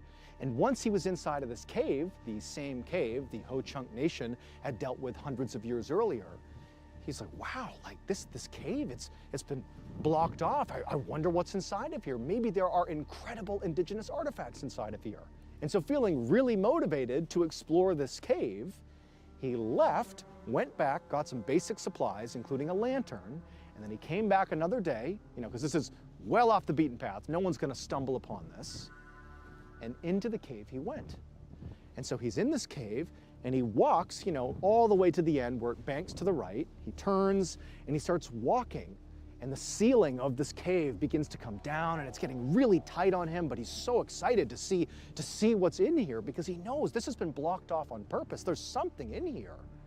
And so eventually the ceiling gets so low that he's crawling with his lantern, and right as he's thinking, this is so narrow, I don't know if I can fit, he pulls himself under this one really low section, and everything just opens up. It's like this grand cathedral in the middle of this cave. And he holds out his light. He kind of stands up and he holds out his light, and it's just this massive, massive space. And right away, he sees something on the ground. There are all these neat rows of human skeletons, and they're all positioned the same way. It's like they're kneeling with their hands over their head, like they're bowing, all of them. You couldn't even count how many skeletons are all positioned here, right in the middle of this cavern. And so he's looking at all of these bodies, and he's gasping, he can't believe it, and he brings the light sort of in the direction that all these bodies are aiming towards, all the bodies are praying towards. And carved into the rock is this enormous chair, like a throne. And there was nothing on the throne. And Paul, when he saw that and all these bodies and just the fact that he's deep inside of this cave, he was spooked. Even though there could have been a sea of artifacts he could have taken, he just turned and he bolted. He crawled out of there and he left the cave as fast as he could. And the reason we know about this story is because Paul, after this experience, he got in touch with a local newspaper. It's called the Milwaukee Journal. And he spoke to a journalist about what he saw. And they reported it. They reported that he found these skeletons and this throne, and it's inside of this cave that was blocked off. And you know, there's allusions to the story of the Ho-Chunk Nation. It's like this totally cryptic story. But in 1930, and even still today, we're left with a couple of distinct questions. One, what happened to all these people?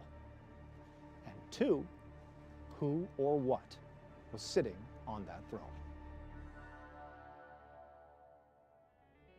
Thank you so much for watching. Let me know what you thought of today's episode in the comments. And remember, we have hundreds of videos for you to binge right now. But if you're looking for a recommendation from me of that one video that's worth your time, well, it's this one right here. So give it a watch. All right, until next time, see ya.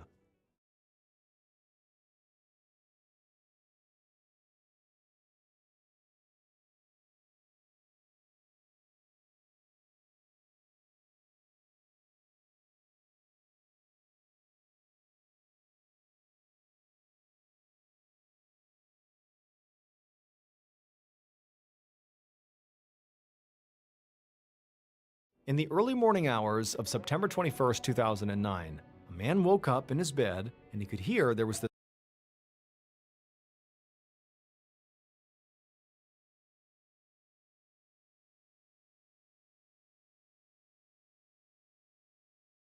strange metal clinking sound coming from the dark corner of his bedroom. The man's heart began to race as he turned and looked in the direction of the sound. And when he saw what was there, he gasped, because there was someone standing in the corner staring right at him. And then the figure began moving toward the man, and with each step, that clinking sound got louder. But before we get into today's story, if you're a fan of the strange, dark, and mysterious delivered in story format, then you've come to the right place, because that's all we do, and we upload 2, 3, even 4 times a week. So if that's of interest to you, please take pictures of the Like Button's brand new car and list it online for sale. Also, please subscribe to our channel and turn on all notifications so you don't miss any of our uploads. Okay, let's get into today's story.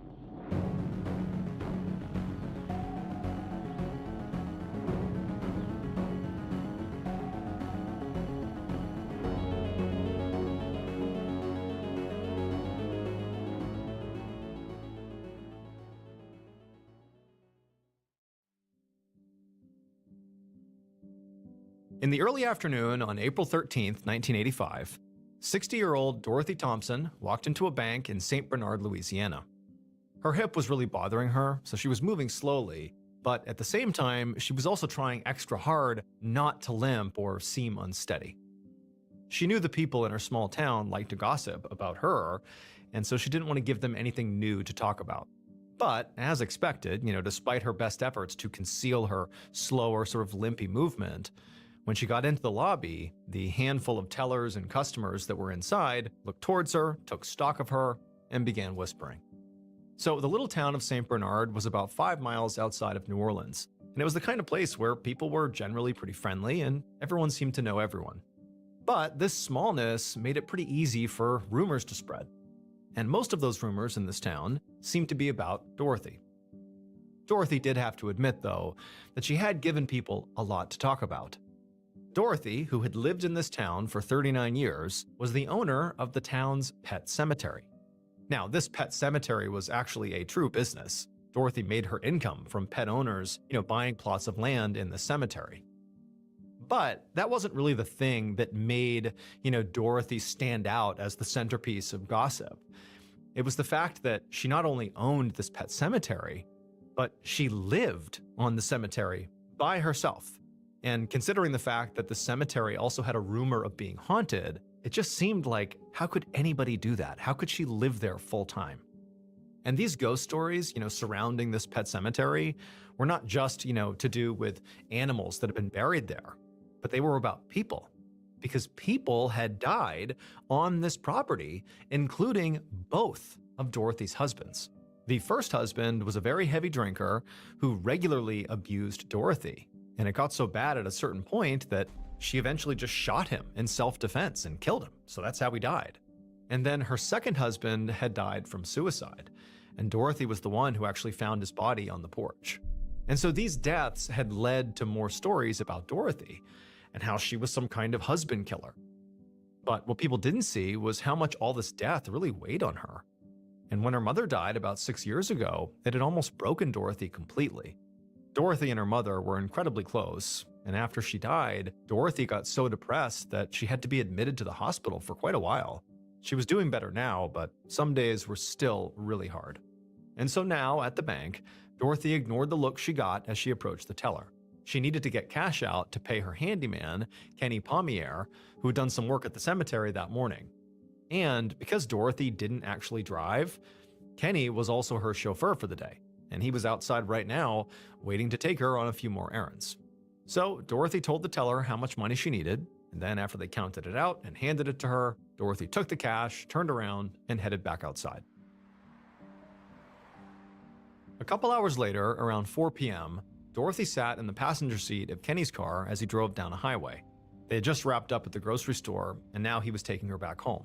As they drove, the two made some small talk, mostly about the weather and also the work that Kenny had done that morning on the grounds. But the truth was, Dorothy didn't really know Kenny at all. I mean, she had just hired him the day before. But he seemed nice enough, and she was hoping he would stick around for a while.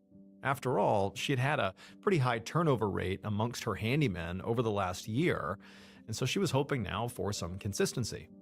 So both the pet cemetery itself and Dorothy's house, which again was on the cemetery grounds, required a lot of upkeep that Dorothy was just not physically capable of doing. Besides her bad hip, she also took medication for her depression that made her weak and sometimes very disoriented. Now, sometimes Dorothy would ask her neighbors for help, but generally speaking, she preferred to just hire people to do the work because, people needed steady work, she could give that to them, and she appreciated the help. However, the problem with hiring these handymen was that unfortunately, a few of her, former handymen had turned out to be criminals.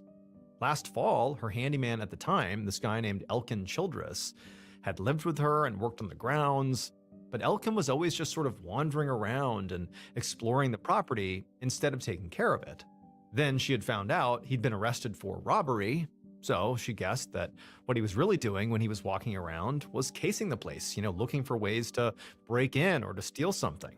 Luckily for her, he actually quit before she had to fire him. And the guy before Elkin was even worse. His name was Brandon Nodier. Brandon was a total loudmouth who had started working for Dorothy right after her mother had died. He and his wife Bonnie had moved in with Dorothy, so Brandon could keep up with the repairs while Bonnie drove Dorothy around. But, just like Elkin, the issue she ran into with the Nodiers was theft. The previous spring, Dorothy had had this really intense depressive episode and was taking a lot of medication for it. And while she was all, medicated and groggy, the Nodiers convinced her to sell them her land for basically nothing. But when Dorothy realized what had happened, she made the Nodiers move out and then got a lawyer to overturn the deal that she had signed. And so since last year, Dorothy, along with the Nodiers, had been in this horrible legal fight over this land. And she knew, the Nodiers, Brandon and Bonnie, were furious at her. And on top of that, Brandon, who was this huge loudmouth, just would not stop talking about this dispute. Not only was he talking about it in public, but he also kept contacting Dorothy to sort of talk her into dropping the suit altogether. But Dorothy was not about to drop this issue. I mean, this cemetery and the land had belonged to her mother, and now it was hers, like it mattered to her. She's not just gonna give it up. And so now, sitting in the passenger seat of the car, Dorothy watched as Kenny turned off the highway and eventually pulled into her driveway, which was quite long and wound through some thick woods, because remember, she lives on the cemetery. It's sort of secluded from society. And as the pair drove along this driveway and got closer and closer to her home, eventually she could finally see some of the tombstones up ahead. This cemetery was enormous, and basically any kind of animal you could imagine was buried here. Some of the graves were just engraved stone slabs, but others were pretty extravagant, including one human-sized Buddhist statue of somebody's pet cat. Kenny finally pulled up in front of the house and got out to help Dorothy carry in the groceries. And when he was done, Dorothy handed over the cash that she owed him and said she would call him when she had more work. And she watched as Kenny got back in his car and drove off back down the driveway.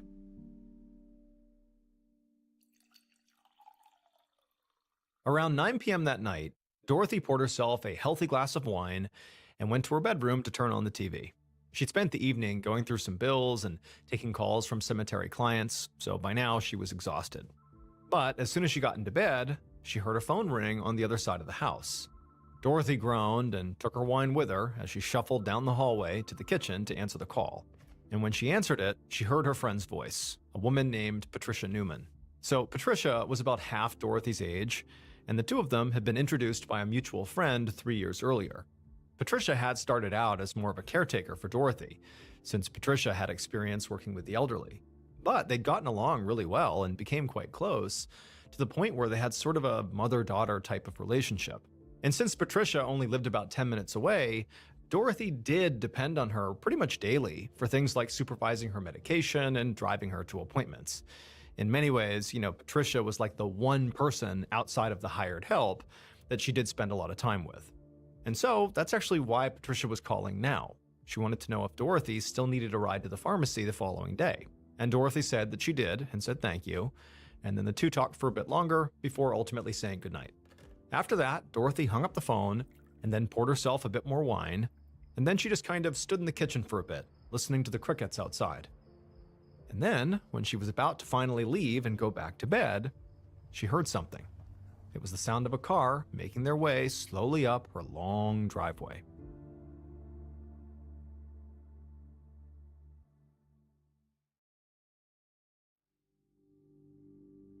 The following morning, a little after 1 p.m., the friend, Patricia Newman, pulled up outside of Dorothy's house and threw her car into park. Patricia had called Dorothy around 9 a.m. that morning to tell her she was going to be late getting her, but Dorothy hadn't answered. Patricia had tried calling a few more times, but Dorothy never answered, which ultimately made Patricia pretty nervous. Dorothy was a heavy drinker in her 60s and was on a lot of medication. So deep down, Patricia knew it was possible Dorothy wasn't answering because she had had some kind of accident or medical emergency.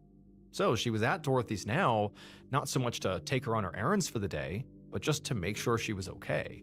Patricia got out of her car and hurried up to Dorothy's front door. But when she knocked, there was no answer. And after looking in a few windows, she didn't see Dorothy or any kind of movement inside. It just seemed very quiet and still. Patricia went back to the front door and tried it, but she found it was locked. So she just kept on knocking for a while.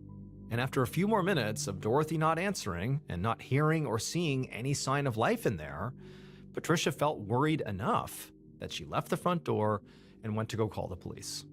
Not long after that, Patricia was back at Dorothy's house, this time watching anxiously as two police officers forced Dorothy's back door open.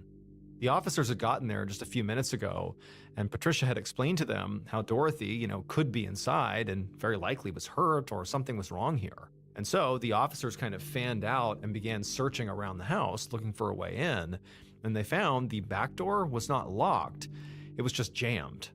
So now they were in the process of getting it unjammed.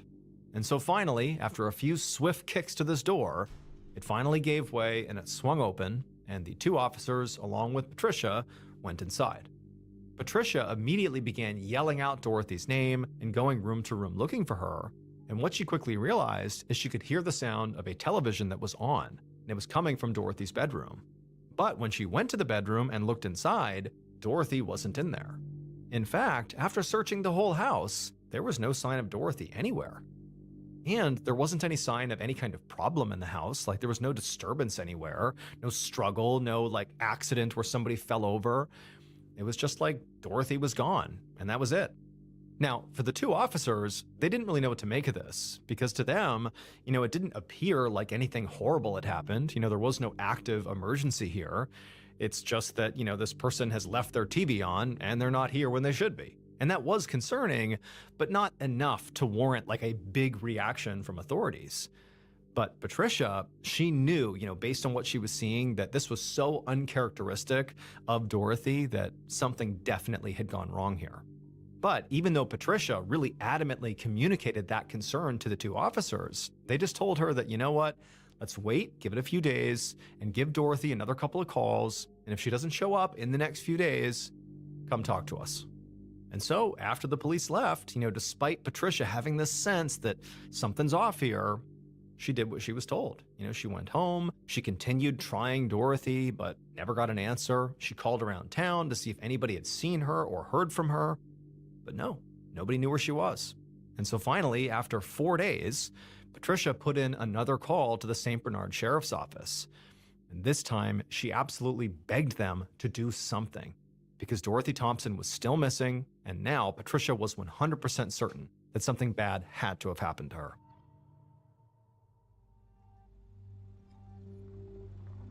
At around 10:30 a.m. on the same day that Patricia has made this plea for help 4 days after Dorothy had inexplicably gone missing, Detective Brian Vallelongo drove his cruiser through Dorothy Thompson's pet cemetery along with Sergeant Terrence Strada.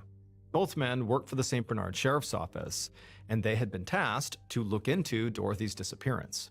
Vallelongo hadn't even gotten to the scene yet, but he was already uneasy as he drove past the animal tombstones and grave sites. This place had always creeped him out. Finally, the officer's cruiser made their way all the way to the end of the driveway, and they reached Dorothy's home. And right away, Vallelongo could see there was a woman, maybe in her 30s, who he guessed was Patricia, who was standing by the front door. She seemed visibly anxious and impatient as she stood there waiting for Vallelongo and Strada to get out of their car. And when they did get out and walked over to her, she got straight to the point.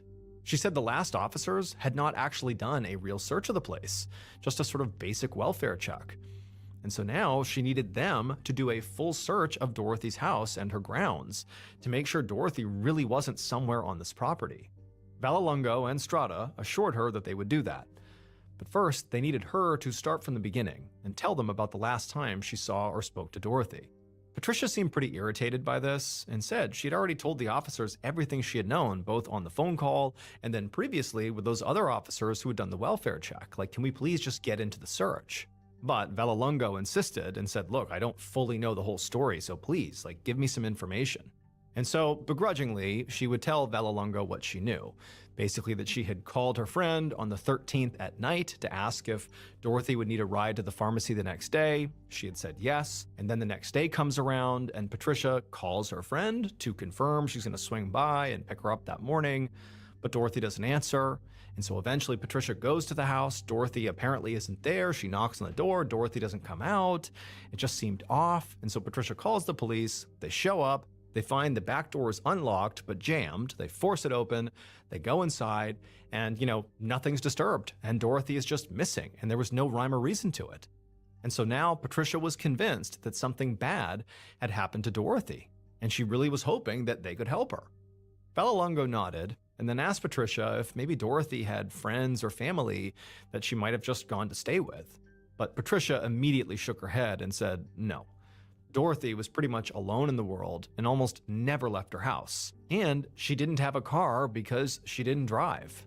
Also, Patricia said she had already called around and nobody had seen her. Friends, family, no one. And then at this point, Patricia was very clear. She told the officers that she believed the only reason Dorothy would have left her house that day or that night before was if somebody else had forced her to. Vallelongo shot Strada a look. He didn't doubt that Patricia was worried about her friend, but they need to look around before they jump to any conclusions here. So he asked Patricia if she could show them the unlocked door and they would begin their investigation. Moments later, Vallelongo stepped into the home through that back entrance, followed by Strada and Patricia. As he walked around the house, he saw that, like Patricia had said, it was very neat and tidy. There really was no sign of anything that had gone wrong inside the house. No sign of a struggle or a fall of some kind.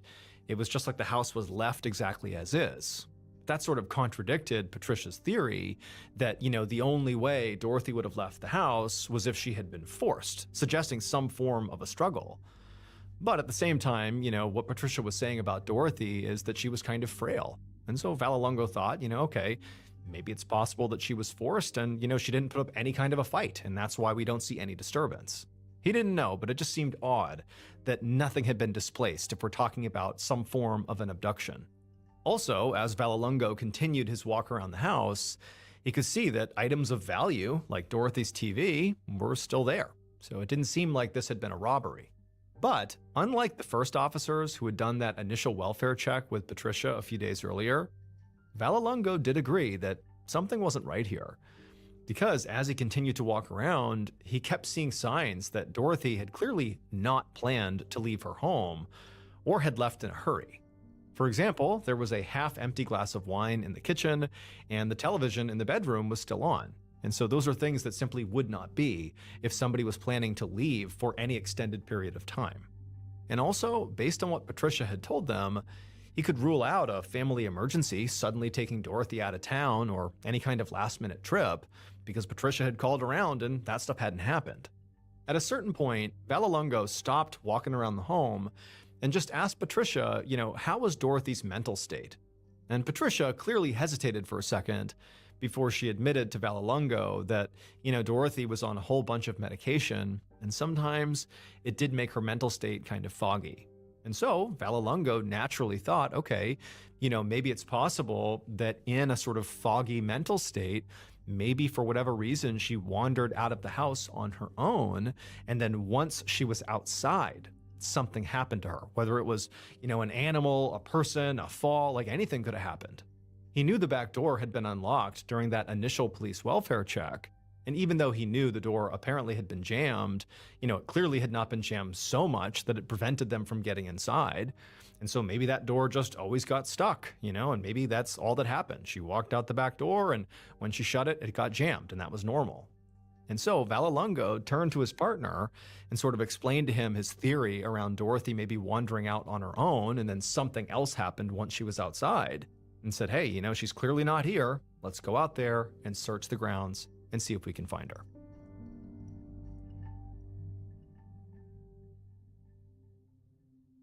"15 days later, a little past 7 a.m. on May 3rd, 1985, Vallelongo stepped into Strada's office to give him an update on the case. At this point, Vallelongo thought it was extremely likely that foul play was involved here, because they had searched Dorothy's house and her property a few times at this point, and they had not found Dorothy anywhere, or any evidence to explain what had happened to her.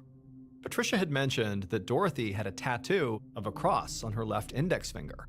So Vallelongo had spent the last couple of weeks calling around to local hospitals and morgues to see if any women had been brought in with that marking. Vallelongo also interviewed Dorothy's neighbors and the tellers at that bank that she had gone to shortly before she vanished, and also he had interviewed some people in town who just knew who she was. He'd also tracked down Dorothy's new handyman, Kenny Pommier, who the bank had said was with Dorothy on the day she vanished. He apparently was driving her around. But none of these people had heard from Dorothy since she vanished 20 days earlier, same as Patricia. Even though nobody knew where Dorothy was and really couldn't offer all that much information to help the investigation, it was like everybody Vallelongo spoke to had a pretty strong negative opinion of Dorothy. Like that she was this recluse and that she was kind of crazy, and people thought she had murdered her husbands and buried their bodies in the pet cemetery, and also her house and her land were haunted. But, none of these rumors were going to do anything to advance the case. But it was interesting to Vallelongo that people felt this way about her. The only real lead that Vallelongo got was something he got from speaking to Dorothy's lawyer a few days ago, who had mentioned that Dorothy was in the middle of this very contentious lawsuit over the rights to her property with a pair of former employees named Bonnie and Brandon Nodier. And since Dorothy's case was looking more and more like an abduction or even homicide, The fact that there was this active lawsuit that Dorothy was embroiled in was a big red flag. So Vallelongo naturally knew he had to speak to Bonnie and Brandon. But as Vallelongo sat across from Strada at his desk and filled him in on all this, Strada's phone rang. Strada picked it up and listened to the person on the other end, and immediately there was this look of shock that came over his face. Strada thanked the caller and then hung up, and then told Vallelongo that a body had been found in the Mississippi River the day before, about 40 miles downriver from here, and they thought it could be Dorothy. Just a few hours later, Vallelongo and Strada stood with Patricia Newman inside of an exam room at the coroner's office. In front of them was a long metal table, and lying on this table was the body of the woman who had been found inside the river. Patricia had been asked to come in here and see if this was Dorothy. But as Vallelongo looked at the body, he didn't see how Patricia was going to be able to do that, because the body was already incredibly decomposed and very bloated. The medical examiner had said this woman had likely been in the water for weeks, and they hadn't done an autopsy yet, but any findings would probably just be a guess because of how badly damaged and decomposed the body was. The only thing they did know for sure was that this definitely was a homicide. The woman was found with a plastic bag tied over her head, and she was wrapped in a lot of very heavy chains, probably to weigh her down so her body would not float up and be found.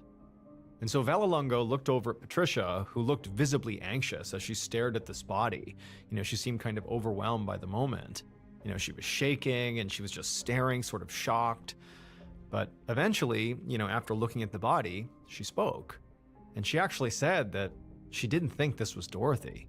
And for a second, Vallelongo was actually disappointed, not because he was hoping Dorothy was dead, but for the sake of the case, to figure out where she had gone. But then he remembered something. He stepped up to the body, he put on a glove, and gently examined the woman's left hand.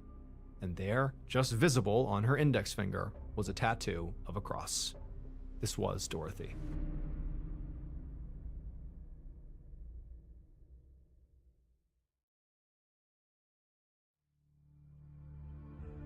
Four days later, on May 7th, Vallelongo got to his office and sat down at his desk to start the day. And he had a lot to do, because he was now in the middle of a homicide case. The medical examiner who had done the autopsy on Dorothy didn't find any water in her lungs. So as a result, they had decided the cause of death was most likely asphyxia from strangulation or suffocation, not drowning. Now, Vallelongo had known all along that it was possible somebody had abducted Dorothy from her home and killed her. But now that it was official, he was sort of reviewing the case notes from the beginning to see if anything had been overlooked while this was still basically considered a missing persons case. And he started with the place Dorothy was last known to be, her house. Dorothy's home was incredibly neat and undisturbed, so it was possible Dorothy was lured from her home and killed somewhere else. But Vallelongo knew from talking to her neighbors and Patricia that Dorothy was, naturally pretty reclusive and did not leave her house easily. So it sort of made the most sense to him that Dorothy must have actually been killed in her home, and the reason the crime scene was so pristine was that Dorothy was overpowered really quickly. Now, originally, Vallelongo had considered Dorothy's current handyman, Kenny Pommier, to be a suspect, since he was the last one to see her alive, because he was the one who dropped her off at her home at 4 p.m., around the time she went missing. But Vallelongo had revisited Kenny and found that he had an alibi.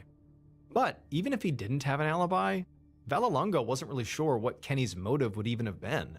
I mean, there'd been no sign of a robbery inside of her house, and on top of that, it just didn't seem like Dorothy had much money to begin with, like she wasn't wealthy. And also the way she died, strangulation or suffocation, that's so personal. And so whoever would have done that would have had to have a reason for it.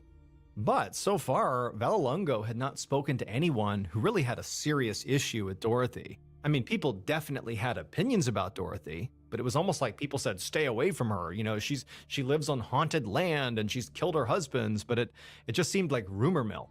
There didn't seem to be somebody who really had a targeted issue with her. There was that outstanding lawsuit with the Nodiers, the two people who were, battling over the rights to her property, but it wasn't clear to Vallelongo if in the middle of this lawsuit was like real hatred between the parties. He had yet to see that. And so at this point, Vallelongo felt like his biggest problem was that he really had no real evidence. There were no witnesses, and they'd searched Dorothy's house repeatedly at this point, and they hadn't found anything useful. And there were no forensics on Dorothy's body. Since her body had been in the water for so long, all the forensics had been washed away. But just then, there was a knock on the door, and an officer poked his head in and told Vallelongo that he had something that he might want to come see. And so Vallelongo got up and he walked over, and the officer said that they had just brought this guy in for writing bad checks, and it turns out his former employer was Dorothy Thompson. Vallelongo was immediately interested and asked for more information. And the officer told him that this man's name was Elkin Childress, and he had been the live-in caretaker for Dorothy for 2 months last fall. And Elkin had told the officers who had arrested him that the reason he'd wanted to work there at the pet cemetery for Dorothy was to find the treasure. Apparently, along with all the other rumors about Dorothy, there was another rumor that hundreds of thousands of dollars were, buried somewhere on Dorothy's property. And Elkin had become obsessed with finding it, but he said he never did. When Vallelongo heard this, he felt his pulse pick up. He'd never heard this treasure rumor, but it wasn't any crazier than any of the other rumors he had heard about Dorothy. And if Elkin was that serious about finding, said treasure, maybe he'd gone to Dorothy and tried to force her to tell him where it was. But before he could say or do anything, the officer told Vallelongo not to get too excited, because Elkin had an alibi for the night Dorothy went missing, and it checked out. However, the officer said that Elkin had mentioned something else that could help with the investigation. According to Elkin, there was somebody in Dorothy's life who befriended her for the sole purpose of trying to inherit everything she owned. And that person was Patricia Newman. And as soon as the officer said that, Vallelongo's gears in his head began to turn, and he thought, why didn't I see this before? After all, it was Patricia who called the authorities. She's also the one who aggressively pushed this investigation in the early days, which, Vallelongo had assumed was just because she was worried about her friend. But now he was starting to wonder if maybe she was trying to make herself look innocent. It's not unusual for killers to try and insert themselves into investigations to seem cooperative or to cast suspicion on other people. Patricia had also entered Dorothy's house multiple times before Dorothy's body was found, which certainly gave her an opportunity to interact with the scene and potentially hide evidence. And so Vallelongo turned and ran to go find Strata. They needed to speak to Patricia immediately, and this time it would be as a suspect.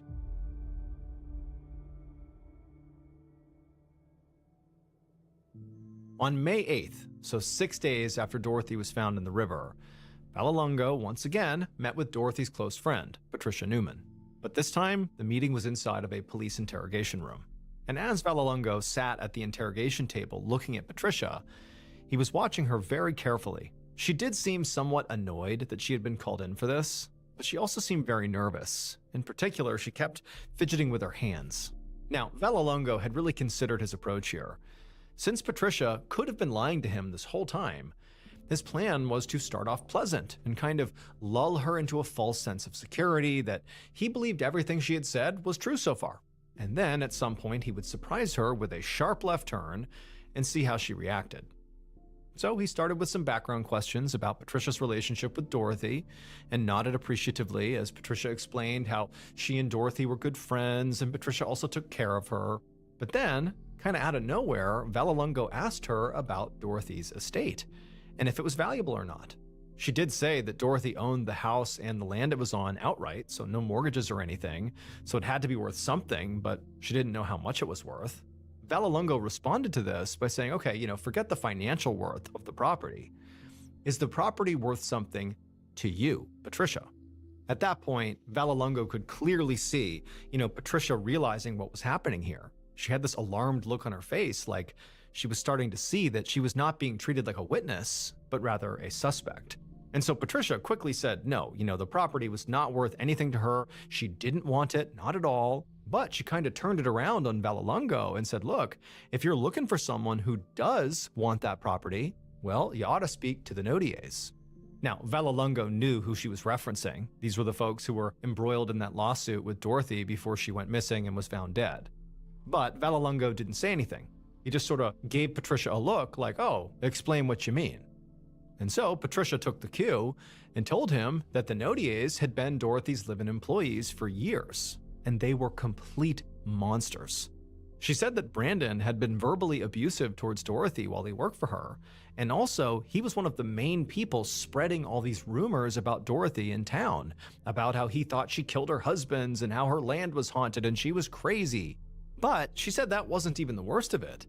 She said Brandon was also a thief. She said the year before, when Dorothy was on a lot of medication for depression, like more than normal, and she was not of sound mind as a result of it, she said that Brandon and his wife Bonnie had convinced her to sign over her property to them for basically nothing. And that's when it hit Vallelongo.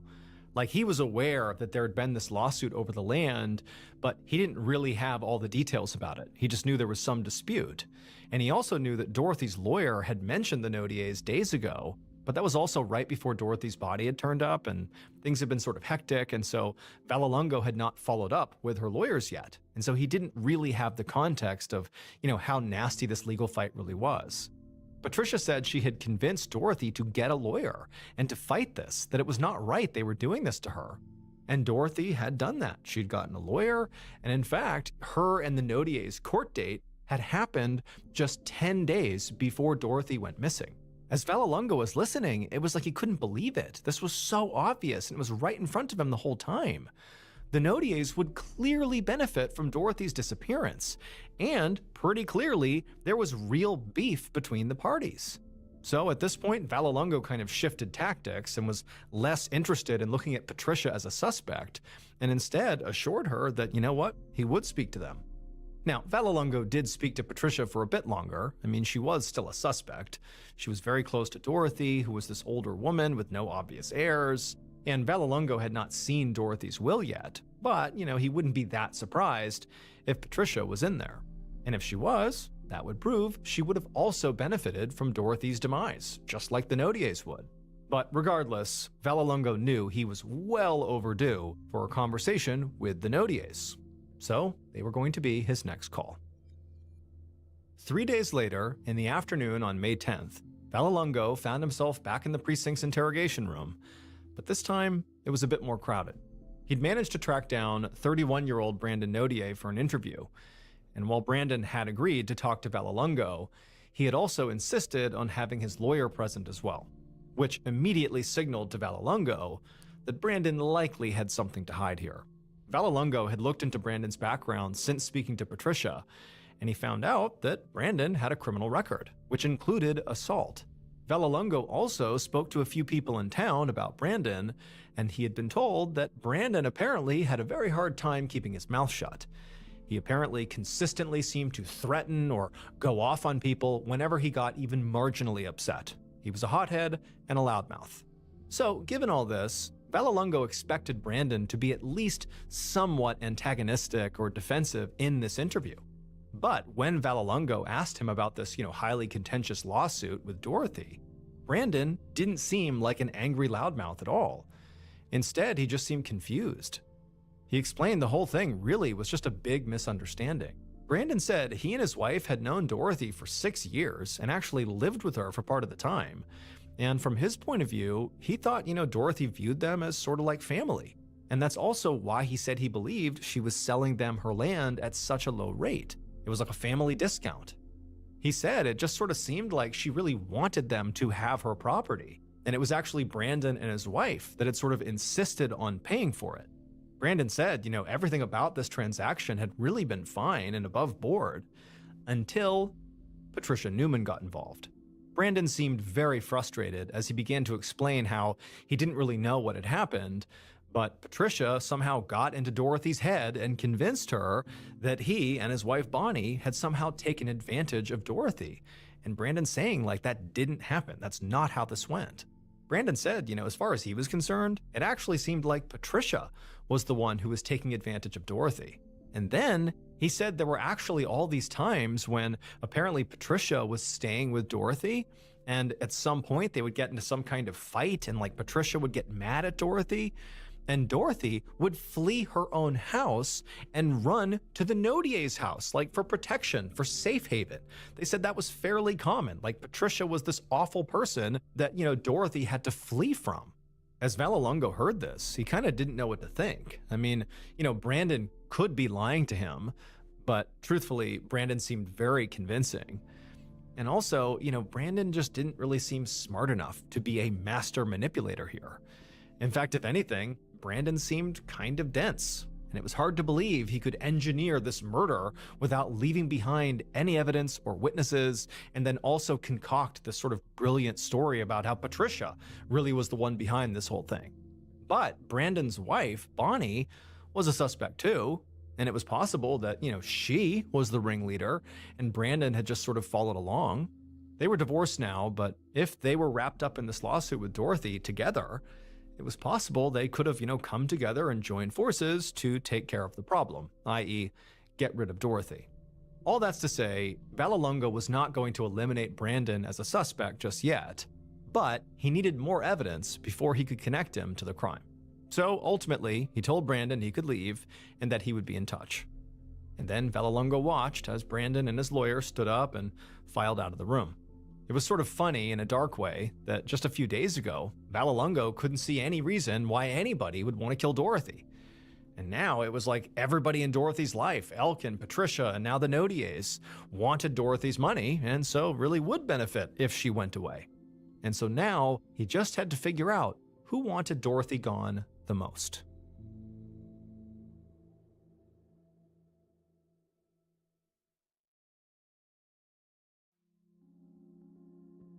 About 5 months later, in October of 1985, Vallelongo stood in the middle of Dorothy's pet cemetery along with Sergeant Strada in total disbelief. Because all around them, almost every single tombstone had been completely smashed. Now, Vallelongo had no idea who had done this, but it was sort of oddly fitting, because just like this cemetery, Vallelongo's homicide case was a complete and total mess. Since May, Vallelongo and some other investigators had questioned both Patricia and Brandon Nodier multiple times, but all they ever did was point the finger at the other one. And now, the two primary suspects in Dorothy's murder were essentially at war over her property. After Dorothy's will was read, it would turn out that Patricia Newman had inherited a huge chunk of her estate, including whatever proceeds came from the cemetery business. But the Nodiers were saying that no, you cannot just give that to Patricia because the property is theirs and so the business is theirs because Dorothy had signed it all over to them. And the lawsuit to overturn that sale, despite it being very contentious, it had not been resolved yet. So you can't just shuffle it over to Patricia. And on top of that, Bonnie Nodier, Brandon's ex-wife, had literally moved into Dorothy's house, making it even more complicated. And so that was why the St. Bernard Sheriff's Department and the state police were at the pet cemetery right now. Patricia was there and trying to get access to the house since she needed to get some of Dorothy's things, and Bonnie wouldn't let her in. Now, the uniformed officers had just gone there to make sure everybody played nice, but Vallelongo and Strada had tagged along specifically to try to ask Bonnie a few questions. Now, Bonnie was still very much a suspect in Dorothy's murder, but so far, investigators had actually not been able to interview her, and Vallelongo had hoped that maybe this was their chance. However, when they arrived, Bonnie was extremely angry and she refused to speak to anyone and told all the officers and Patricia to get off her property. And even though the officers, along with Patricia, had eventually gotten inside and Patricia took what she needed, the officers had not been able to get Bonnie to say anything to them. She refused. And so now, Vallelongo and Strada walked back to their cruiser, past all these shattered tombstones, feeling very frustrated that they had multiple suspects here and no way to eliminate any of them. Brandon Nodier would directly benefit from Dorothy's death, because if she was dead, then the lawsuit he was embroiled in would get dropped and he would by default take control of Dorothy's land. He also had a criminal record and, according to Patricia, had been horrible to Dorothy when they lived together. Brandon's ex-wife, Bonnie, could have helped him do it too, since after all, she was named in that lawsuit as well. And she had taken full control of Dorothy's house after she died, so clearly she was intent on living there. But Patricia also could have been highly motivated to get Dorothy out of the picture, since she was named in the will. And she'd seemed really controlling of Dorothy and had repeatedly inserted herself into the investigation. And then there was the handyman, Elkin Childress, who had been eliminated through his alibi, but Vallelongo felt like he deserved another look. He had admitted that he was obsessed with finding treasure on Dorothy's property. And now all the gravestones were mysteriously smashed, which could indicate that maybe he had come back and this was, part of his attempt to find the treasure. Maybe they were inside the gravestones. Then again, if they're going to treat Elkin like a suspect, well, then anybody who had heard rumors about the treasure on Dorothy's land was also a suspect. And considering how the residents of St. Bernard clearly gossiped a lot about Dorothy, it seemed like that would mean basically everyone in town was a suspect. But without any forensic evidence or witnesses, Vallelongo didn't see how they would ever be able to connect anybody to this crime.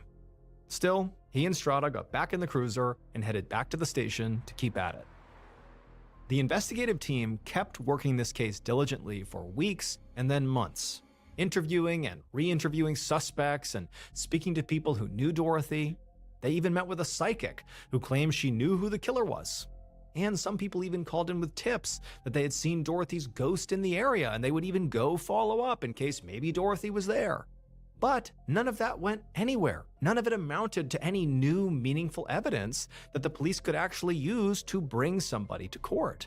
And as time went on, Dorothy's case changed hands multiple times before finally going cold.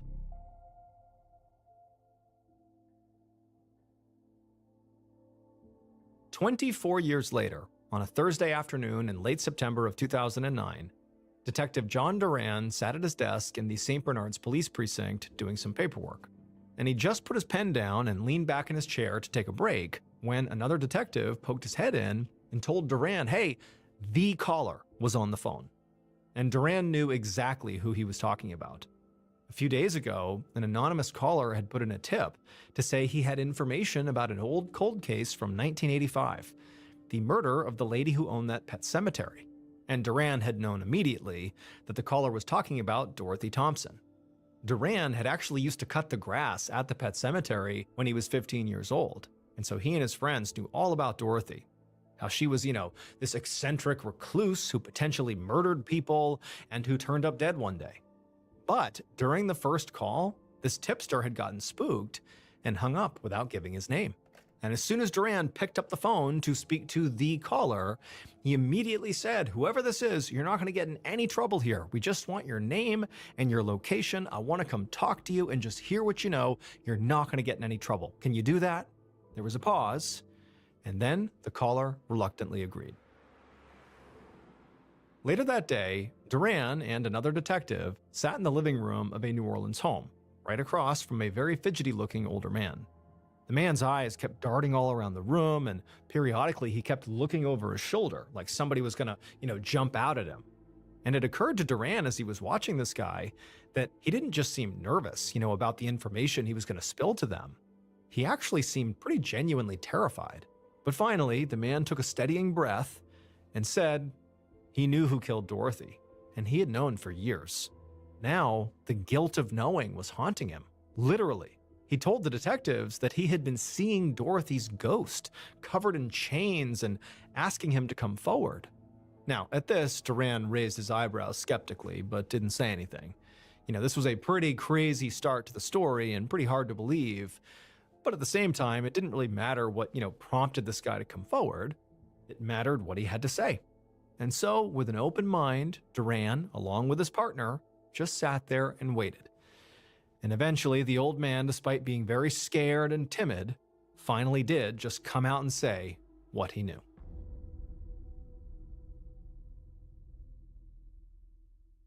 Based on a decades-long investigation and multiple confessions, here is a reconstruction of what police believe happened to Dorothy Thompson on the night of April 13th, 1985.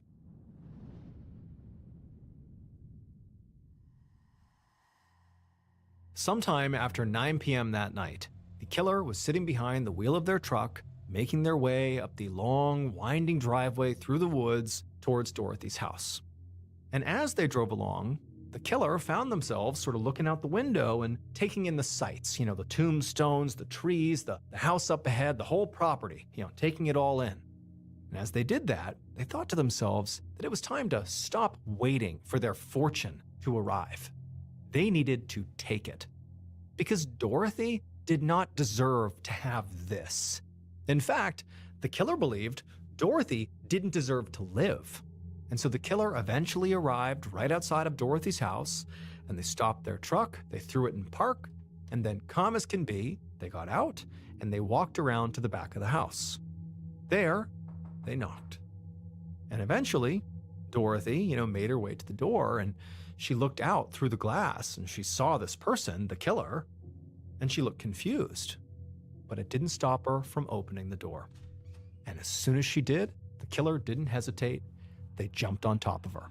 Dorothy tried to scream, but the killer immediately wrapped their hands tight around her throat, and she went silent. And then in silence, they strangled Dorothy until she stopped moving. Then, once Dorothy was crumpled, lifeless on the ground, the killer found some sheets and wrapped them around Dorothy's body and then dragged her outside to the waiting truck. Once they put Dorothy's body in the truck, they drove to a section of the Mississippi River not far from Dorothy's house. There, the killer got out, and they grabbed Dorothy's body and they tied her hands and her feet together and also, just in case, put a plastic bag tightly over her head. Then they wrapped her body in chains. And then once she was all prepped, the killer, calm as can be, lifted her body up, walked over to the Mississippi River, and threw her in. Moments later, the killer was back inside their truck, driving along, feeling better than they had in months. Because now that Dorothy was gone, all their problems were solved. It would turn out Dorothy Thompson's killer was indeed Brandon Nodier. He had not only tricked Dorothy into selling him her land at a very cheap price, but also, when she figured out he had basically conned her, she sued him at Patricia's urging. And when that happened, Brandon thought, okay, well, if I just kill Dorothy before this lawsuit gets dismissed, because they're going to figure out that this was not fair, that I did con her, if I kill her now, well, by default, the charges get dropped and the sale goes to me. The property is mine. On the night of the murder, Brandon was not alone. He actually asked another one of Dorothy's former handymen, a guy named James Tregler, to come along with him and basically just wait in the car. And so he had done that. Now, Brandon was an incredibly violent person, and he did not think twice about murdering Dorothy to make sure the lawsuit got dropped. But Brandon also had a famously big mouth, and he told his entire friend group what he had done. And so basically, all of Brandon's friends were aware of this horrible crime, and they totally believed what he said because they were fully capable of him being able to commit extreme violence, but they were scared of him.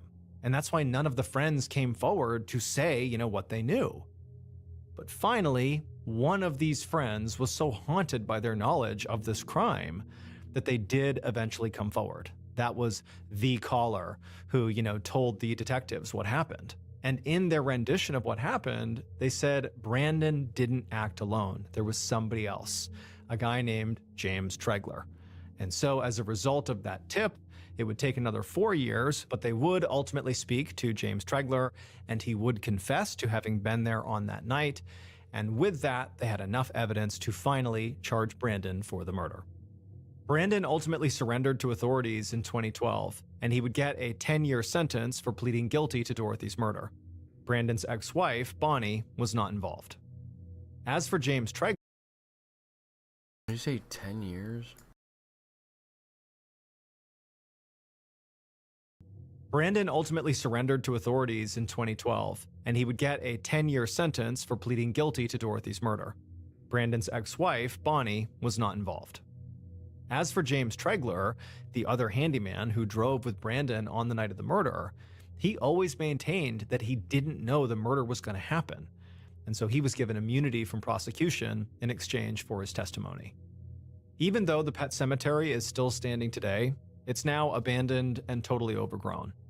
However, treasure hunters continue to walk around the property, with their metal detectors, hoping that they'll be the ones to finally find the treasure that's buried there.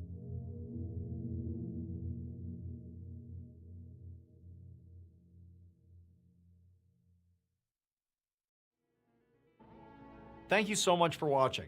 Let me know what you thought of today's episode in the comments. And remember, we have a whole playlist of true crime episodes ready for you to binge right now.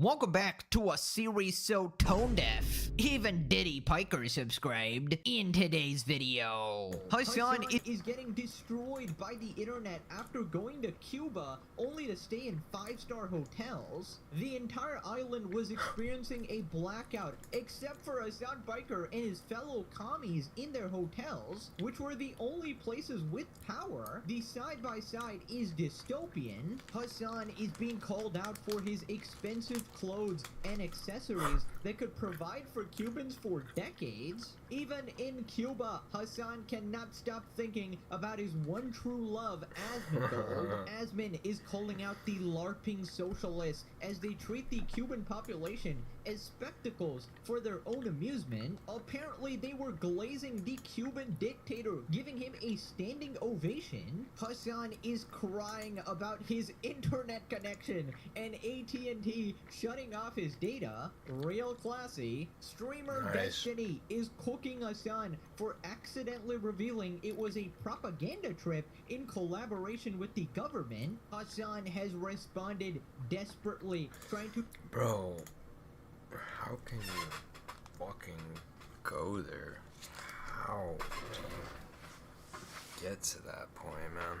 Like, what the fuck?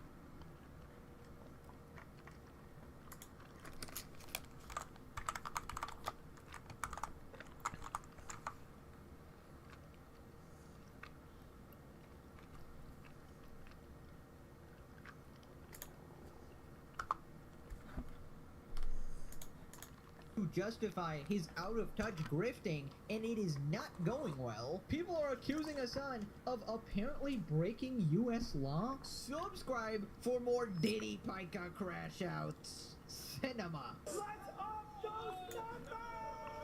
Now let's begin. Right, so we got massive updates regarding Hassan's grifting in Cuba. There has been a second blackout and the Cubans are struggling. Meanwhile, Hassan obviously went there to do his socialist LARPing, ended up staying in 5-star hotels, and then lied to everyone saying that the US government forced him to stay in a 5-star hotel, which is obviously false. And the American government makes it illegal for Americans to stay wherever they want when they're in Cuba. They have to stay in what they've declared as 5-star hotels. Now, he was also being explicitly racist to Cubans because they disagreed with him on communism. The dude in the car was a Miami Cuban. I was like, I literally went, don't say anything. Well, now turns out it gets even worse. Footage from outside the hotel in Cuba where the communist flotilla, Hassan Piker, Code Pink, and other useful idiots and VIP propagandists lounge in comfort while Cubans are left in the dark during a nationwide blackout.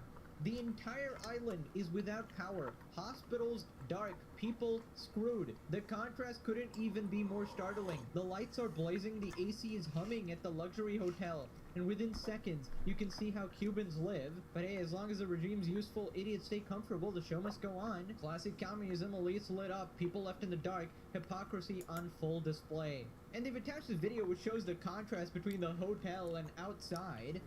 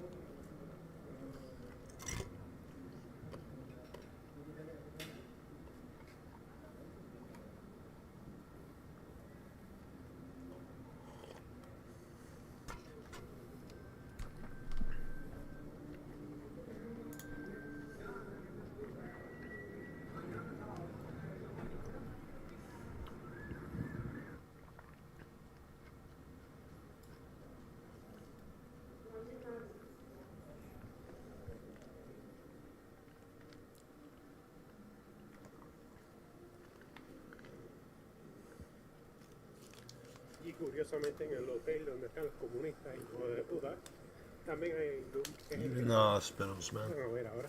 Oh my god, that is actually so incredibly dystopian. So, this is the only place with electricity and power. It is the fucking LARPing communists coming over and staying in their hotel. I mean, you literally cannot make this shit up. The hospitals are dark, but Hassan Piker must have an air-conditioned room, obviously. They're literally just going there, eating up that power, living in luxury, partying it up, while actual Cubans are suffering. It's like a level of LARPing that is actually unimaginable. Like, usually we don't see the side by side. You know, we just see Hassan chilling in his streaming room or whatever, but when he actually goes out there and specifically sits side by side alongside these people, except he's in a fucking luxury hotel and they are still suffering, like, it's crazy. People responded, Hassan Piker shouldn't be allowed back in the US. Agreed. If I had my way, I wouldn't let a single one of them come back. Oh no, he's gonna cry about being stabbed. I agree. They shouldn't let him back in. And they should revoke his citizenship. At the border again. Oh my god, they're trying to silence free speech. No, Hassan, you're just a piece of shit and nobody wants you there. And this is what Marxists want for you, America, wake up. The classic, I support the cause because I'm an influencer. I get to stay in the most comfy hotel and don't have to deal with any of the struggles of the people I'm supporting. This complimentary herbal tea tastes great. Hassan is a joke. Yeah, he has to have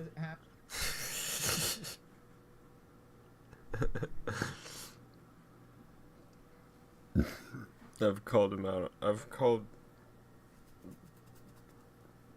Democrats and liberals out on that before a lot. I'm like, man, chill in the fucking Starbucks. You know, you're sitting here in a first world country, drinking your Starbucks, living your best life, having freedoms to be whatever you want to be. And you bitch and bitch, meanwhile, like, and you're fighting for the systems that are oppressing people in third world countries. I think you should go see it for yourself. And you think America's so bad. That's really the only cure for some people, I think, you know. They need to learn the hard way how good they've got it. Everybody's fucking taking for granted their freedom. Yeah. My opinion.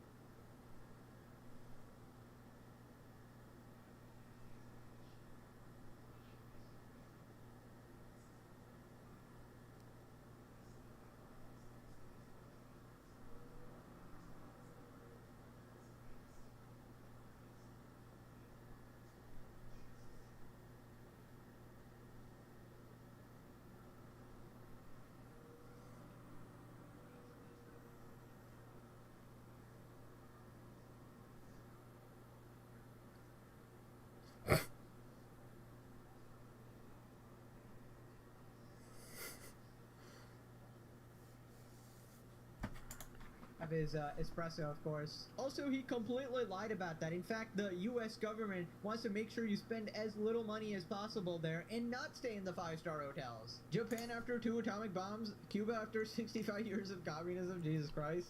In the midst of a nationwide blackout, the hotel after 65 years of communism, Jesus Christ. In the midst of a nationwide blackout, the hotel of the communist VIP guest is the only point in all of Cuba with electricity at this moment. Anyways, apparently Hassan's getting a lot of backlash for his outfit as well. So here he is, Havana day 2, and he's chilling around. He's walking in his expensive ass outfit. We got some of the cars here. Is this like a modern day picture? This looks so old, man. Oh my, and it keeps going. Hassan's $690 button down shirt alone can feed a family of 4 in Cuba for about a year. And basically this shirt is a glass cypress red inferno shirt apparently.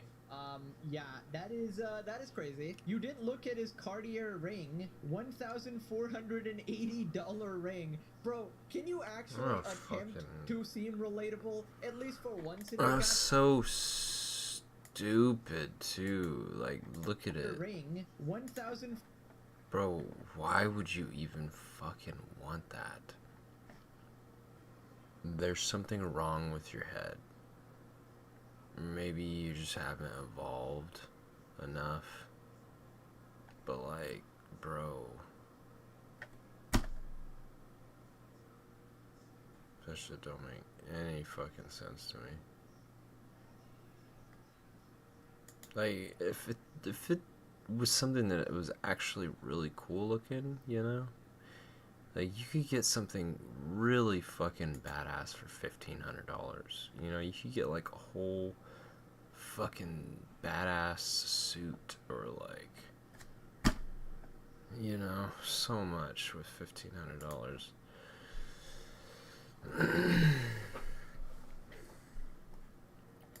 $480 ring. People don't know how to spend money. Oh shit, we're still cooking.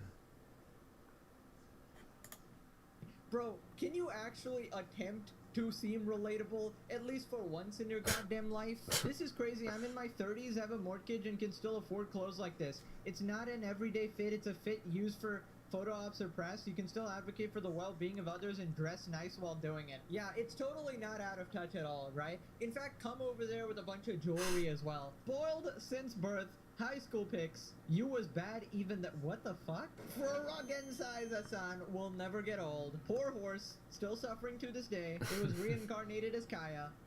Yeah, we got people posting this stupid meme again, which doesn't apply. Obviously, he's choosing to purposely wear these designer clothes. He's choosing to engage in all this luxury. He didn't have to stay in a 5-star hotel. He doesn't have to go to the Oscar parties and meet up with billionaires or whatever. Like, yeah, and he also did that fucking talk, that event with all those terrorists. That was crazy. I'm surprised he's still like streaming, dude. I'm surprised Trump or like the government doesn't shut him down, honestly. You can't use this meme for every single time somebody criticizes him. It's ridiculous. Average annual salary in Cuba, $156 USD. Hassan Piker's Cartier I was like, I'm all for free speech, but there's another thing is promoting terrorists, like legit terrorists, people who are linked to terrorism. Like, that's not freedom of speech, bro. What the fuck are you talking about? You stupid fucking idiot. God, I hate him. I don't know if he's like a plant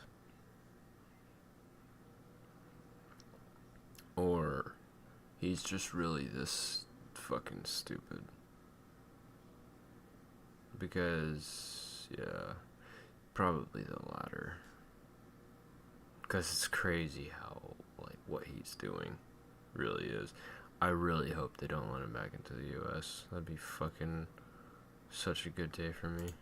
Glasses, 1,380 USD. Celebrate. It would take the average Cuban 9 years to purchase Hassan Piker glasses. And it's the Cartier Premier shiny gold glasses. Of course, Hassan gonna have the drip at all times. You do realize that insurance for glasses exists too, right? Hardly anyone pays retail for glasses. Oh my god, are you actually attempting to defend Hassan saying, well, actually, he got them on discount, of course? Oh, brother! Hassan Biker fans, bruh. You don't care what happens to Cuba. He's going there and staying in 5-star hotel. Okay, I'm getting rage baited. I'm just getting rage baited. I need to stop. Right, Hassan tweeted out live from Havana, Cuba, monitoring the situation. None of us are free, and we got I guess a One Piece-esque type thing. So Cosplaying One cringe. Piece in a 5-star hotel in Havana, while actual Cubans live on 50 cents a day next door. This guy needs to stop bringing up One Piece. He's actually pissing me off right now. Guys, I'm actually Ace. I'm actually Luffy. Yes, I'm freeing the people. Luffy would hate this effer with a passion, absolutely. He would literally punch him. Hassan is a celestial dragon.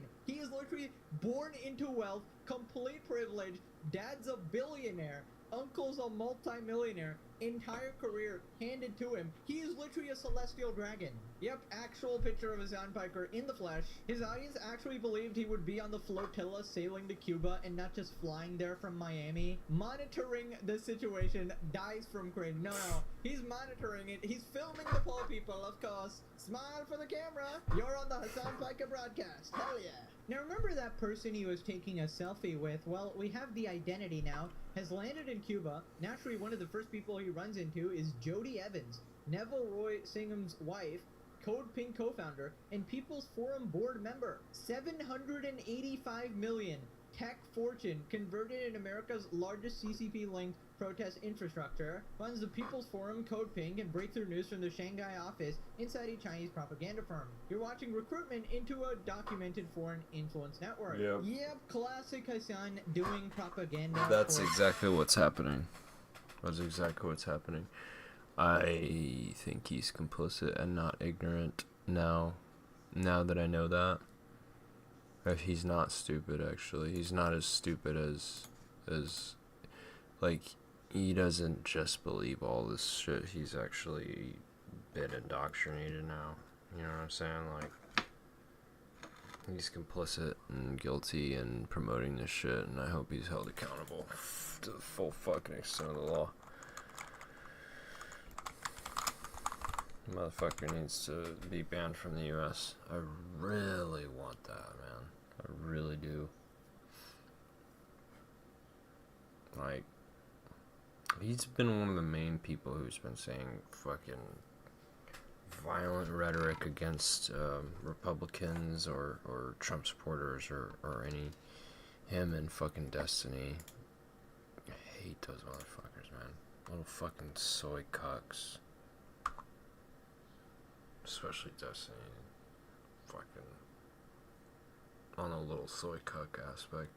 Sounds a little bit bigger, but still fucking cuck.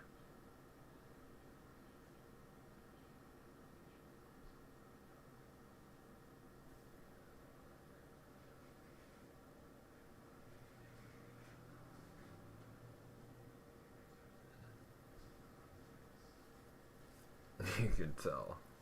Fucking hate them so much, man. And like Sauron and Saruman. Those two fucking guys.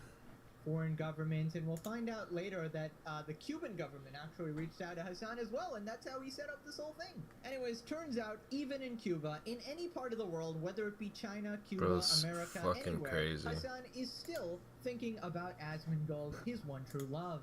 Went to Cuba to sit in a hotel.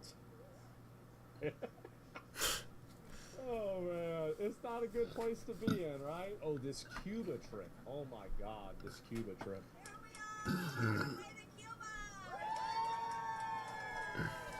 Imagine being a brutalized Cuban peasant living under crushing communist dictatorship your entire life, then having to put up with Western socialists flying out to your country in order to prop up that dictatorship while ranting about how oppressive their own infinitely freer societies supposedly are. And it's pretty Incredible. obvious why he Incredible, dude.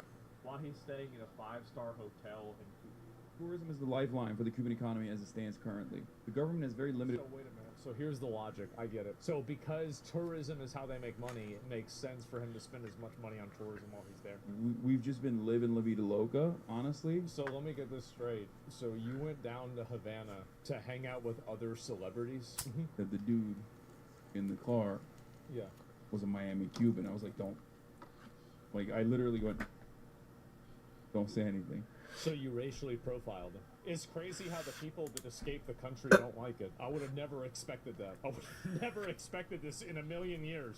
So yeah, it's the see, there's the good Cubans and the bad Cubans. The good Cubans are the ones that agree with me. The bad Cubans are the ones that don't agree with me. Ah, I see. That makes a lot of sense, of course. Yep, of course, thinking of Asmongold as always, and this is a classic Hassan move. I mean, I love minorities, unless you disagree with me, of course. Then of course, this minority is also a bigot Nazi. The minority is actually a white supremacist, obviously. I don't make the rules, Hassan does, obviously. Racially profiling Miami Cubans as well, going, well, they don't actually know much about communism. I actually had to educate them. Can you imagine being in a fucking Uber ride with Hassan Piker, bro? Holy shit. This guy yapping to his damn stream. But yeah, man, this whole trip was an absolute mockery. Hassan should be ashamed, but he's pretty much incapable of having that feeling. And I feel like it's an entirely different thing to be LARPing from your stream room than to actually go out there, to stand in front of the so-called peasants and pepper them with cash, of course. Pepper them with cash, throw them out the window, watch them squirm, pretend you're a humanitarian while literally exploiting them for your stream views, and then leave. A new level of evil. Right, we got some more tweets going viral. Leftists gather in tour buses to go look at the poor people during their vacation in Cuba. Actual poverty tourism. And this is just an insane sight, by the way. It literally looks like a fucking zoo safari bus. Revolutionary leftists just blew $600 on flights to Havana. That's years of wages for the average Cuban. All the cosplay, revolution in front of bread lines, wandering the ruins like it's some kind of safari, singing some bullshit, and then lecturing locals about evil American capitalism.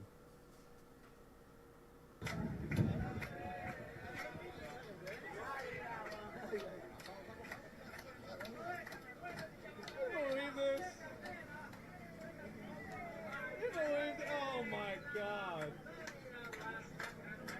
Oh jeez, is this embarrassing?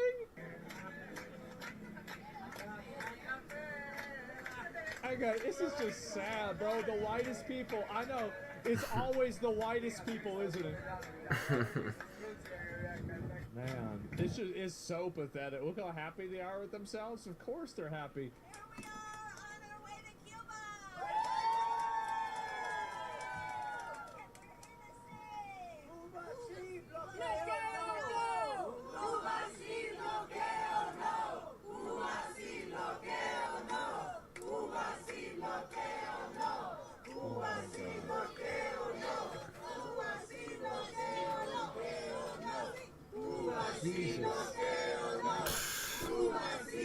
God, it's like fucking caveman. It's so sad. The true enemy of America. Karen Airlines? Yeah. Yeah. Jesus Christ. Code Pink. Okay, that is This is probably like no. Group of NPCs right there. Commies, terrorist supporters, all around, all uniting for the greater good of virtue signaling, performative activism, getting a couple likes on social media. And don't get me started on the bus, bro. That, I mean, am I wrong? Doesn't that look like a zoo safari? They're like, don't touch the animals, don't feed the animals, don't touch the poor people. Holy shit, it is so dehumanizing, so disgusting. They fly over there in complete luxury and then consume all the resources, you know, the power. Like, how is it that the hotel was still functioning while the hospitals are out of power? Who the fuck decided that shit, bro? Like, surely the hospitals would be prioritized over Hassan Piker, but no, of course, we gotta make sure the Americans are good. We gotta make sure they're taken care of. We gotta make sure the commies write some good articles. If we lose power here, they're gonna hate it. They're gonna hate it. We must. It's fucking crazy that we're doing this again with communism in America. And people are actually buying. I guess I think a big part of it is the education system now, because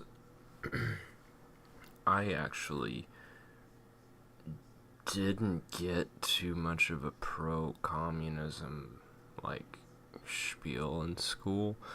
I really think that that's happening a lot more now. You know? Well, I know it is. And it fucking angers and disgusts me. But I think that's a big part of it, because these kids don't even know anything, first of all, and the only thing they know is, billionaires are the problem, and well, in some cases that is true. That certain billionaires are a problem. You can't just fucking. It's the same way with the Epstein files. You can't just Salem witch trials, y'all. You can't. You can't just go get everybody and go fucking burn them at the stake, you know? There has to be a process. And that's not me defending pedophiles, okay? That's me defending innocent people that are accused of being pedophiles who actually aren't, because that happens too.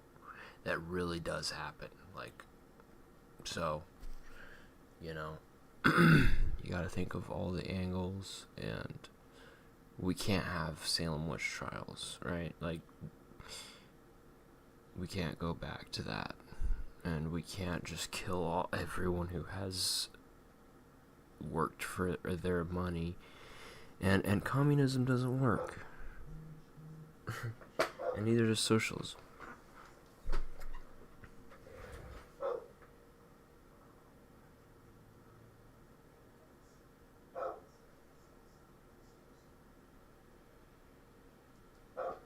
You might hear some propaganda that it does, but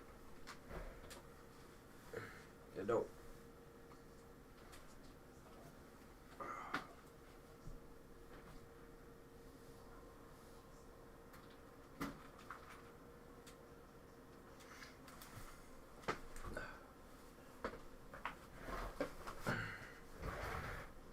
It don't work. It's as simple as that. Like, the economy works here for a reason, because there's a free market and shit. I mean, there's problems. It's not perfect, but we have some semblance of freedom here. Like, freedom to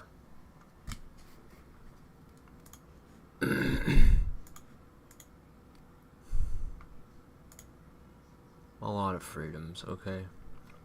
If you don't believe me, go the fuck to China, okay? Go the fuck to Canada, go the fuck to Mexico, go the fuck anywhere else, okay?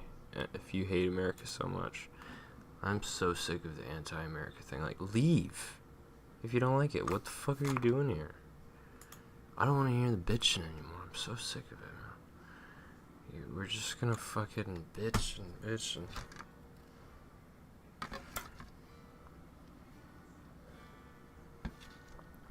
It's old.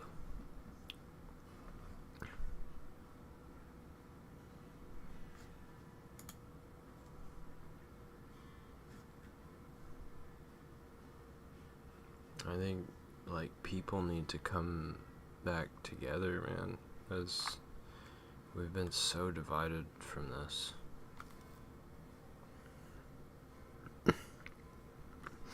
Like, we're all on the same team.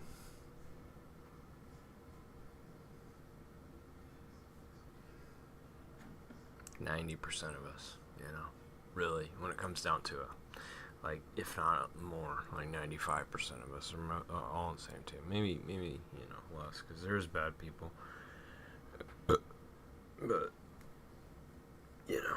vast majority, I know it's the vast majority. So, anyways, sorry, I fucking went on a tangent. We must give Hassan Piker the best experience, of course. Unimaginable levels of dystopia. This is a real-life South Park episode. Now, apparently these group of clowns... Oh my god, I hope South Park makes a fucking episode. That'd be so great. were glazing the Cuban dictator as well, giving like a standing ovation, welcoming with open arms, as the population is literally in the worst conditions, of course. Of course, gotta suck up to the dictators. Jesus. Yeah, it's just sad. It really is sad. They're so full of themselves, I know. They don't even It's the know. usual Do they even fucking know what they're saying? suspects too. Let Cuba live. Oh, here it is. With full, and this is another guy, I don't know who this guy is. Cuban journalist, okay. With full air conditioning in a highly lit auditorium, the foreign communists give a standing ovation to the Cuban dictator. With half of the island in blackout going through a terrible situation, the propaganda for these immoral people, there is fuel. Look.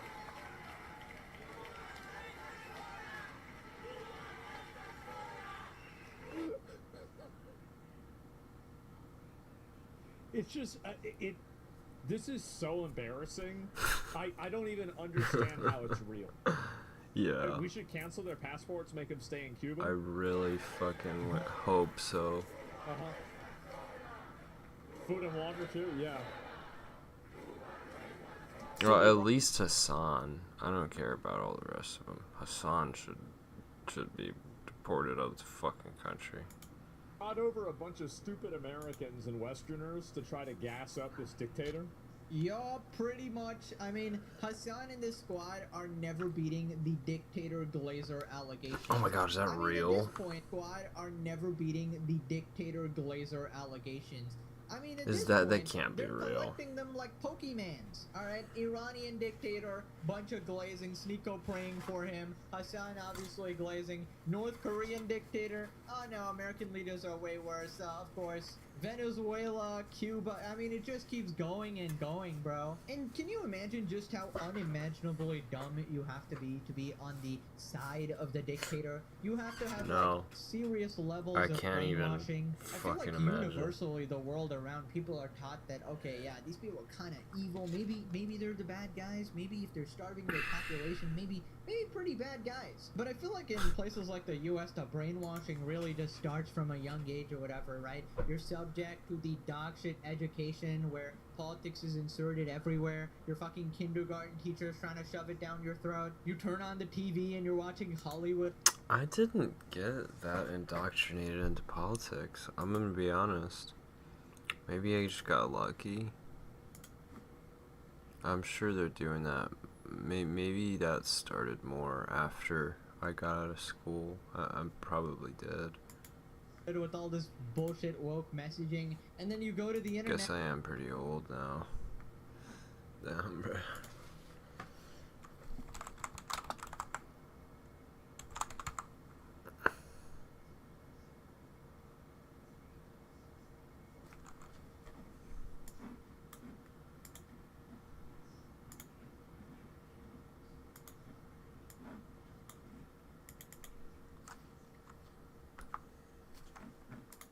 And you encounter Hassan Piker streams, like you're just cooked in every way possible. And you're like, okay, I don't want to deal with politics, let me turn on my favorite gamer, Ludwig, and he's collabing with Hassan Piker. Like, all roads are just gonna lead you to be a fucking moron, which is why we need the Legendary series to show the actual truth of the situation and destroy the Hassan Piker lies. Now, it turns out somebody asked a pretty normal question, something that a lot of people have been thinking. Wouldn't it just make more sense to send the aid and not bring 100 more mouths to feed? Well, how are you going to get social media credit for that? Yeah, I mean, about that, it's almost like the goal was never to send So aid. fucking stupid. The person, like. The goal was never to get Bro. anything but social media attention. The goal was always to appear as good and virtuous to your Yeah. followers. This clout disease, People just this don't see incessant this need for shit. attention is rotting society. If they really Yes. wanted to help, they could do so in 1,000 different ways without actually flying there and staying in 5-star hotels and doing an absolute mockery of the situation, right? It is beyond pathetic. Who responded, thankfully Cuba doesn't have electricity, so he can't shock Kaya. Listen, he takes batteries for that shit, okay? He's got a battery, and it's fucking, even if Kaya is left back in the US, it will still shock her, alright? He will never go a day without shocking Kaya. You know, it's like people pack their toothbrush. Hassan Piker packs his shock collar that is controlled from anywhere in the world, of course. It's like his nuclear launch codes. My shoes cost more than your house, Hassan calmly explained to the good Cubans. Some part of me really wishes that he gets stuck in Cuba and the US has to bail him out, and then the government just decides he should stay there forever. I mean, I'm a fan of this fan fiction, to be honest. I'm a big fan. Obviously never going to happen, but yeah, if there's any justice in this world, Hassan Piker gets his dues, bro. Oh, So look at that face, bro. Like, in I've Cuba, never the US has to seen bail a him more out, and then the punchable government just face. decides he should stay there forever. I mean, I'm a fan of this fan fiction, to be honest. Obviously never going to happen, but yeah, if there's any justice in this world, Hassan Piker gets his... Bro.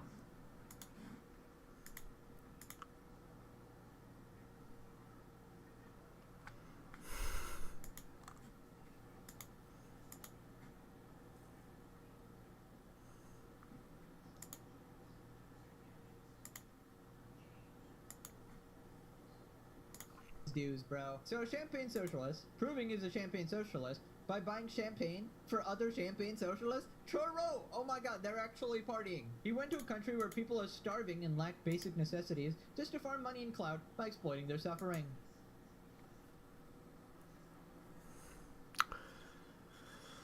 He's cruising for a bruising, bro. Sounds like a son. Cuban, can I use Like, there's gonna be some people that are really offended by this, I guarantee you. Like, I mean, I guess he's already gone way past that, but... Man, I wish Trump would do something about this motherfucker, bro. At this point, Hassan and Destiny, I fucking hate them, man, so much. You can't condone violence, dude. Like, that should not be a part of free speech. You can't dox people, you can't endorse terrorism.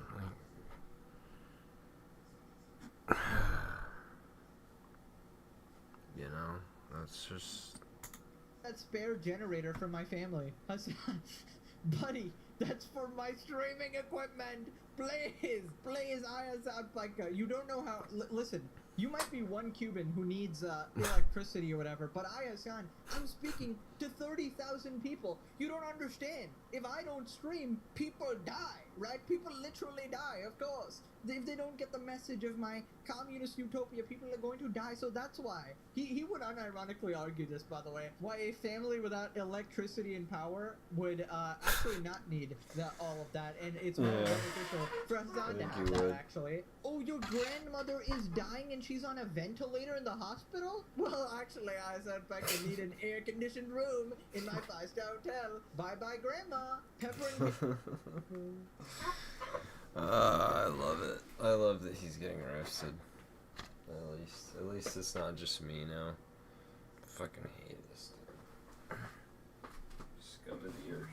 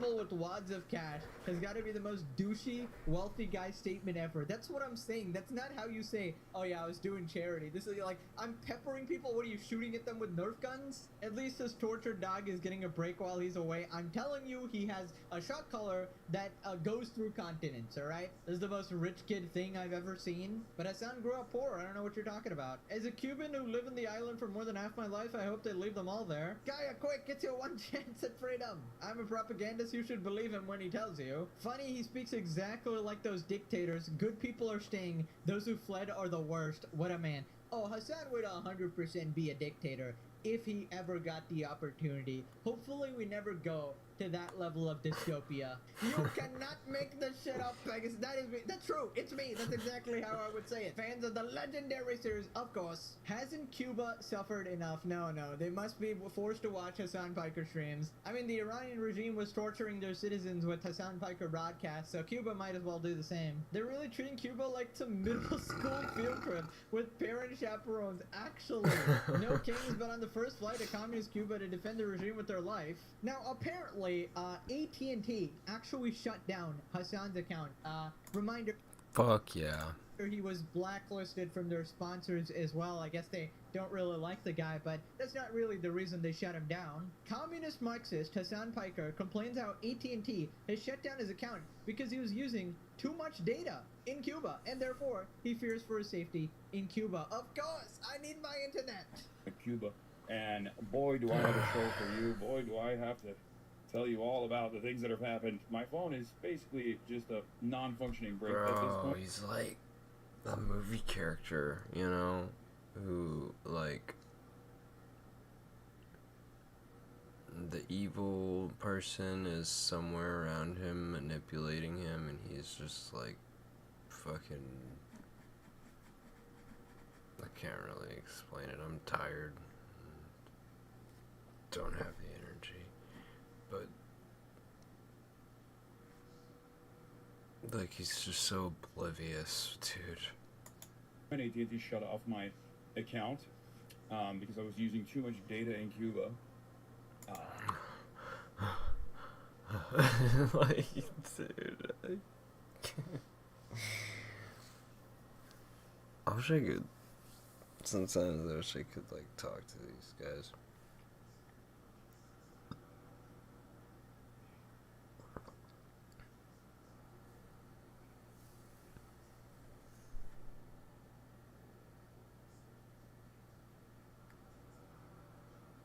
It probably would not go well, though.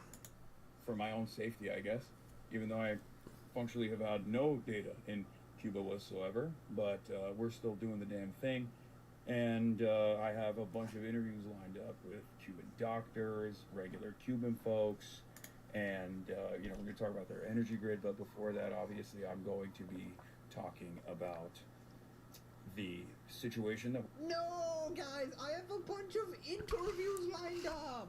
I need 1 Gbps internet, please, put it back on. I need the data, I need the Wi-Fi. How will people survive without the Hassan Piker broadcast? The Cubans are suffering, they need the Hassan Piker streams. Congrats, Hassan, you're experiencing a tiny fraction of what Cubans actually experience. Nice one. You know, I really wonder how many people died after, you know, the hospitals went dark and Hassan Piker's hotel was still fucking running there. Going to a country that's grid has literally collapsed and complaining the internet isn't fast enough. Lol, why doesn't he switch to state-owned carrier in Cuba? Maybe things would go better for him if he got a less obnoxious pair of glasses. No, he needs his $1,500 glasses. Do not let him back in the US unless he's cleared through the... There shouldn't be an unless, to be honest. I don't want to see the second part of this. Moving on to Destiny calling out Hassan. Apparently... Fucking same, bro.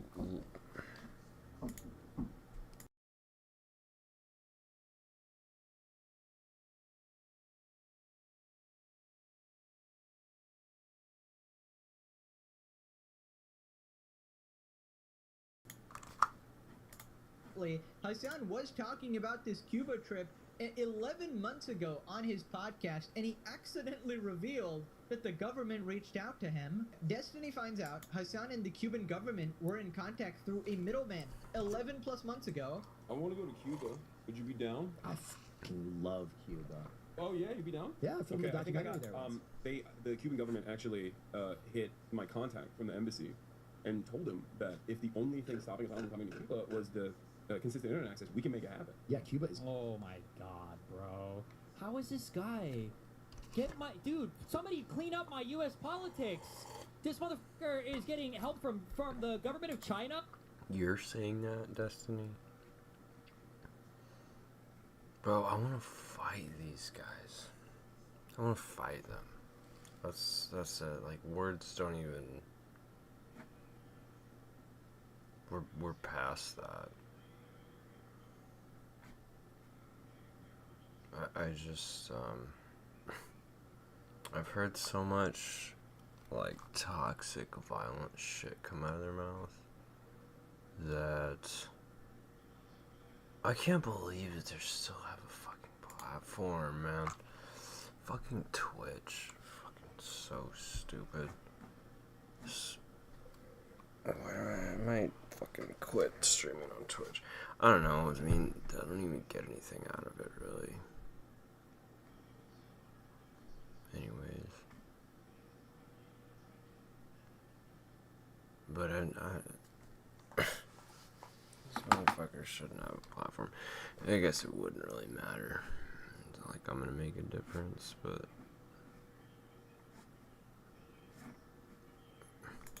From the government of Cuba to go and do propaganda trips? What the fuck?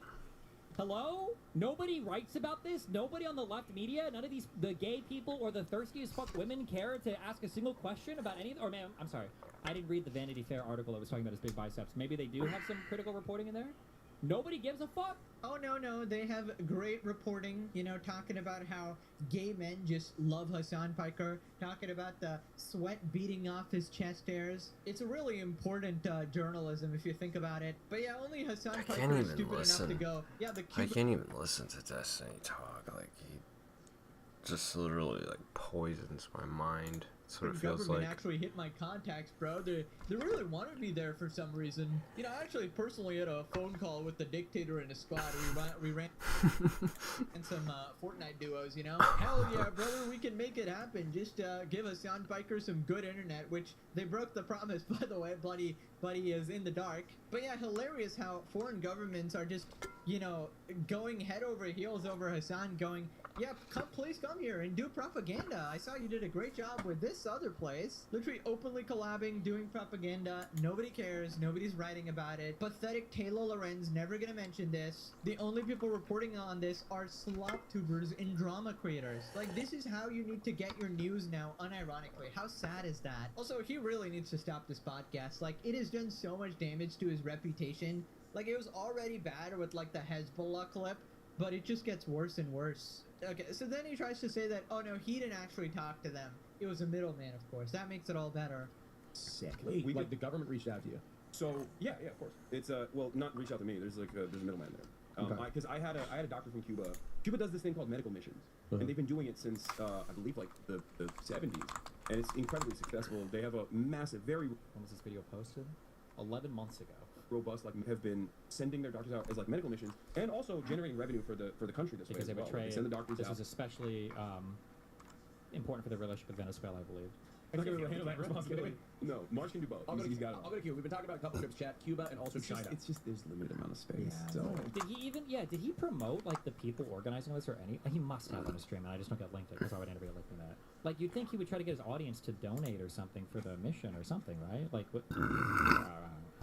Dude, I don't know these people. The whole is so weird. Well, he did in fact do Cuba and China. Now, if we can just get him to do North Korea, it would be fantastic, right? Everybody is waiting for that one, obviously. This guy is such a clown, man. Legitimately, zero shame, openly admitting it, going, yeah, the government reached out to me for this propaganda trip. By the way, just saying, the middleman does not make it better at all. That's still, like, your manager or something, right? Like, that's still somebody who represents you. Of course, you're not going to be the one explicitly negotiating unless, I don't know, it really tickles your jimmies. Nope, Hassan is empathy. I mean, he went. So all that's out the window. For regular people and their conditions, leading them towards class-based understanding. Okay, You're rage baiting me. Stop rage baiting me. Meanwhile, this grapist PDF file design. Okay, yeah, right. Destiny is at least an American commie regard. Hassan is a commie foreign agent that shouldn't be here. Revoke citizenship and deport his ass. Both of them need to be in prison. Let's be honest. Both of them need to be in prison. Preferably in the same cell. Cockroach Hassan in Soy Goddess. That'd be so amazing. Destiny. Absolute cinema. Heartbreaking. That'd be fucking amazing. Both of them need to be in prison. Let's be honest. Both of them need to be in prison. Preferably Yes. in the I same wanna cell. take a moment to appreciate this picture. I love this. That is art right there. Hassan in Sword God Destiny. Absolute cinema. Heartbreaking, the worst person you That'll be best case scenario, honestly. Made a great point. Sounds like Hassan needs a little visit from DHS for a long interview about his ties to these communist regimes that seek to undermine the U.S. People always joke about Hassan being a terrorist supporting communist America hater. Nobody's joking about that. It's literally confirmed. It's factual. He openly supports terrorists. So then Destiny crashes out at Hassan. 9-figure super wealthy family. Think about everything that we're watching right now. First of all, you have a guy who anchor babied his way into the United States from a 9-figure, super wealthy family. Okay, so fine. He gets paid an exorbitant amount of money from one of the wealthiest people in the United States in the world. Okay, Jeff Bezos, Amazon through Twitch, to do anti-American propaganda at the behest of the Cuban government, who is hosting and sponsoring him while he pays for internet from the actual wealthiest guy on the planet, Starlink. A guy who also owns X, which is a platform that Hassan pays for advertising on for his merchandise. And then while he's here, he's making up stories to shit on Cuban people that he doesn't like in Florida, because in his mind, every single Cuban is a dispossessed Batista-era slave-owning plantation owner. Like, it's just such an unbelievable set of thing after thing. Yeah, I mean, that pretty much... Look in the mirror, dude. You saw the same fucking way, dipshit. You do the same fucking thing. Sums it up, but don't worry, Hassan is obviously just as oppressed as the Cuban people, right? You see, he grew up broke, right? According to him. All he had was a billionaire dad, multimillionaire uncle, landlord mom. He was only financially provided for till age 30. What a true struggler, you know? You see, the real reason he went to the Oscar Vanity Fair party to hang out with multimillionaires and billionaires and business tycoons, all the people who oppose the working class, obviously, and exploit them. The only reason he did that was to go there and make bad faces at them, going, I hate you guys. Yeah, I hate you guys. Now take pictures of me right now. Dude, I'll never understand how people still fall for his grift. It's insane. What episode are we even on now? We're nearing to 300 at this point. Like, I feel like people should get the message at this point. Okay, a lot of people have, but... you know, we need to get to everybody at this point, because this dude is doing way too much real-world harm. He went to Cuba and has taken up the power. Holy, layers upon layers of hypocrisy. And I haven't forgotten about Destiny. Destiny's the one who gave Hassan a career. Fuck that guy too. Right, so Hassan finally responded and he addresses all of the backlash. And believe it or not, he blames it all on Israel. Of course, nobody could have predicted this. If we were playing bingo, we'd get about 50 strikes right now. So somebody tweeted, this is a gigantic mockery of the entire Cuban people. Left visits Cuba as if it were a party in a zoo. Hassan responds, these CIA accounts are so funny. Why did these people come to Cuba with aid? They should stay at home in the countries that starved Cuba instead, and keep demanding more of that pain from afar. Yeah, way to completely ignore the point that is being made here. Your literal poverty tourism. Right, so then Hassan went on a crazy tweeting spree. Cuba has immense potential. U.S. governments have sought to starve and destroy that potential. I conducted interviews with doctors, a neuroscientist responsible for the only Alzheimer's treatment, a Palestinian Cuban medical school, and vice foreign minister. We have been lied to. Yeah, nice one. Where's the proof, man? Interesting you didn't stream any of this. I'm sure all the interactions were authentic and wasn't set up by the Cuban government, which you stated you had contact with before. It's unbelievable anyone listens to you as an open propagandist. White savior, white savior, white savior, walking around Cuba in designer clothing and designer jewelry, staying at a 5-star hotel, white savior, Hassan in his 5-star hotel, keeping it real. All animals are equal, but some animals are more equal than others. Cuban doctors told me they have to sew up patients mid-surgery. when the generators run out of gas. But MAGA are on here lying about the people that went out to Cuba with aid to turn everything into a distractive spectacle. 32,000 Pure MAGA likes. propaganda. You're cattle if you fall for it. Right, it's just MAGA propaganda, of course, guys. Yeah, and it has 32,000 likes. It's MAGA, it's Nazis. We haven't got to Israel yet, but don't worry, it's coming. Oh my god, somebody made this with Hassan Biker. What the fuck? This was in your hotel last night as hospital generators got turned off. This is communism, you're sick. Nazis. We haven't got to Israel yet, but don't worry, it's coming. Oh my god. Yep. China does the same shit, by the way. And somebody made this with North Korea too. Hassan Biker. What the fuck? This was you in your hotel last night as hospital generators got turned off. This is communism, you're sick. And yeah, it's him outside his hotel, basically. Why are you using up all the electricity with your raves in 5-star hotels? He continues, didn't have much internet for the last 2 days. I couldn't check the insane narrative spin on this website. What a nightmare. How do people live like this? They just sit around and justify the US government torment against smaller countries to feel powerful. The weakest minded insects. You can't make this shit up, bro. This guy is still crying. It's the US government, not my dumbass, taking up the electricity. Nothing to do with communism. Right, so somebody pointed out that hospitals don't even have electricity, but Hassan's hotel does. Every single Zionist propaganda, of course, it's Israel doing it again, have laser focused their sights with lies on an aid mission to Cuba as it withstands an American blockade. Did the entity not derive enough satisfaction from Palestinian children that they now want to offer help in starving Cuban kids? Brother, address the fucking tweet. It's actually crazy how this guy exists in this landscape at all. He just ignores everything that they're saying. Like, you didn't even address the tweet, dude. Instead, it's just Israel somehow. Man reverted to blaming Israel again. But Hassan sends his message by candlelight. Oh my god. Right, so somebody tweeted, by the way, Hassan just broke US law. He could face $250,000 fine and up to 10 years in prison once he gets back to the States. US Department of State maintains a Cuba prohibited accommodations list, which bans Americans from staying for 400 government-owned hotels. And apparently Hassan was staying in one of these. Yeah, the US law is freaking stupid. Right, tell that one to the government. I didn't break it, but this post is the one that, only one that ironically acknowledges the comical US restrictions on what US citizens are allowed to do in Cuba. The 5-star hotel is one of the few hotels the US government allows Americans to legally stay in. For some reason, I don't believe you, Hassan. Your hotel is on the list of prohibited hotels. You just didn't want to slum it, big dog. Stop lying. And we got the Grand Hotel Bristol. Stupid, this law exists because these hotels are owned by the Cuban dictatorship. And here we have the US website here.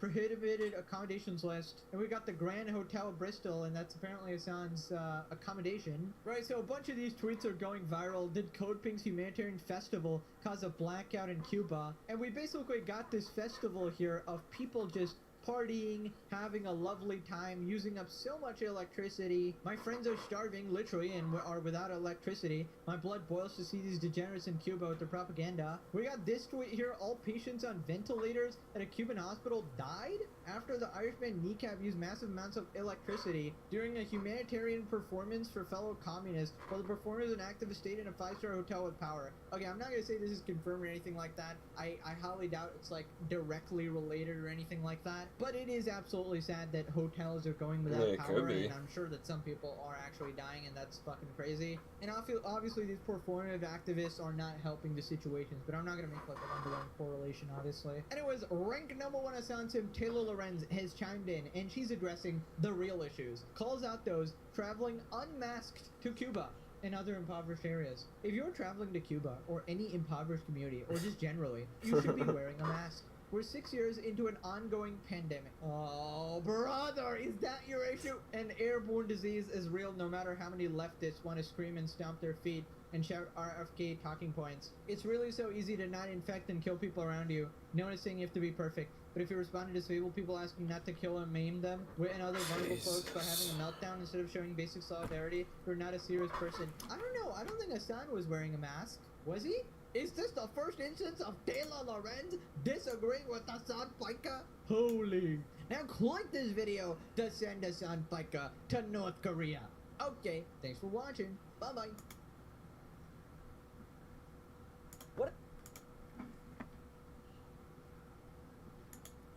Crazy.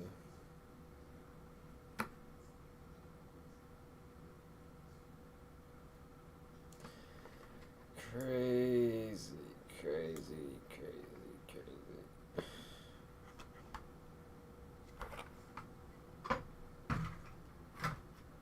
Ugh.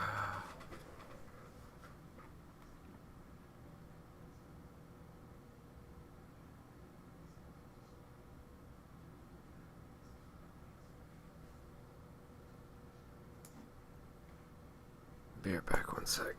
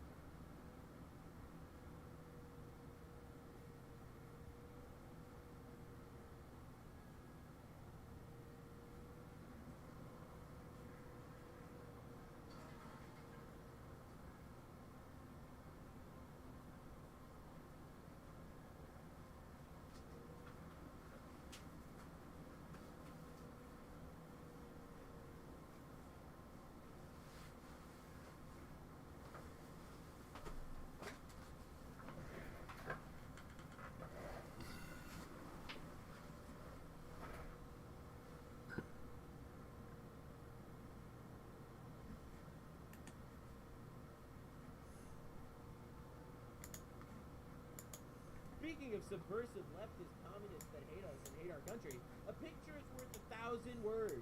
This is the Democrats, the communist dipshits that went to Cuba to basically flaunt how rich they are in front of the suffering and oppressed Cuban people under their communist dictatorship. Isn't it beautiful watching these pink-haired socialist nepo baby millionaires in their little fucking tour taking pictures of the downtrodden peasants in Cuba oppressed by their obviously evil dictatorship, their communist dictatorship? Alright, we have to talk about what's going on in Cuba. It's one of the wildest shit shows I've ever seen in my entire life. Not even exaggerating, a little bit. This is easily one of the craziest things ever. I think this is a perfect amalgamation of all the virtue signaling bullshit ever, and everyone could see it.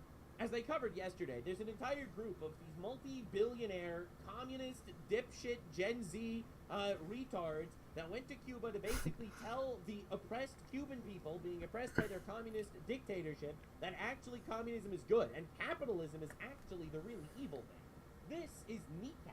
NECAP is a band, alright? A retard band, quite literally, made of retards. Last time they were in the news, they were banned for literally supporting Hezbollah, a Lebanon terrorist organization that killed, hundreds of Americans, thousands of Lebanese, hundreds of Israelis, and also contributed to the murder of 650,000 people in Syria. Really fucking evil people, but they're woke, and by woke, that means they hate Jews.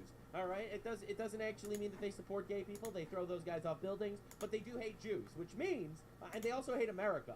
So obviously all these radical communists definitely love them.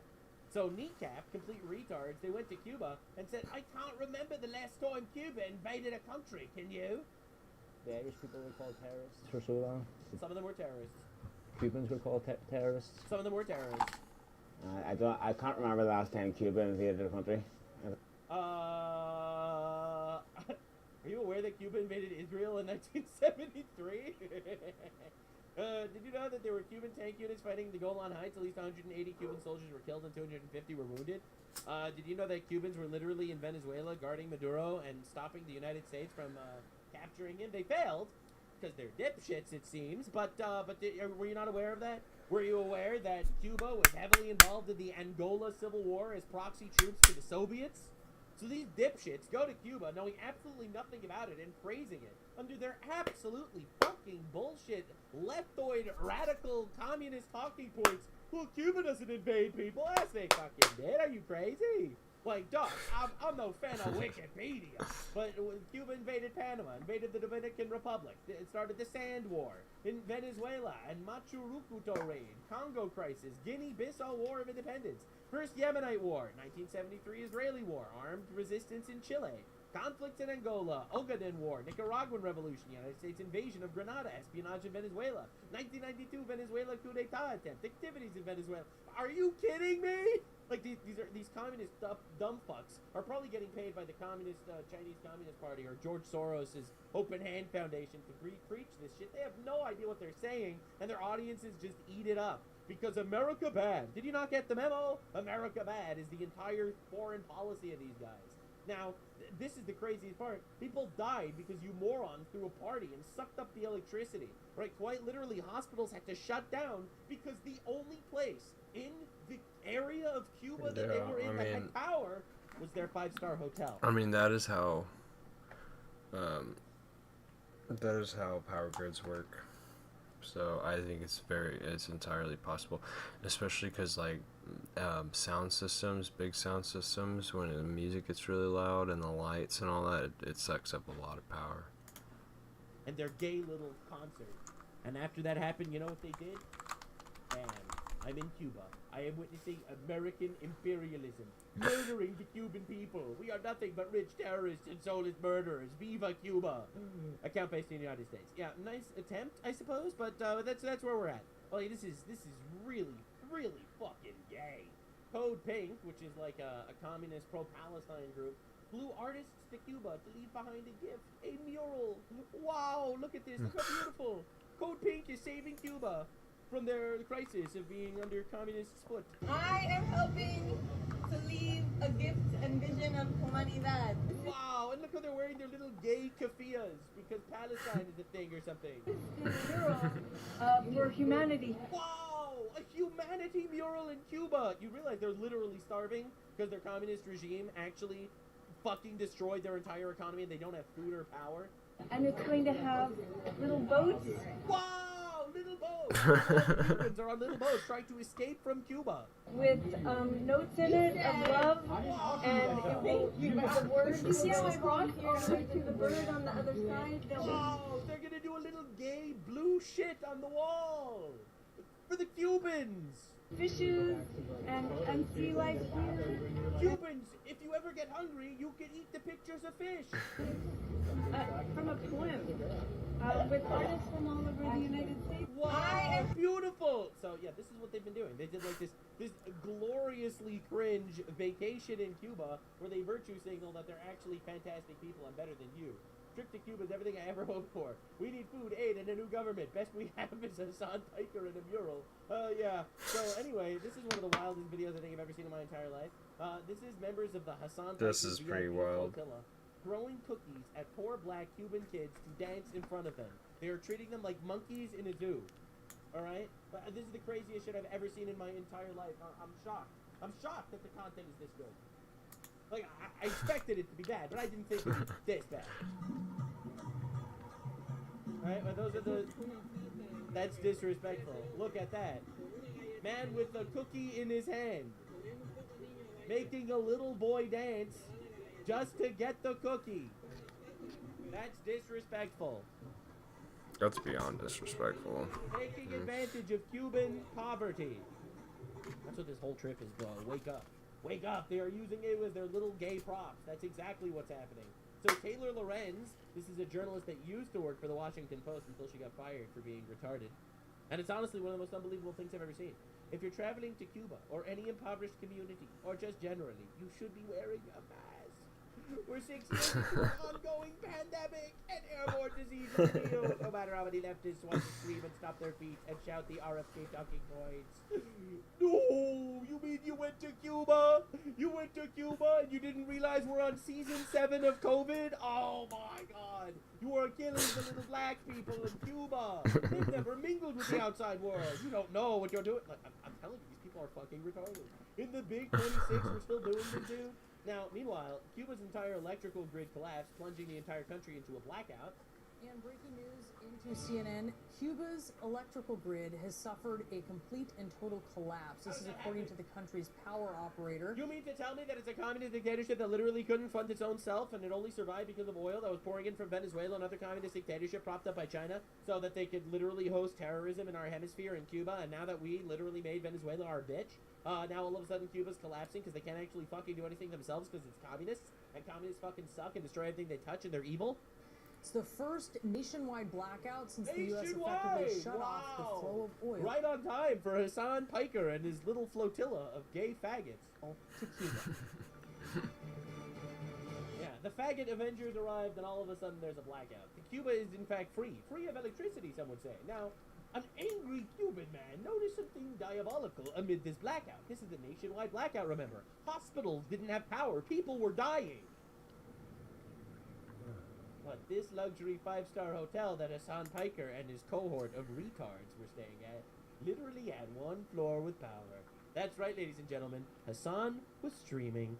They literally didn't have hospitals with power, and people died so that they could use their spare electricity to give it to literally a little group of faggots from America to do a little gay propaganda campaign for the communist dictatorship. If this isn't the most diabolical shit you've ever seen, like, I don't know. That's true. So this is Hassan Piker. He went to an island where the annual pay of the citizen is less than 1/3 the cost of this shirt.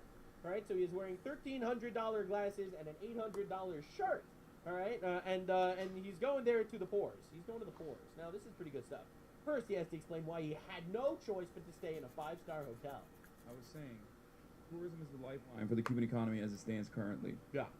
The government has very limited resources. Yeah. And the American government makes it illegal for Americans to stay wherever they want when they're in Cuba. Right. They have to stay in what they've declared as 5-star hotels.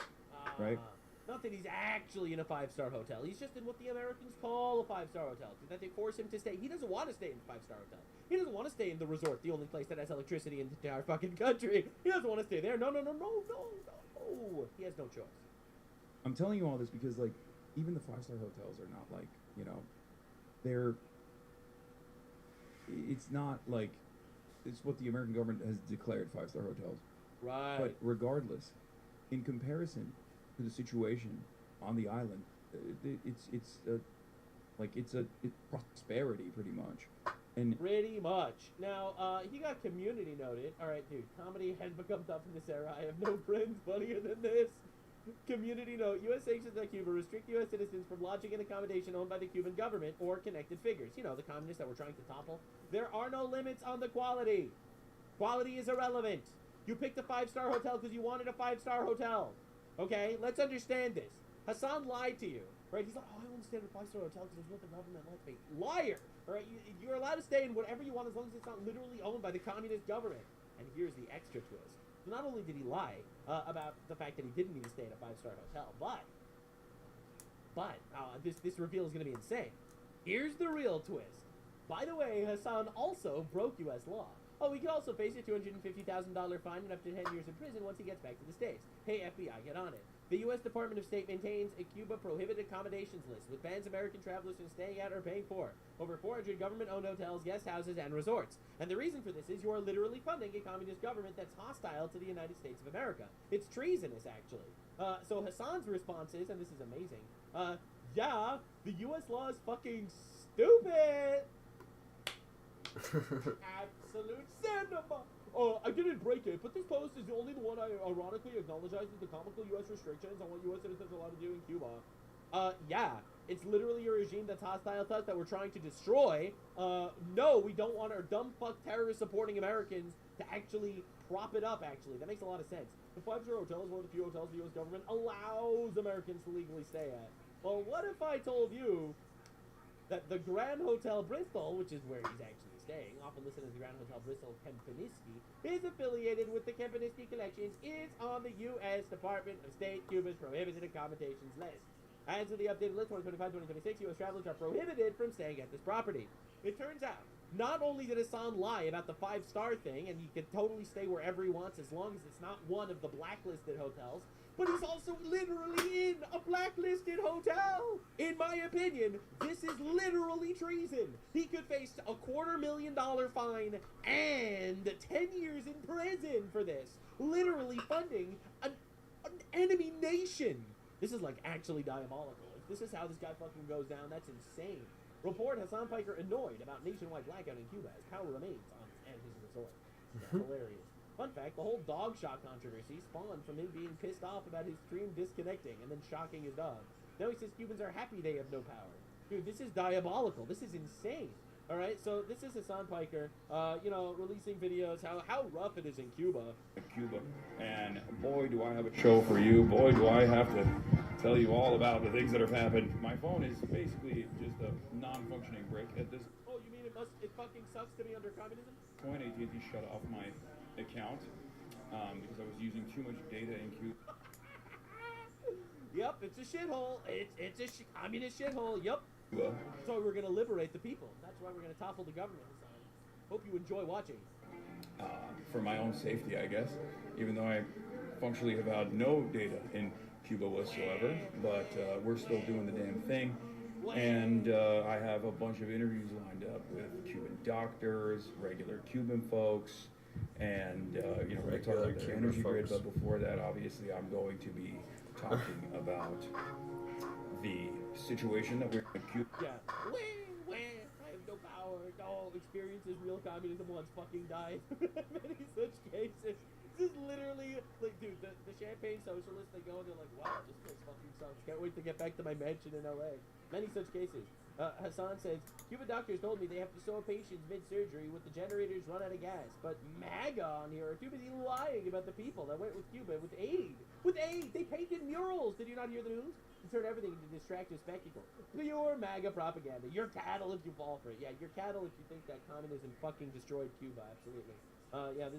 This Hassan Piker behind his little gate. Wow! Taking beautiful pictures of the shithole in Cuba under communism. Alright, so this guy says, I was also in Cuba on the same day. A Cuban taxi driver told me, they tell us on TV that we love Iran. Why should I love Iran? I love Cuba. Viva Trump. Viva Israel. Please Trump invade us. Oh my god. It seems like on the little gay Hassan propaganda tour where he did interviews, it seems like the people he was interviewing were very hand-selected. Alright? Some people see this and think central planning is a good idea. Oh my god, dude. Absolute shithole. Hassan says, I can confirm that this Israeli agent was on the ground. What? He came up to me at the Havana airport to scream and weird everyone out. People around were worried for his mental health. Looking forward now, he tries to chop up the video, wondering what his purpose was. This guy went to a shithole in Cuba, okay, under communism that's falling apart, bumps into some random guy and calls him an Israeli agent because he's pro-Trump. He's against communism. Everything's Israel. This guy says, lol, what are you talking about? I was there. There was no screaming. No one was even paying attention. He walked up to you and said, as a Palestinian, you are hurting Palestinians. Oh my God, base. You hurled vulgarities and ran away. I actually believe this, by the way. I'm not going to lie. Yeah, Hassan doesn't care about the Palestinians. He just hates America, hates the West, and hates Israel, and is using Palestinian suffering as some sort of excuse to launch his little gay crusade against Western civilization. He doesn't care about the Cubans either. He's only doing this because Trump wants to rescue them, and he wants to make Trump look bad, because that's the only thing that matters to him. He hates the West. Never gave a shit about the Palestinians. In fact, he supports Hamas, the terrorist organization that started the war and caused all these Palestinians to die. Every Palestinian death, their blood is on the hands of Hamas, the terrorists that started the war and refused to end the war by releasing the hostages every single day despite getting obliterated. And the blood of the Palestinians is on the hands of the terrorists that forced the conflict. All right, I'm not going to play the stupid emotional blackmail bullshit with you. That's the reality, and a lot of people are way too retarded to acknowledge that. That is the morally clear position. And if you don't have that position, you're either not well read enough or you have an agenda. So this is wild. Right, so literally, a Palestinian Arab guy goes to Hassan and says, please, you're making it worse for the Palestinians by supporting Hamas. And Hassan calls him an Israeli agent. You literally can't make this shit up. It's honestly incredible. Right? Hassan doesn't stop. All right, I'm not going to go through every one of his tweets. He tweets constantly, you're a CIA account. Right? This person says this is a mockery of the Cuban people. You're a CIA account. That's why you're saying this. Oh my God, look at this shit. This is literally just an ultimate crash out. Ultimate crash out about all this is going on. The U.S. law is stupid, etc., etc. You're an insanely indecent person. You should think hard about why you're repeating MAGA lies. Yeah, the MAGA lies of how communism has destroyed the entire people of Cuba. It's insane, honestly. And the wildest part is how self-aware he is. Or he isn't, rather. It's incredible. It's truly one of my favorite places. Officially, I All right, Cuba's officially one of his favorite places, right after China. totally understand why Will was saying that about Cuba. It's remarkable. The people's resilience is remarkable. There's like rolling blackouts that take place throughout the day, every day, all around the country. Yeah, right? that's because of communism. Right? 11 million people. But today is a beautiful day out here. It's like 75 degrees, sunny. People are partying. People are partying in the fucking streets. I don't know if it's like an island mindset. I don't know if that has something to do with it. I'm sure that has something to. Bro, I came to Cuba and we just partied. It was amazing. Yeah, they don't have electricity, but it's awesome. Oh my God. Twitch millionaire streamer lives in a Hollywood mansion, Hassan Piker in Cuba, raising awareness for the people. His sunglasses cost $1,400. Organizations, including but not limited to the DSA, and my goal here today is to bring awareness to what my government, the United States of America, has done to the Cuban population. The American government didn't do shit to the Cuban population. It's what the communist regime did to the Cuban population. You know, just like how the communism literally fucks and destroys every single country that tries it. And this is the Presidente, Donald Trump's take on Cuba. And honestly, I trust Trump more than I trust Hassan Piker. When you say Cuba is next, is Cuba, whatever you do with the military there, it seems like something. Will that look more like Iran or Venezuela? Can't tell you that. No spoilers! No spoilers from our El Presidente! Tell you that they're talking to us. It's a failed nation. True. They have no money, they have no True. oil, they have no nothing. True. They have nice land. True. They have nice landscape, you know. It's a beautiful island. We're not telling you what's going to happen, but they're next. We will have the honor of taking Cuba. We're not going to tell you how, but it's going to be awesome. And Hassan Piker might be going to jail for treason.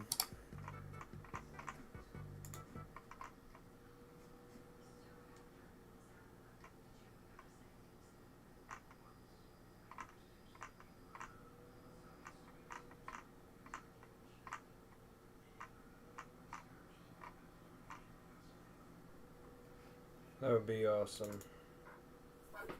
I hope so. I really hope they just kick him out of the U.S. That's what he needs. He needs to live his ideals that he's pushing on people. He needs to see what it's really like out there. He'll probably find a super nice place, though. But, you know, I don't want him in the U.S. I get sick of him.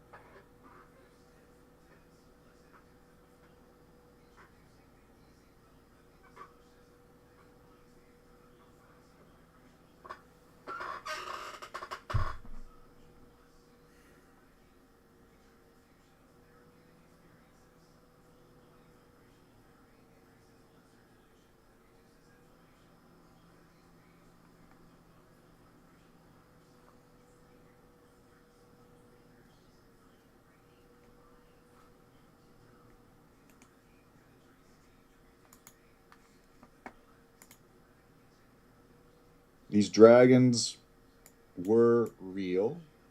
They existed in the heroic age, and dragon hunters went out and slayed them. Now, not all dragons were evil. Okay, I can see that they were good dragons.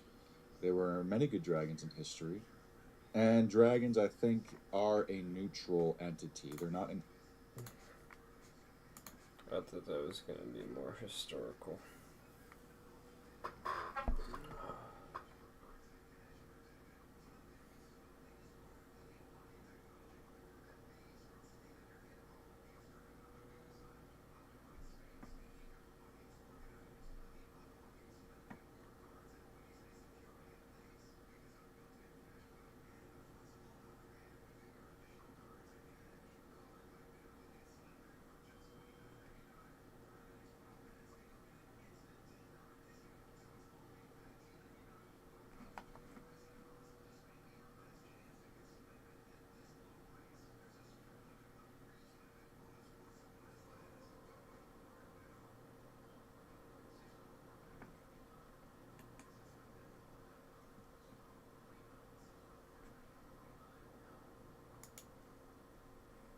In today's video, we're going to be talking about this image found in the Epstein files.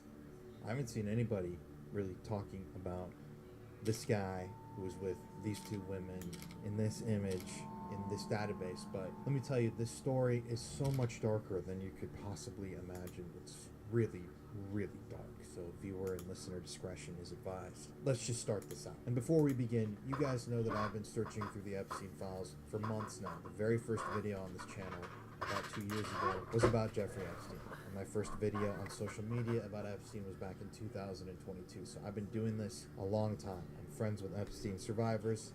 I've worked with Epstein investigative journalists. I understand the ins and outs of the files. And every single file or document that we talk about can be independently verified if you just look it up for yourself. So if you want to continue down these rabbit holes on your own, go for it. But one thing that I never do and I never have done is lie on any of these channels, especially to try and make a story more sensational, because it's already really, really dark stuff. So I just want to make that very explicitly clear to anybody who watches my content. Let's take a look at this guy. So who is this? First of all, what do you notice about this image? For me, what I noticed was the abracadabra.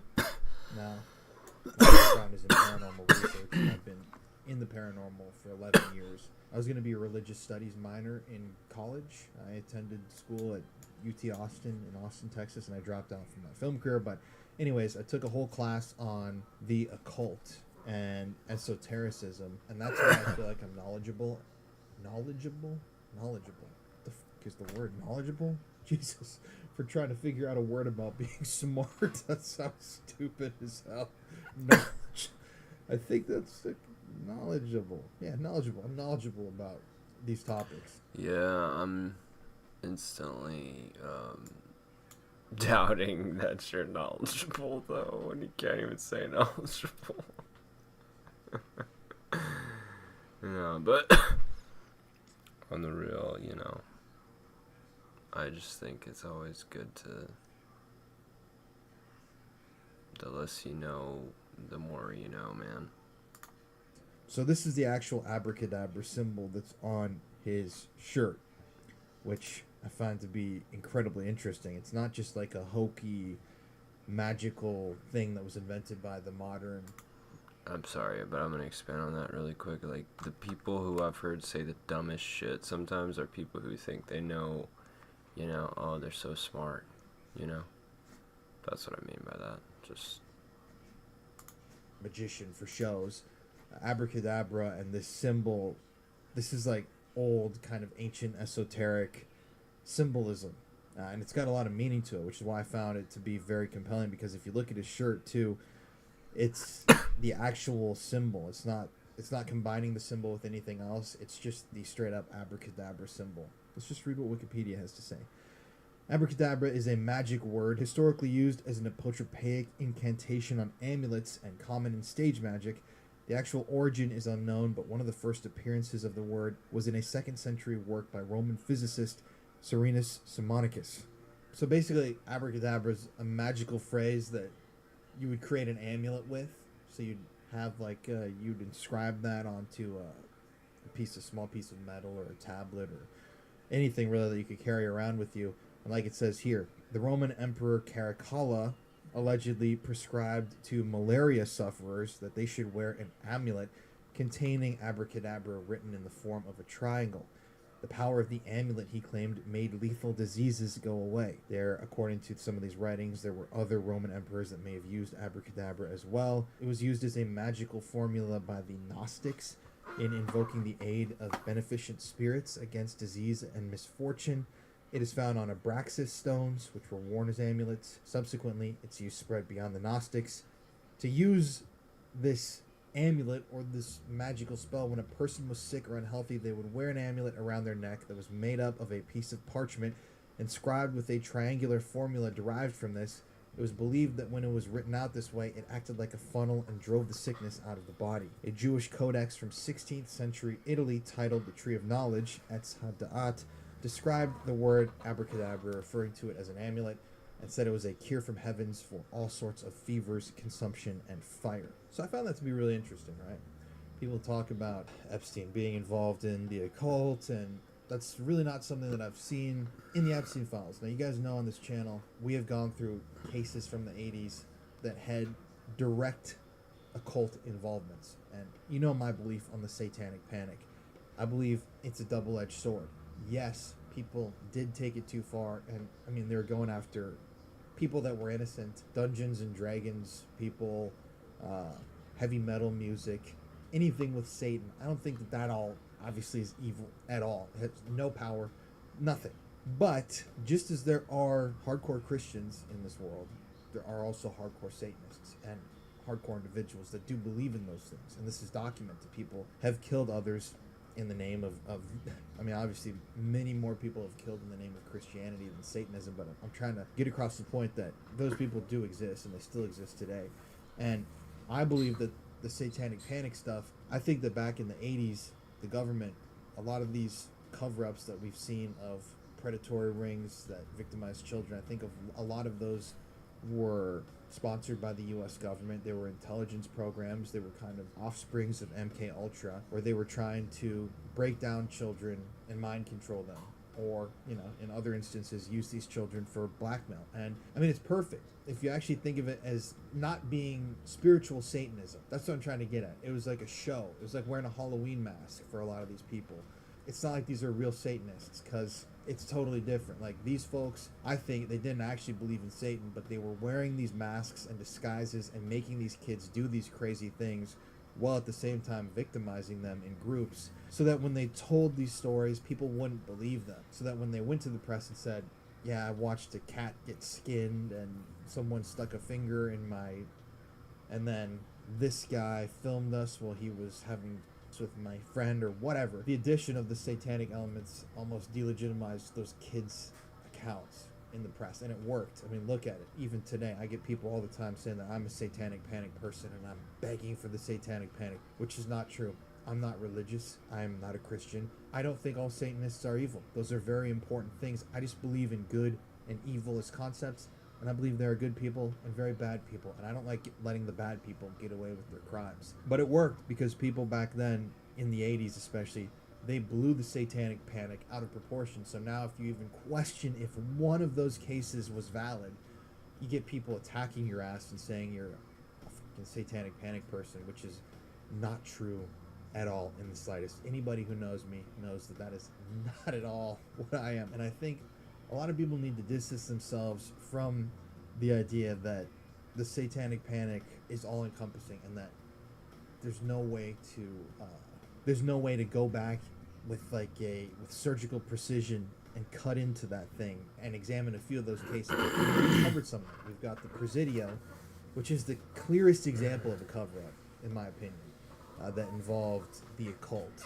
Michael Kino in California, who contracted STDs in their eyes, and doctors' reports that showed injuries to, and the testimony of all these kids, and buildings that mysteriously burned in the middle of investigations, and corroborating evidence that corroborated the stories of these children, and police reports. Like, that story clearly happened, and yet it's a satanic panic narrative because the kids claim they were taken to these rituals, even though the guy they accused of them was the head of a satanic sect called the Temple of Set, which is a very real thing. His name's Michael Aquino, also the head of psychological whatever operations warfare in the army.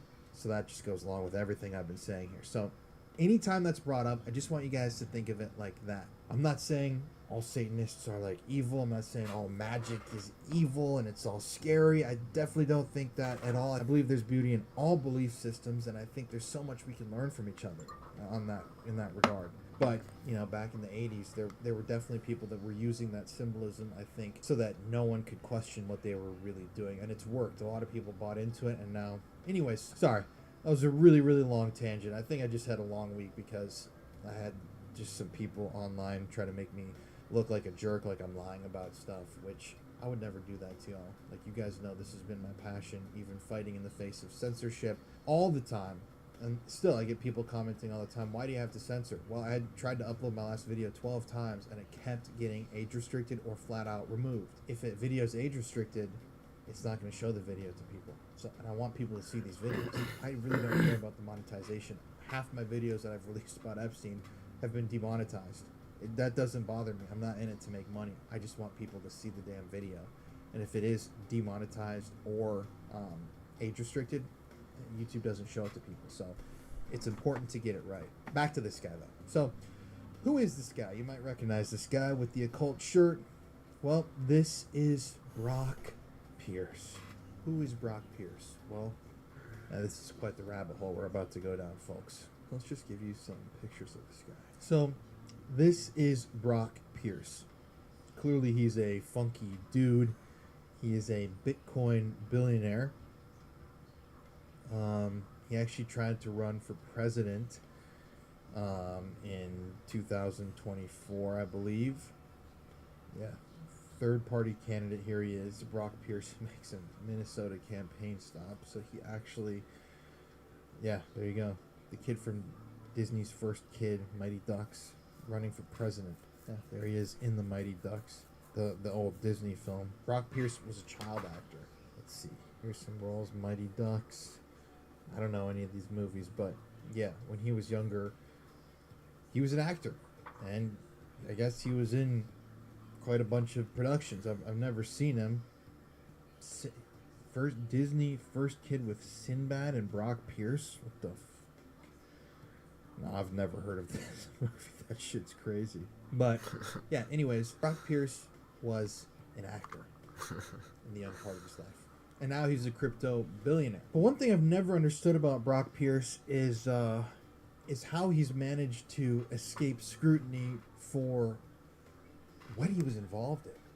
And I've even heard from people that it's dangerous to even make videos or talk about Brock Pierce. Somebody that I know that's connected in the industry, like reporting, who works for an actual publication, told me straight up that it's dangerous to talk about this guy. So I don't know what that means really. But let's just dive into this. So Brock Pierce is born in 1980. In the 1990s, he appears in a bunch of films, as you can see here, like The Mighty Ducks, Little Big League, First Kid.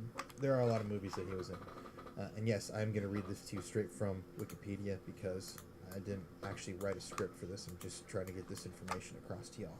Digital Entertainment Network. Pierce retired from acting at 16 and joined as a minor partner with Mark Collins Rector and Chad Shackley in establishing Digital Entertainment Network, DEN, this is important, which raised $88 million. Network, DEN, this is important, which raised establishing Digital Entertainment Network, DEN, this is important, which raised $88 million in venture capital. DEN's goal was to deliver original episodic video content over the internet aimed at niche audiences. DEN was among .com startups that focused on the creation and delivery of original video content online in the late 1990s, before the wide adoption of broadband internet access. Brock Pierce himself produced DEN's first show, a pilot, or a first episode of a TV program for gay teenagers called Chad's World. As an 18-year-old, Brock Pierce was making $250,000 a year and held 1% of the company's shares.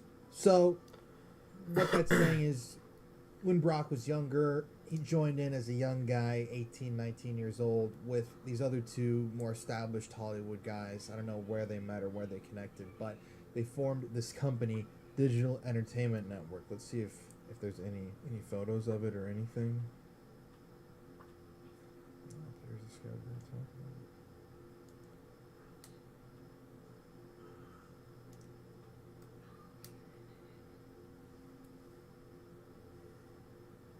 So here's a video online that somebody has made. I believe this is the old logo for DEN, Digital Entertainment Network. I just don't know. Oh yeah, here it is. This is, I guess, what it looks like. This is what it was. DEN. There's the logo, I believe. I don't know if these were shows that they produced or what. But anyway, we need to get to this guy, Mark Collins Rector, who is friends with obviously Brock Pierce, who launched DEN. And I'm reading this once again from his Wikipedia. In the early 1980s, Mark Collins Rector, this guy, founded TeleQuest, a Florida-based telecommunications company. And they talk about basically how he and his business partner, Chad Shackley, they formed all these different networks and companies, selling them for millions of dollars. And then eventually, using money raised from that sale, as well as close to $100 million of investor and venture capital, they formed DEN, the Digital Entertainment Network, with Brock Pierce. And the company basically produced content for young boys. I'm just going to read this to you from the DEN Wikipedia. DEN produced and distributed a number of programs aimed at specific young male demographics. This included Chad's World, which targeted gay viewers and included Sean William Scott in the cast. If you know him, obviously from American Pie. Tales from the East Side, which targeted Latinos. The Chain Gang, which targeted Asians.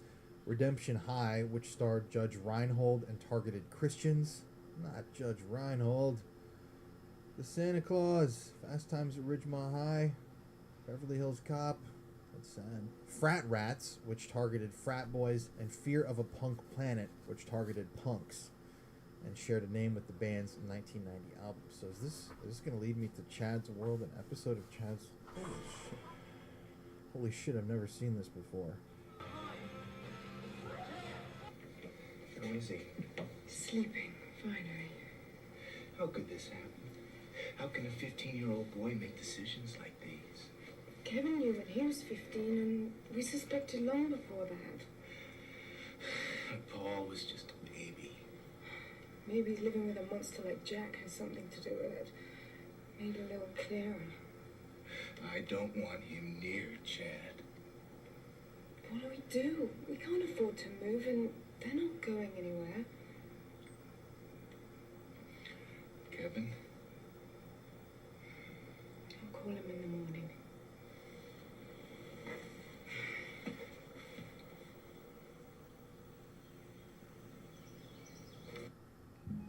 Oh shit, there he is. There's American Pie right there.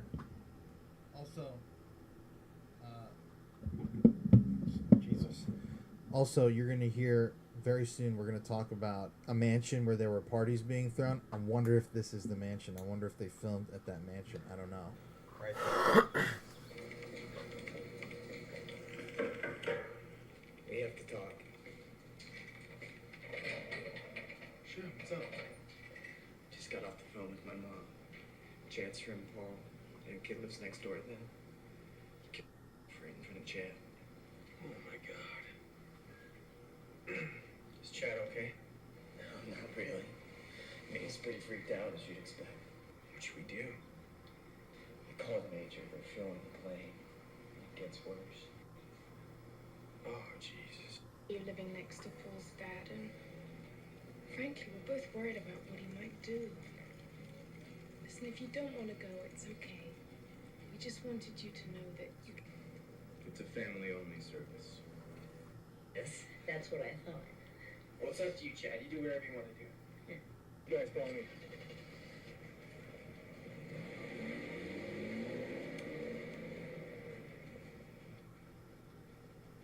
Oh, Jack.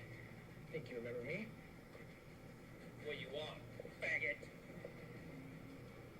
How does it feel to be responsible for murdering your own son? Who the hell do you think you are?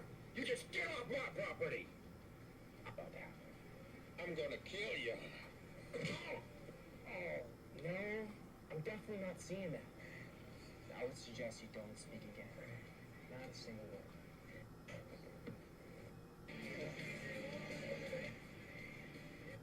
told him to tell. I was talking to the police. All right, that's enough of that. So, wow, what the hell? That is Chad's World. That is one of the Digital Entertainment Network shows that they had. Yeah, I guess there you can see this is the Den logo I was looking for. It's on their Wikipedia. But not all was perfect in the Digital Entertainment Network world. And remember, we're looping back to Brock Pierce. So to remind you all, there's Mark Collins Rector, there's this Chad Shackley guy, and then there's Brock Pierce. And they're the three guys who really started Digital Entertainment Network. So, as we can see here, Mark Collins Rector and his business partners Chad Shackley and Brock Pierce operated DEN, Digital Entertainment Network, out of a Los Angeles mansion. Well, I was just talking about that. There they held parties attended by Hollywood's gay A-list. At those parties, Collins Rector and others were alleged to have engaged in against teenage boys. And yeah, essentially what started to happen is that Mark Collins Rector, Chad, and allegedly Brock Pierce, well, I mean, we know that they were throwing these parties at the house that they operated this thing out of, but there were young teenage boys, children there, who attended these parties somehow without their parents, who I believe were invited to act in the shows, and they were being looked at as potential cast members, or, you know, they were looking for opportunities. They were at those pool parties by Mark Collins Rector and others. That's a key thing here. Others. There's some unnamed perpetrators. And there were allegations that they were filmed and that these things got violent. For example, I'm just going to read this from the Wikipedia again. In October 1999, a young man from New Jersey, identified only as Jake W., filed a lawsuit alleging that Mark Collins Rector had molested him for 3 years, beginning in 1993 when he was 13 years old. The lawsuit was filed just prior to DEN's scheduled IPO, causing concern among potential investors, and leading to the resignations of Collins Rector, Shackley, and Pierce, leaving Ritz, a different guy, in charge. In July 2000, Alex Burton, then an 18-year-old DEN actor, Mark Ryan, a second DEN employee, and an unnamed third plaintiff, who was years old at the time, filed suit against Mark Collins Rector, Chad Shackley, and Brock Pierce, alleging rape, assault, and death threats. The attorney who represented the plaintiffs indicated the lawsuit was settled confidentially, but the three were reportedly awarded $2 million in a judgment and $1 million in accrued interest in 2011. A renewal of judgment was filed in November 2014 against Collins Rector and Shackley, citing an additional $4.8 million in accrued interest. Then in 2014, Michael Egan III filed suit alleging he was by Goddard, Singer, Newman, and Answer at parties hosted by DEN executives, but the suits against Newman, I don't know who these other people are, were dropped. So another one of the people that is involved in this whole thing, his name is Brian Singer. He's famous for a bunch of movies that he's been involved with, like X-Men. He directed most of the X-Men movies. Did he direct Usual Suspects? Okay, he directed The Usual Suspects with, as you probably know, Kevin Spacey. This is Brian Singer. He's accused of being a super predator, but he's never had to face the music either. But he was allegedly involved in some of these parties. And anyways, Brock Pierce and Mark Collins Rector and Chad Shackley were having these parties at the Hollywood LA mansion. Kids were being, allegedly CSAM was being filmed, and rumors started to go around, lawsuits started to get filed, and in August of 2000, as it says here, a New Jersey federal grand jury indicted Mark Collins Rector on criminal charges that he had transported across state lines for the purpose of having sex with them. I believe that was because he had communicated with the child in New Jersey and flown them out to LA to them. After his indictment, Mark Collins Rector fled to Spain with Chad Shackley and Brock Pierce. I don't want to state that. Brock Pierce actually went on the run with this. It was just indicted for crimes against children. And what happened? Well, they didn't turn themselves in. The three of them shacked up in Spain in a small house near the coast. and they went on the run for almost 2 full years. Interpol arrested the 3 men on May 17th, 2002 in a house in the Spanish city of Marbella. Chad Shackley, though, and Brock Pierce, and this is important and always strange to me, they were released without being criminally charged, and when they searched the home, they found guns, machetes, and CSAM materials, as you can see right there, CP, in that house that they had been hiding out in. So Mark Collins Rector, he fought extradition proceedings, and instead of Mark Collins Rector, here he is, a more updated photo, the main kind of predator behind all of this. He fought the extradition proceedings, but eventually was extradited back to the U.S. He was convicted, he pled guilty, but somehow he convinced the authorities to allow him to go to England for a brain operation, and they let him. And once he got over to England, he renounced his U.S. citizenship and has been a free man ever since. He barely served 2 years in prison for the mom of kids fleeing internationally, arrest, resisting extradition, possession of CSAM materials. He barely had a 2-year prison sentence. And according to people who've investigated this, he lives in Antwerp, Belgium, and goes by the name, what is it? It says right here, Mark Collins and Morgan von Phoenix. And apparently here's a more modern picture of him. He tried to launch a crowdfunding campaign for a Japanese manga-styled cartoon novel that he was writing. Just a freaky dude. It's really interesting, actually.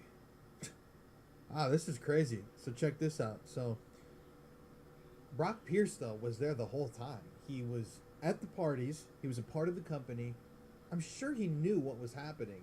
There were lawsuits filed against him and the other 2 men, alleging they had participated, to what degree I don't know, and then he went on the run with the wanted, and when he was arrested by Interpol, there was CSAM material in the house along with guns and machetes, and he settled out of court, but nobody ever brings this up. I've seen people quote this guy as like some sort of a crypto genius, which I guess he is. He's a billionaire, but I mean, this dude was trying to run for president, and I'm like, what the it's just crazy that no one talks about this. Even on, see, he's got to have some sort of cleaners, kind of like Epstein did. Because look at his Wikipedia. It talks about right here the Digital Entertainment Network, but there's nothing about really I mean, right here there's actually it says the IPO was withdrawn in the wake of allegations against Collins Rector. That's it. All of the executives resigned. This is crazy, actually, dude. There's no mention anywhere of here, at least to my knowledge, of him fleeing the country. There's none. There's actually no mention of him fleeing the country or being arrested by Interpol on his Wikipedia. That is actually wild. We're going to come back to this page. Why are we talking about Brock Pierce? Well, he was very, very good friends with Jeffrey Epstein. I mean, it's very key to understand. We're going to go through some emails now. You can see the EFTA numbers here. This is sent in 2012. Alert, reminder, Brock Pierce in New York, September 4th through 7th. That's, I'm sure, an email sent to Epstein. Here's another file. June 1st, 2014, 6 p.m. appointment with Brock Pierce.